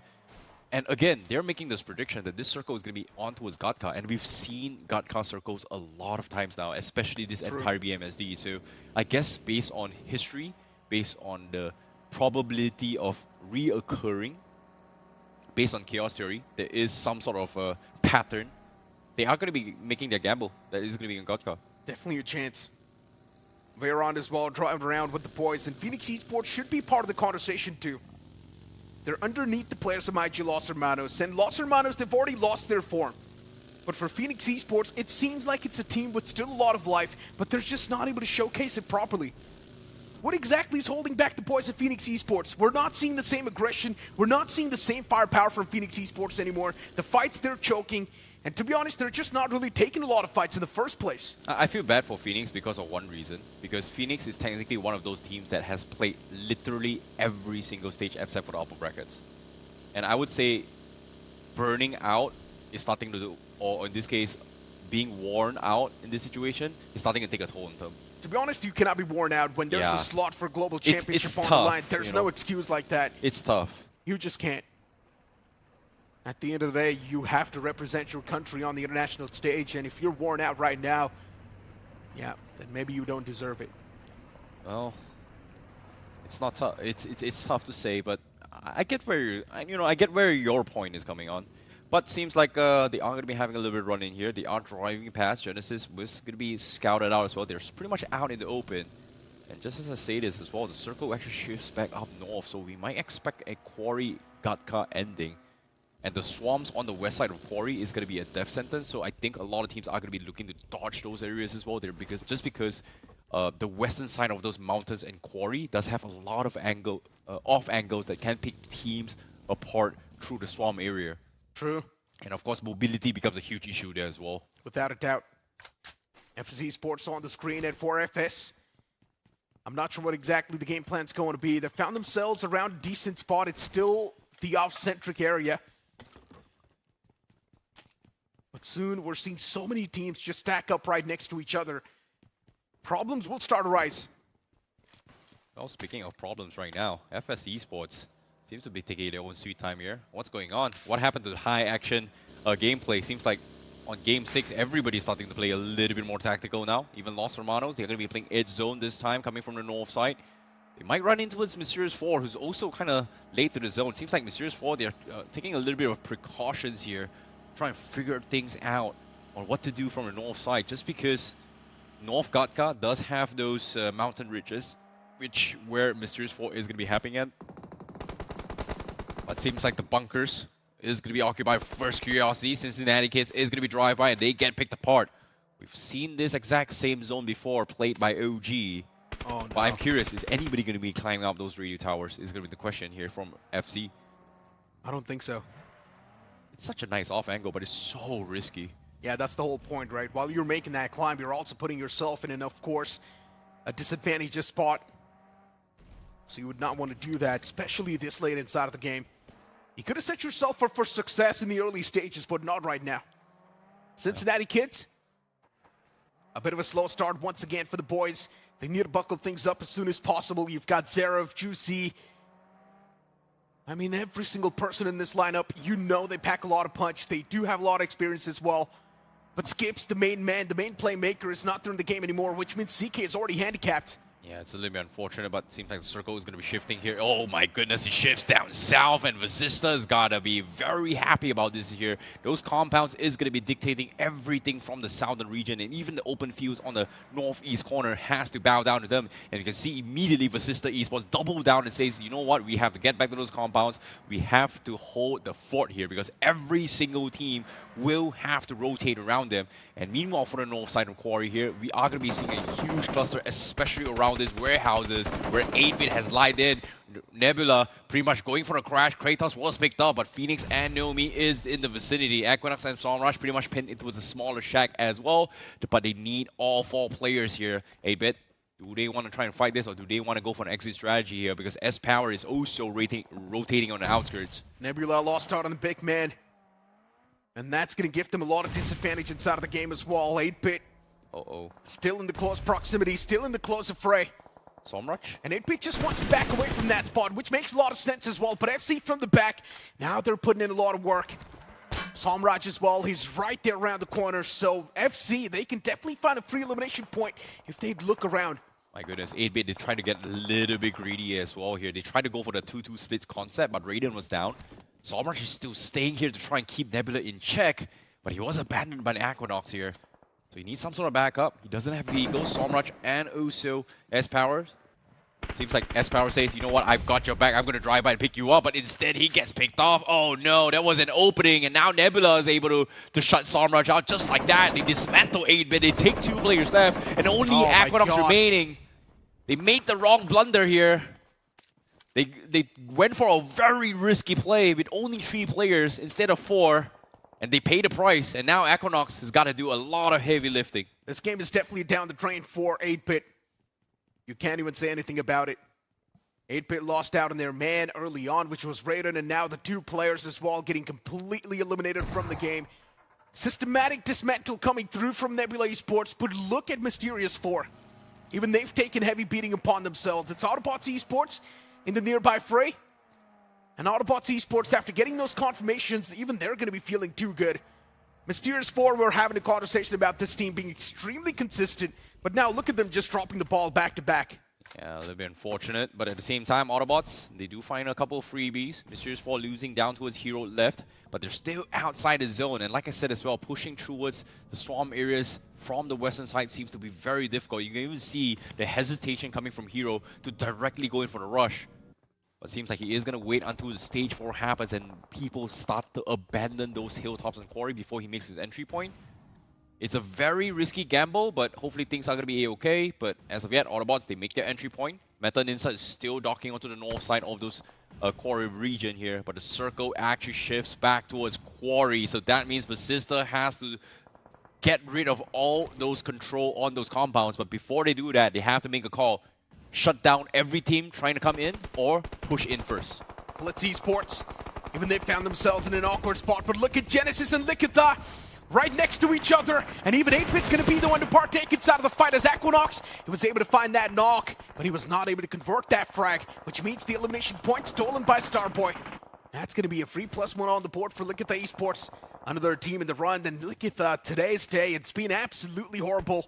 CK still in the race and also getting a few frags against the players of FS Esports. That's a different thing. But NFC, yeah, one thing is for sure, this fight's going to be a tough one to be converted. But CK, they're not someone who's going to back away just like that. Even Steven Craig's on the board at CK. Now for them, it's just Salma surviving. We know the heroics of this one guy. He possesses a lot of punch, but in the end, his punch, it doesn't even matter. Yeah, FC only taking one down player, but they get the full reset through. But based on this zone here, a quarry circle, there are only a few god spots available, and so far, I would say Likitha Esports has one of the best spots possible. Those Harry Potter does provide a lot of off angles for any teams coming from the southeast corner. And as long as they hold down the fort, every single team will bow down to them. And teams inside quarry would not dare challenge them at all. But it seems like we are going to be seeing a little bit of expectations as well. FS tries to push in for the north side. Meta NINZA taking those warehouses, making sure they do not push up, and they clean them out. That's a clean sweep coming from Meta NINZA. Meta NINZA now looking confident, marching on like soldiers. And this is what you love. Meta NINZA getting those 4 finishes. That's going to elevate the confidence and also make them feel extremely good. Yeah.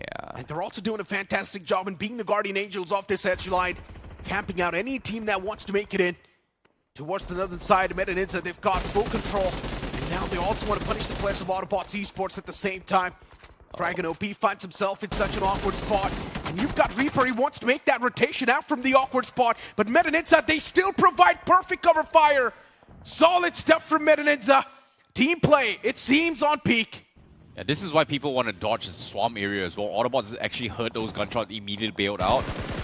Los Hermanos tried to challenge, they get punished for it, but on screen now, Phoenix, they are also going to be scrambling from northeast corner as well. Eventually, they have to choose a spot. Push Likitha or push Meta NINZA. And eventually, right now, they have to make it fast. There's just too many people, too many noises as well. Ash going to be taking a little bit pit stop here to try and gather their bearings before making those decisions. But their early engagements on towards Meta NINZA, the window, or in this case, the timing window has been missed. So that means they have to figure it out on their own. No other team is going to be making those plays here. Meanwhile, 8-Bit, they secured a very nice rat spot for Equinox. There's a couple of vehicles parked by, assuming there is a four-man squad. A lot of teams may decide whether or not should they go for the hard crash. But for now, Phoenix, they push up. Meta NINZA now in contention. The info gathering definitely seems a bit weak.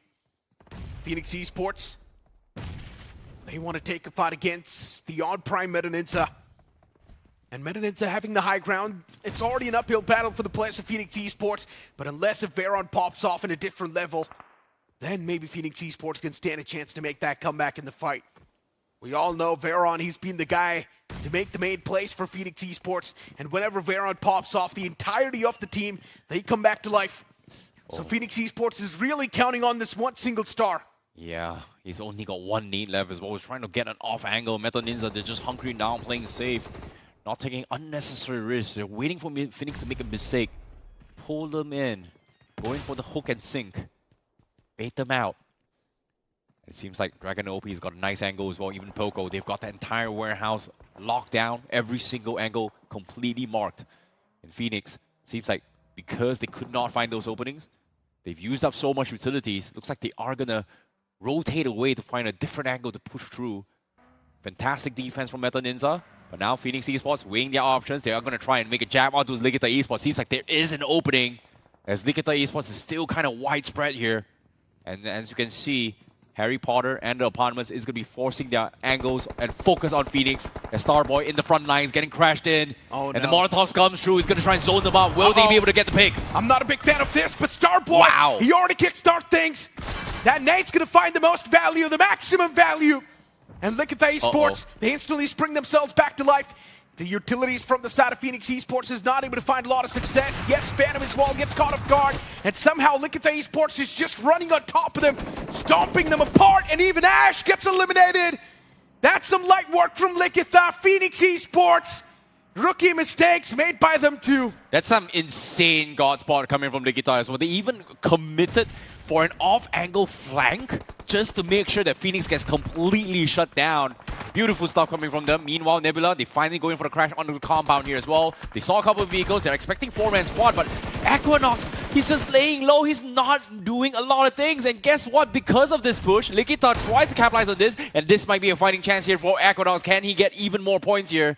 11 teams still remaining here. As you can see, Nebula down towards the last health as well. Adi is going to be coming in to try and provide assistance. The Molotov gonna try and split things off here, but it does give Phoenix that opportunity to go in for the reset. And here comes the push. Equinox, he needs to go in for the win, but he misses his shot. Phoenix goes down, but Equinox's nades actually knocking him out, but no points for 8-bit though. Even Nebula getting eliminated from the game. Two big dogs out of the game, back-to-back eliminations. Just 4 points from Nebula in this one, but it's completely fine. They've already done the Herculean task. Eyes on Likitha Esports and all the teams on the latter half, but CK, Los Hermanos, Phoenix, all the teams that were supposed to perform, they've already choked big time. And Likitha Esports on the verge of making a comeback just as usual. All it takes is one game for Likitha to make that bounce, and it seems like that one game's going to be now. Yeah, Likitha is an expert when it comes to this zone itself here. They've played this exact same spot in BGIS as SOA. And guess what? It's paying it out tenfold once more. They've got that strat completely working in their favor. They've done the damage. They've zoned out every single team trying to make in from the northeast. But this time, the circle does not collapse on them, but it does collapse on Meta NINZA. So right now, God Spot, Meta NINZA, high ground right now. That's the whole point. Meta NINZA having the advantage now in their hands. But in my opinion, Meta NINZA should spread themselves out a bit more, play for control, deny the other teams as much control as they can. I understand they're paranoid about Likitha Esports, but this is the time to spread yourself out.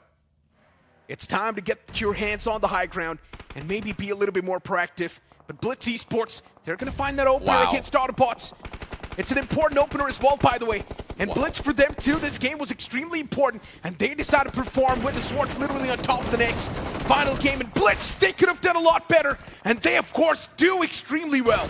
Yeah, nicely done here coming from Blitz Esports. They made a lot of noise. Meta NINZA still has options, or in this case, decisions that they need to make. Do they focus on Blitz, or do they focus on Likitha is going to be the question. Meanwhile, Madkings is going to be out and open coming from the south side. It seems like Madkings is going for the risky approach. However, if they conserve those vehicles and wait for the right timing to push in, while everybody is distracted here, they should be able to sneak through underneath of the quarry, which gives them some sort of natural cover because of those terrain. I'm not gonna lie, this seems like a Blitz game if they do play it proper. They've got the high ground to play with. The Vault's got a lot of control they can probably move up and take. And now for Victor Sumus, they need to engage against the players of FC.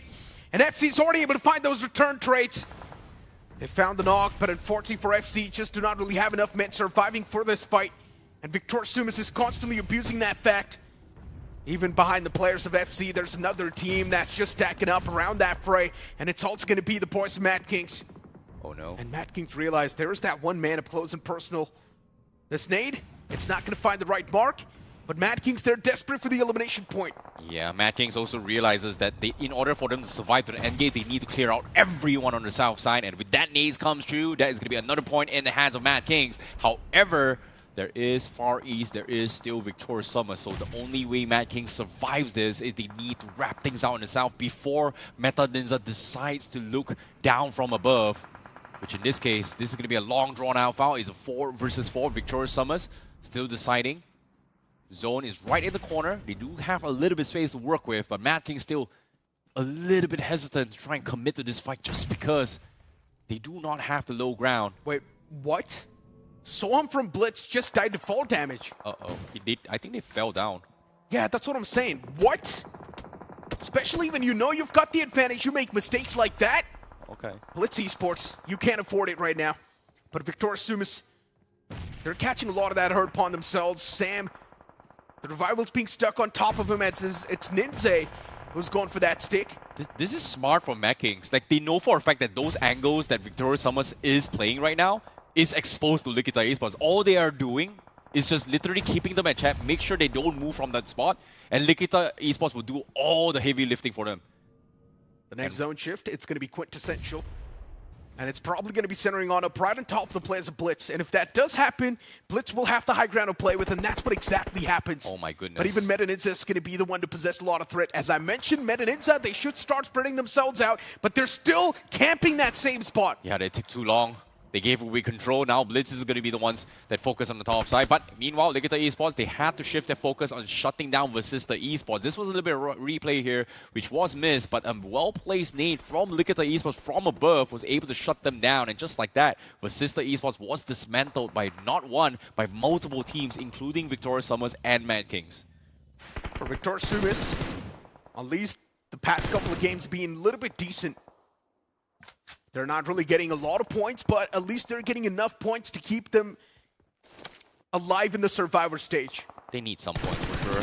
Yeah, of course they do, but if you look at their position in the overall standings, they're in the top 7. You just need to be in the top 8, and that's all that matters, and VS is doing a fantastic job in doing so. I agree. Same can be said for Madkings as well, but who's going to provide those vacuum of points is going to be the question here, because Likitha Esports, they've got 12 finishes in this game. But of course, a little bit more placement points will give them a chance, or in this case, a fighting chance to fight for the top 8. But the nade still continues. The stalemate between both Madkings and Victorious Summers, just the longest than ever.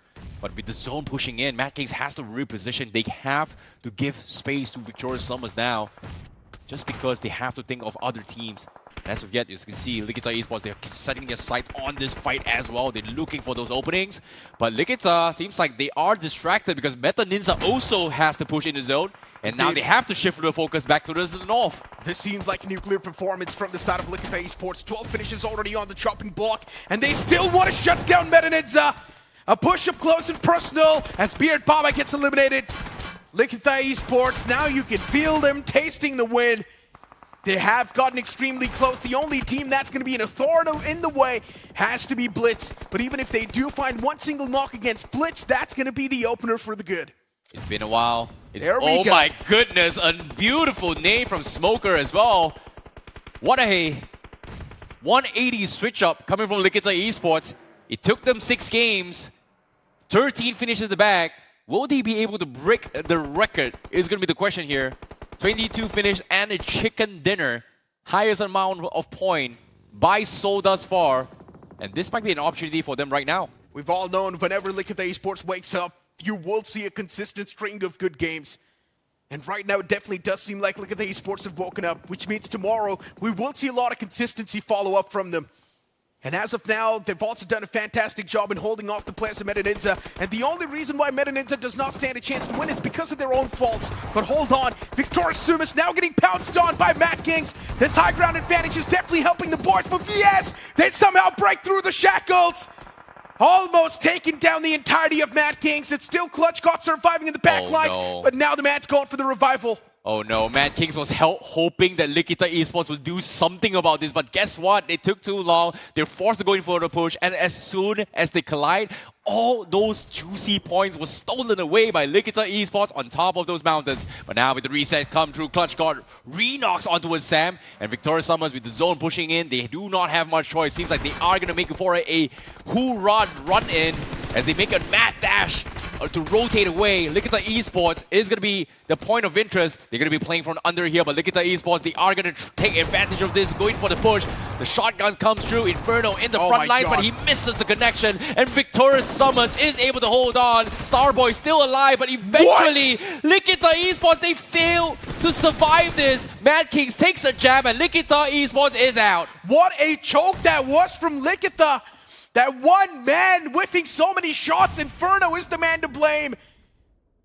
He had so many chances to shut down VS, but all those shots from S12K whiffed, and that gave a second chance to VS. And this might just be a fantastic game for the side of Blitz because of that one single choke. But once again, I'm a big fan of this split from Blitz. Noah from the top is raining down death and destruction. As Med and NINZA, they're not going to be surviving in the game for any long. And then Vault's got Always. The man's barely surviving and doing anything.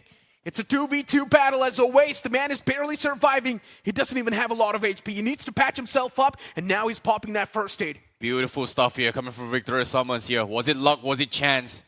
Now it comes down to the actual showdown. 2 versus 2. A test of skill, a test of chance. And with the needs comes through, Always finds the opener. This can be a major comeback even from the side of Blitz. And now the fight's taken down to 1-on-2. Can Blitz really make a bounce back in the fight? Victorious Summers, they've been doing a great job in winning the fights. What the hell? The firefights extremely precise. The shotgun's finding the right clicks as well. But that man from Blitz, even he needs to be the one to clutch it out for the banner. He needs to be the one to stand tall for his banner. Can he save the day? Can he be the Superman for the boys? Nova 21. Oh my God. It's a big wave of foes, and he's still defending it. How did they do it, Blitz? A 1-on-2 in the end, and it's all thanks to Nova 21.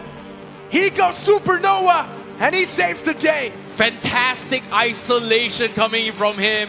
He held the crate. They went for a 1-1 split coming in from them, and they just get completely shut down. They lost the 1v1s, not once but twice. Victorious Summers could have secured the chicken dinner, but you can see the faces of their face. Was it luck? Was it chance? But they are at a disbelief that they have lost that fight. I'm pretty sure Always was counting how many elimination points they got, how many points they've got. That's why he was looking at his device. Yeah. But yeah, for VS, to be honest, they have been quite consistent. Ignoring all the facts that, yes, they have messed up a couple of games in the past. But overall, throughout the entire day, VS has done pretty good. I mean, yeah, they have been consistent, and because of that, we saw that bounce back because the start of the day wasn't the greatest. But after that previous Miramar, now I believe a little bit of a safety cushion is going to be there for Victorious Summers. But Blitz Esports, man, that steal, losing out in that last 1v1 as IC was breaking it down. Individual 1v1s given to Nova 21. That is the one mistake that should not have happened. They kept him pinned down, could have just committed 2 players at the same time and finished him off. To be honest, I would also say it's also the heroics of Nova 21. The way he was constantly repositioning himself around the airdrop, he was doing a really good job. But that's the fundamental, right? When you're stuck in a 1v2, you're going to try and get behind cover. So Nova 21 did what he was supposed to do. Stay in cover, try to isolate fights. Instead of taking a 1v2, take 1v1s, and you might come out on top because odds in a 1v1 are going to be 50-50. Well, mathematically, right? But had Victorious Summers just charged towards him, 2 players together, even with a shotgun, he can't really take both of them out in the same second. He's going to have to do 2 clicks. You guys are also armed with the same weapon. You can just burst him down in an instant. Exactly, and you can see that momentary bait coming from Nova as well here. He was just so afraid, hiding behind the crates, and as soon as he saw Victorious Summers split up, that was his opportunity to go for the 1v1s as well. Yeah. And on top of it all, because Victorious Summers was pushing them, I have a shotgun. The closer you get to me, The better. the better. But guys, 2 teams from the latter half of the board who are there consistently in the bottom 4. Likitha Esports and Blitz pulling off major comebacks. Actually, and Likitha Esports, thank God you brought them up because we got to mention, I mean, that was a big game from Likitha Esports. I take my words back. Now I have hope for Likitha again. To be honest, they choked though. John, this was supposed to be their game. I believe this was supposed to be their win, but Likitha Esports literally choked an easiest fight. Yeah, pretty much. I think after Meta NINZA were gone, Likitha Esports, as you said, could have won the chicken dinner. But I think all thanks to those finishes and being inside of the top 5, they're still going to be okay. This is still a much better outing than the 5 matches before this combined. I agree. But at the same time as well, Likitha Esports felt like they overheated here because they had no reason to actually overexpose and overcommit towards the fight against Victorious Summers, which resulted in them getting exposed and being picked up from Madkings. But at the same time, we also saw 8-Bit having a little bit of fumble just because, number one, they've lost Raiden right from the get-go. There was a very, very obvious disconnect between Equinox S-Power against Somrush because of that initial lockdown or stalemate with Nebula. I mean, yeah, once again, I agree to all the points that you made, but I want to go back towards NINZA. NINZA was playing so aggressive throughout the entire game. They were constantly searching for fights, but when it mattered the most, when you were supposed to be proactive, that's when NINZA were just hunkering down in that warehouse. What were they doing? They were supposed to take that high ground. Likitha Esports is what happened. They took that high ground first, and even after that, you go a few seconds later, NINZA find an opening against Likitha Esports, but then just end up giving the trade and making that bounce. There was no cover fire. The team was distracted and split between 2 fights at the same time. My point is, from the start till the end, NINZA was in that same warehouse. They had enough opportunities to contest that high ground. It was literally open and no one was there. Isn't that always the case with NINZA though? I mean, they're always going to be in the best position, but at the end, kind of drop the ball. But we have the overall ranking straight up in front of us in Blitz Esports, Victorious Summers. Nice bounce backs for them. Madkings, a little bit of a fall in momentum, but 36 points still inside of the top 8. Vasista Esports, there's going to be a drop for them, 34 points. And then we have NINZA. Again, this is a team that was at the last spot just a few moments ago now on the 9th, fighting for qualification. But big contenders outside of the top 8. There's Autobotz, Mysterious 4, Likitha Esports, Cincinnati Kids, Phoenix Esports, recognizable names, Titans right now struggling at the end of day 1. I know, right? Considering how this has actually happened as well here, this is pretty much the starting grid for each and every single team for that race to qualify for top 8 tomorrow here. Yeah. And based on this cutoff, Vasista Esports is currently the gatekeepers, 34 points. If you double that, that means 68 points is the minimum you need to get to try and sneak into top 8 by the end of tomorrow's matches. And guess what? It's only 6 matches. It's still pretty close. I think the overall standings are still pretty fragile. One single good game, even Phoenix Esports can instantly propel themselves on that 8 spot, and that's the beauty of just having 12 games in your hands, right? You never know. The entirety of the course of overall standings, other than the top 2, of course, can literally change. As you said, it has to be a decent game from Phoenix Esports. They need 20 points, and they're going to be close to the top 8. 6 matches to go. Aisha, as you said, just over 68 is where we are expecting the cutoff to go. And right now, it just seems like 2 teams are in a safer position. Everyone else, their position is going to be under threat. I would say FS, 8-Bit, and Nebula, they did pretty okay so far. They're in a very okay spot, but they're not exactly safe yet. Because if tomorrow 3 of these teams gets absolutely no points, there is a huge, huge chance they will be kicked out. So technically, they just need like 2 or 3, 5, 6 points per game. Just to be safe, like 3 points per game in the 6th match, they're safe. I mean, they are going to be safe if they actually pull through, because we've seen teams be extremely close to qualification for the next round, just a few point shorts, and on the last day, they struggle to get those few points. Necro, do you think we're going to see that again? I just hope we're not going to be able to see that again. You guys really want to see another Revenant X-Pac, don't you? Yeah. For Revenant X-Pac, it was just straight up overconfidence. Let's be honest. They thought they were going to qualify. We all thought they were going to qualify, and they were just too lackluster on the last day. But over here, it will be a completely different thing, because imagine if that does happen, you're pretty much going to be sitting back at your home for the rest of the year, which is not a good thing. It might just fiddle with your mindset. And even as Fixes mentioned a while ago, even the careers are on the line for a lot of these teams. There's a big chance they will be kicked out of these big banners if they do not perform. So you're correct about both of these things. First, if you miss out on this opportunity for a global qualification, you might just be under fire from your organization. And second of all, it is going to mess with their heads, because imagine this. You had the opportunity, you played against the same teams, and while you sit at home and watch the games, these guys are competing against the best in the world. And like you said as well, the year is done for. Yeah. Conclusion, the year is done for. You have to wait for until next year before you can compete again. So, I don't know. I don't want to be out of commission for the next 2 months here. I mean, 2 months, a lot of things can happen. There will be third parties, but while you're battling in those third parties, you're watching someone create a legacy. Yeah. And that's going to be stinging you. Whoa, okay. I mean, it's a truth, right? It is the truth. It is the truth. I mean, it's all about representing the nation on the international stage. And if you can't do that, well, what's the point? Hey, coming towards the officials, when it comes to official tournaments and globals on the line, we are looking for the best of the best of the best.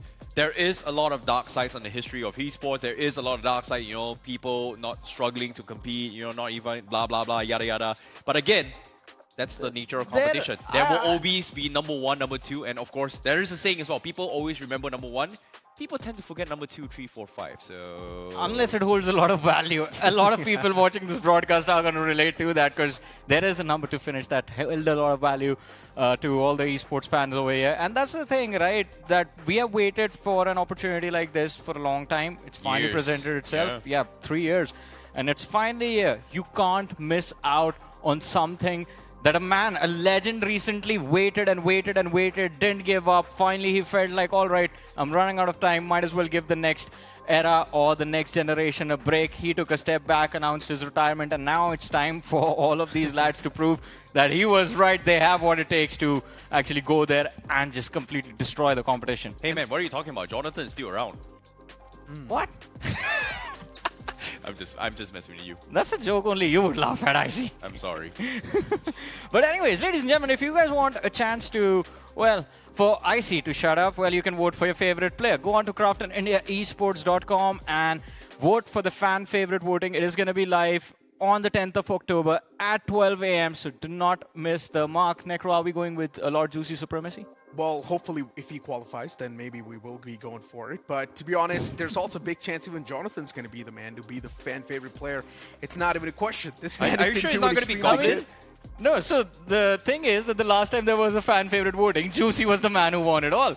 So we are kind of hoping that something interesting happens, and that can only happen when you guys are involved. But ladies and gentlemen, something interesting is about to happen right now, and it is going to be an interview with Owace and Dreams about what happened today, and for that we're going to head to the stage.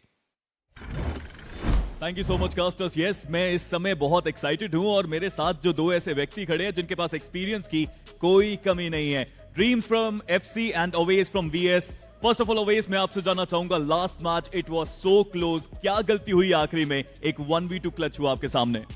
तो उधर ना बहुत सारे multiples call आ रहे थे. एक player बोल रहा है पुश कर दो, एक प्लेयर बोल रहा है पुश मत करो, जिसके बीच मैं बहुत कंफ्यूज हो रहा था. फिर एट द एंड हमने डिसाइड किया कि पुश कर देते.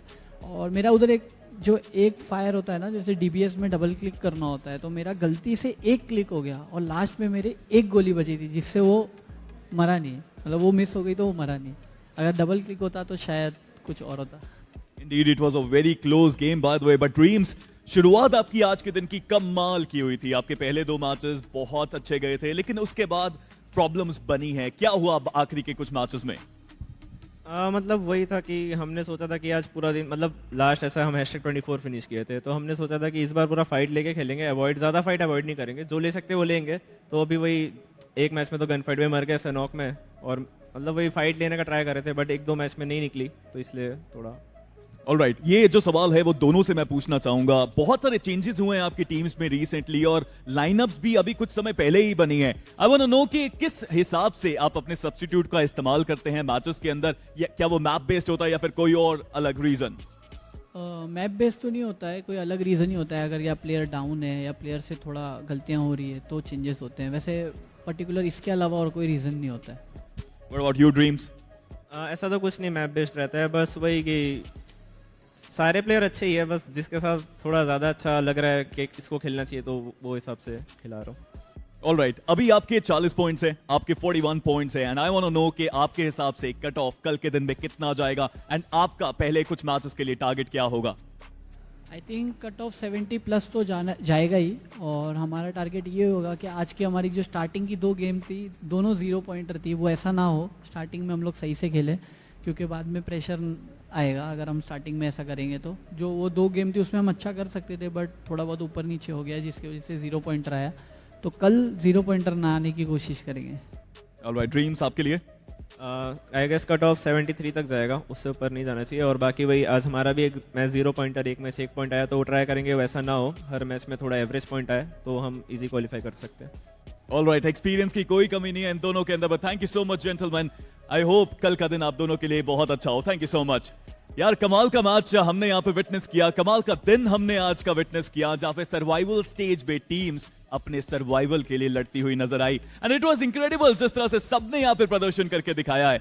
बट आज का दिन आई थिंक एक शुरुआत है, क्योंकि इस दिन का जो रिजल्ट है वो कल के रिजल्ट से थोड़ा सा कम यहाँ पे जाना जाएगा, क्योंकि कल हमें मिल जाएंगी वो 8 टीम्स जो आगे जाते हुए आपको नजर आएंगी और they will be joining the rest of the 8 teams जो सेमीफाइनल से आगे गई हैं एंड ग्रैंड फाइनल्स के लिए हम सब फिर पूरी तरह से तैयार होंगे। बट आज के लिए बहुत अमेजिंग कंपटीशन हमने देखा, but I hope you guys are ready because आज के लिए इतना ही, मिलेंगे आपसे कल, तब तक के लिए अपना ख्याल रखिए, take care, I will see you tomorrow.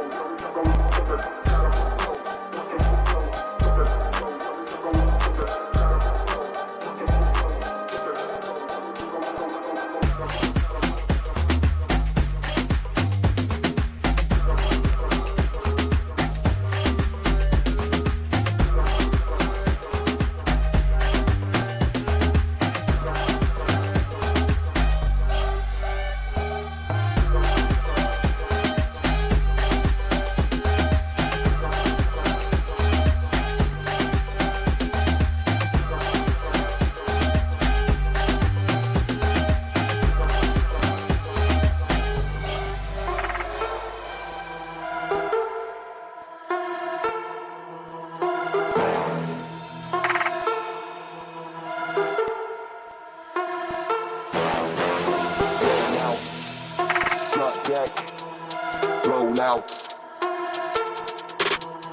Roll out. Front back. Roll out. Horse collar got pig skin. Roll out.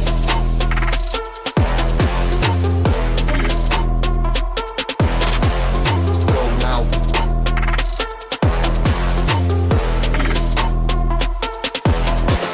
Roll out.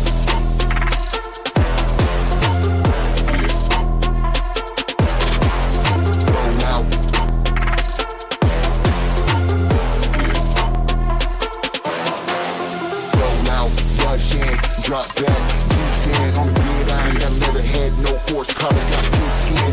Roll out, rush in, drop back, defend on the gridiron, got leather head, no horse collar, got pig skin. Roll out, rush in, drop back, defend on the gridiron, got leather head, no horse collar, got pig skin. Roll out, rush in, drop back, defend on the gridiron, got leather head, no horse collar, got pig skin. Roll out, drop back. Roll out. Roll out. Drop back. Roll out. Horse collar got pig skin. Roll out. Drop back. Roll out. Roll out. Drop back. Roll out. Horse collar got pig skin.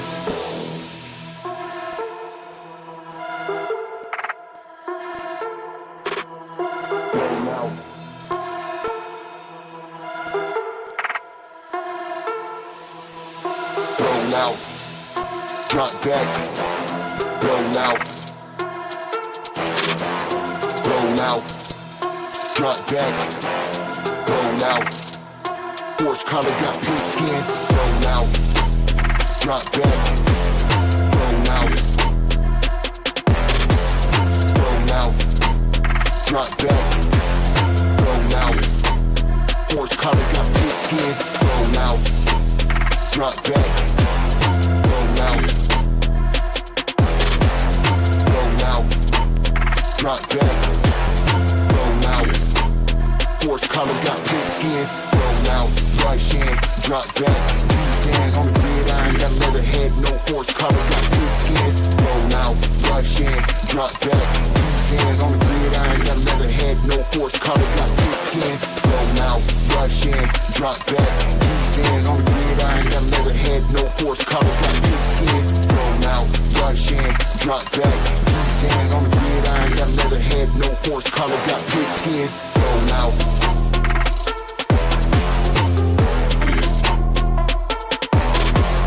Roll out.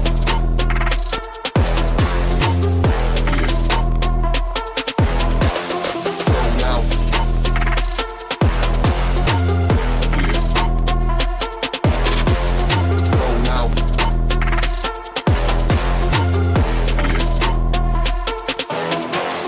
Roll out.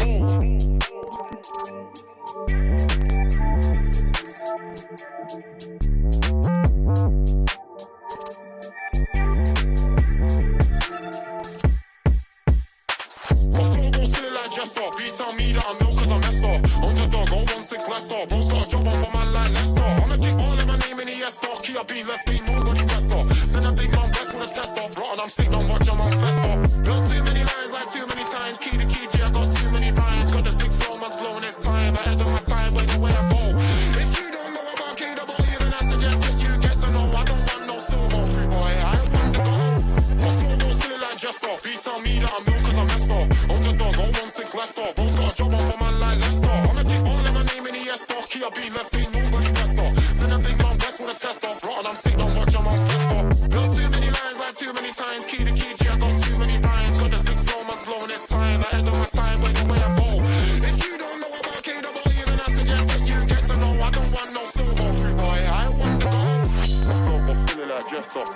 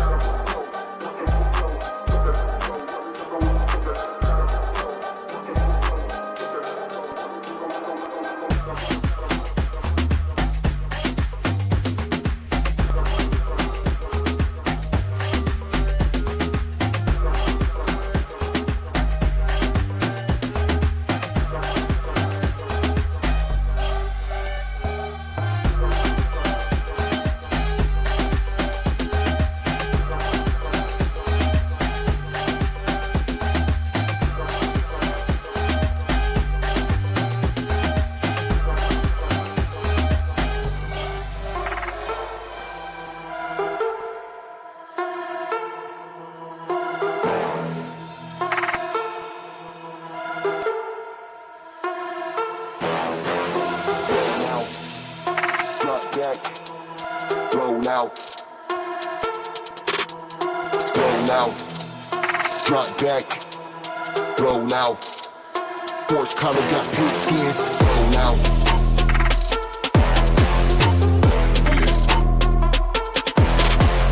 Roll out.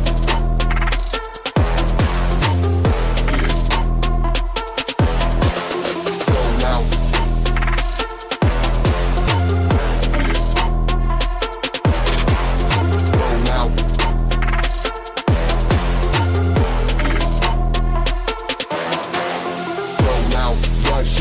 Drop back, defend on the gridiron, got leather head, no horse color, got pink skin. Roll out, rush in, drop back, defend on the gridiron, got leather head, no horse color, got pink skin. Roll out, rush in, drop back, defend on the gridiron, got leather head, no horse color, got pink skin. Roll out, rush in, drop back, defend on the gridiron, got leather head, no horse color, got pink skin. Roll out, drop back. Roll out. Roll out. Drop back. Roll out. Horse color got pink skin. Roll out. Drop back. Roll out. Roll out. Drop back. Roll out. Horse color got pink skin.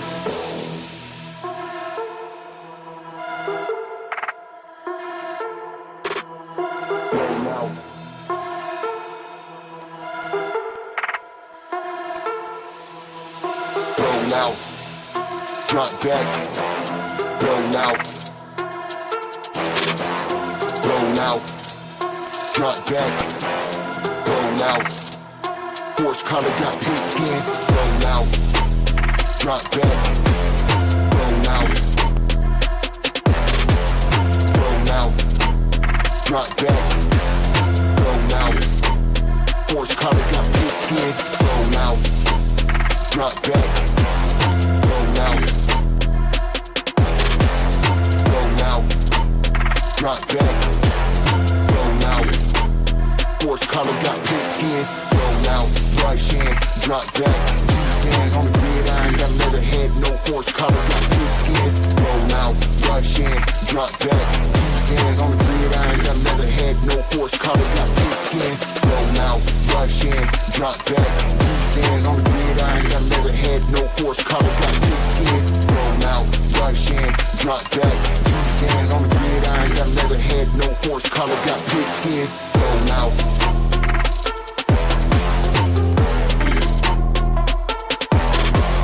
Roll out.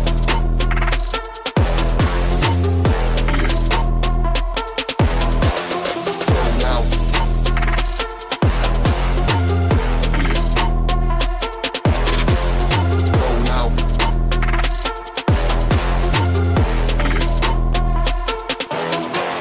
Roll out.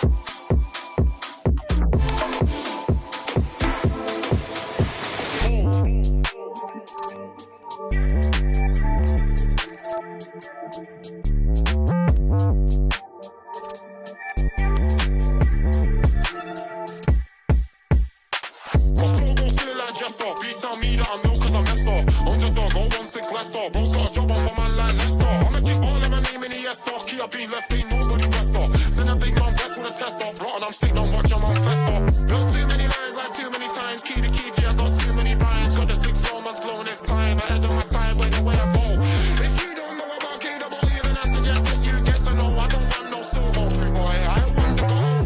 My flow go silly like Jester. Beat tell me that I'm ill cause I'm messed up. Underdog, 016 Leicester. Bro's got a job on for man like Leicester. I'ma keep all in my name in the Esther. Key up being left, ain't nobody best off. Send a big man best with a test off. Rotten, I'm sick, don't watch, I'm on fester. Built too many lines like too many times. Key to key, G, I got too many rhymes. Got the sick flow, man's blowing his time. Ahead of my time, where the way I go.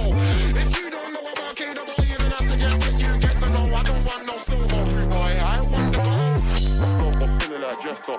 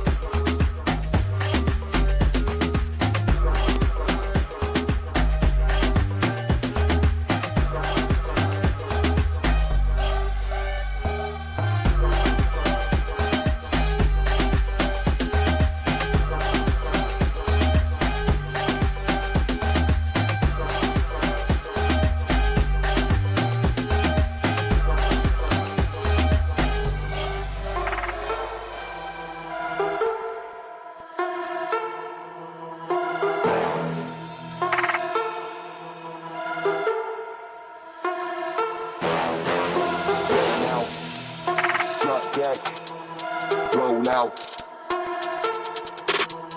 roll out, drop back, roll out. Horse collar got pig skin, roll out.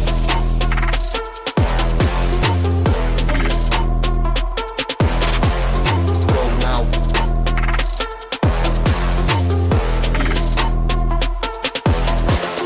Roll out.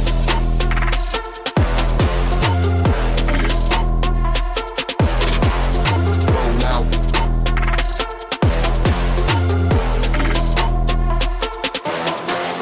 Roll out. Rush in, drop back, defend on the gridiron, got leather head, no horse collar, got pig skin. Roll out, rush in, drop back, defend on the gridiron, got leather head, no horse collar, got pig skin. Roll out, rush in, drop back, defend on the gridiron, got leather head, no horse collar, got pig skin. Roll out, rush in, drop back, defend on the gridiron, got leather head, no horse collar, got pig skin. Roll out, drop back. Roll out, drop back, roll out, horse collar got pig skin, roll out, drop back, roll out, drop back, roll out, horse collar got pig skin.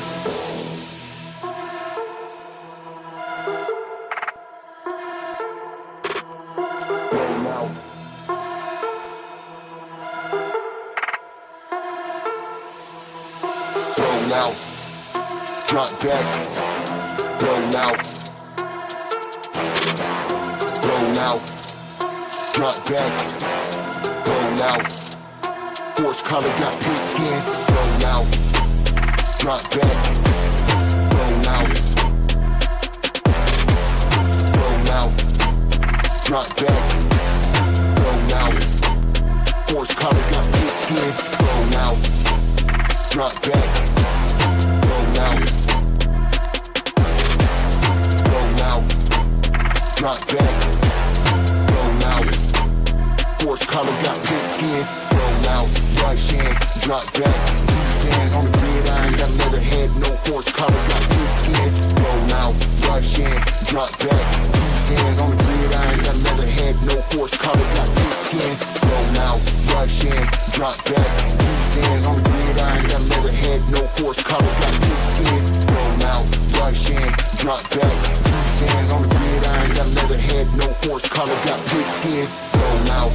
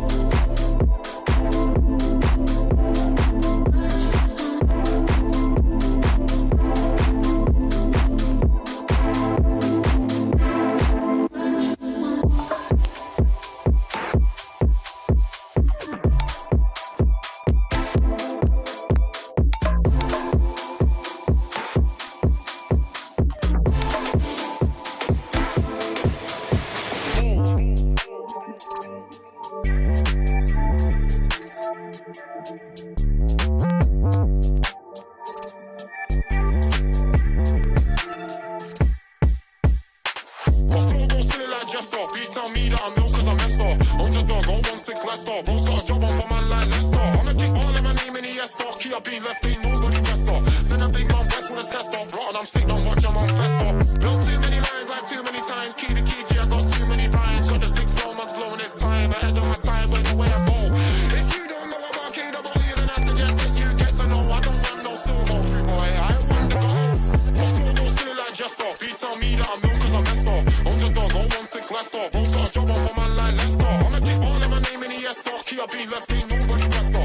Send a big man west with a tester. Rotten, I'm sick, don't watch, I'm on fester. Built too many lines like too many times. Key to key, G, I got too many rhymes. Got the sick flow, man's blowing his time. Ahead of my time, where the way I go. If you don't know about KWE, then I suggest that you get to know. I don't want no sumo. Boy, I want to go. My flow goes silly like jester.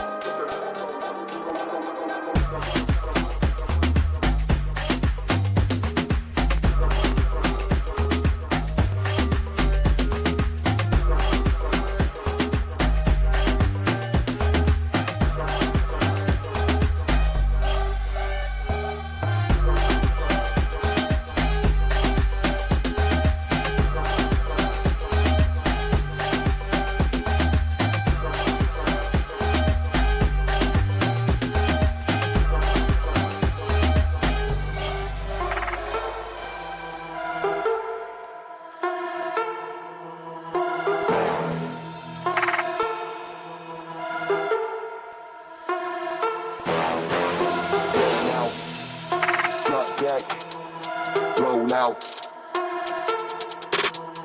Roll out. Front back. Roll out. Horse collar got pink skin. Roll out.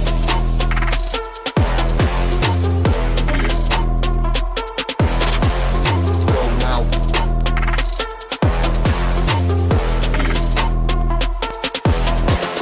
Roll out.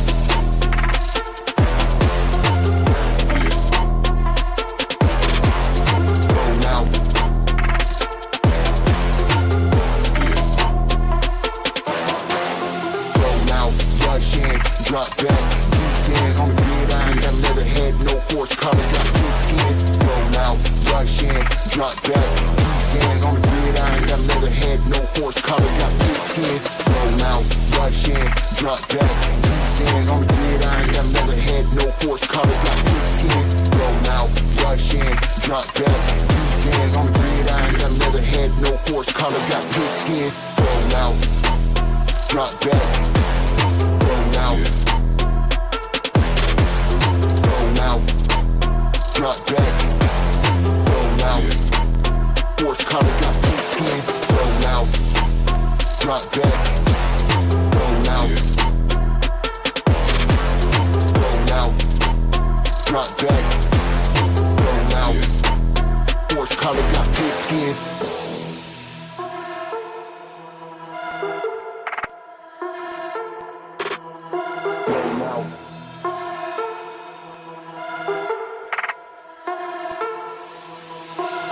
Out, drop back, roll out, roll out, drop back, roll out, horse collar got pink skin, roll out, drop back, roll out, roll out, drop back, roll roll out. Horse collar, got pig skin, roll out. Drop back, roll out. Roll out. Drop back, roll out. Horse collar, got pig skin, roll out. Rush in, drop back. Defend on the gridiron, got leather head, no horse collar, got pig skin, roll out. Rush in, drop back. Defend on the gridiron, got leather head, no horse collar, got pig skin, roll out. Rush in, drop back. Defend on the gridiron, got leather head, no horse collar, got pig skin, roll out.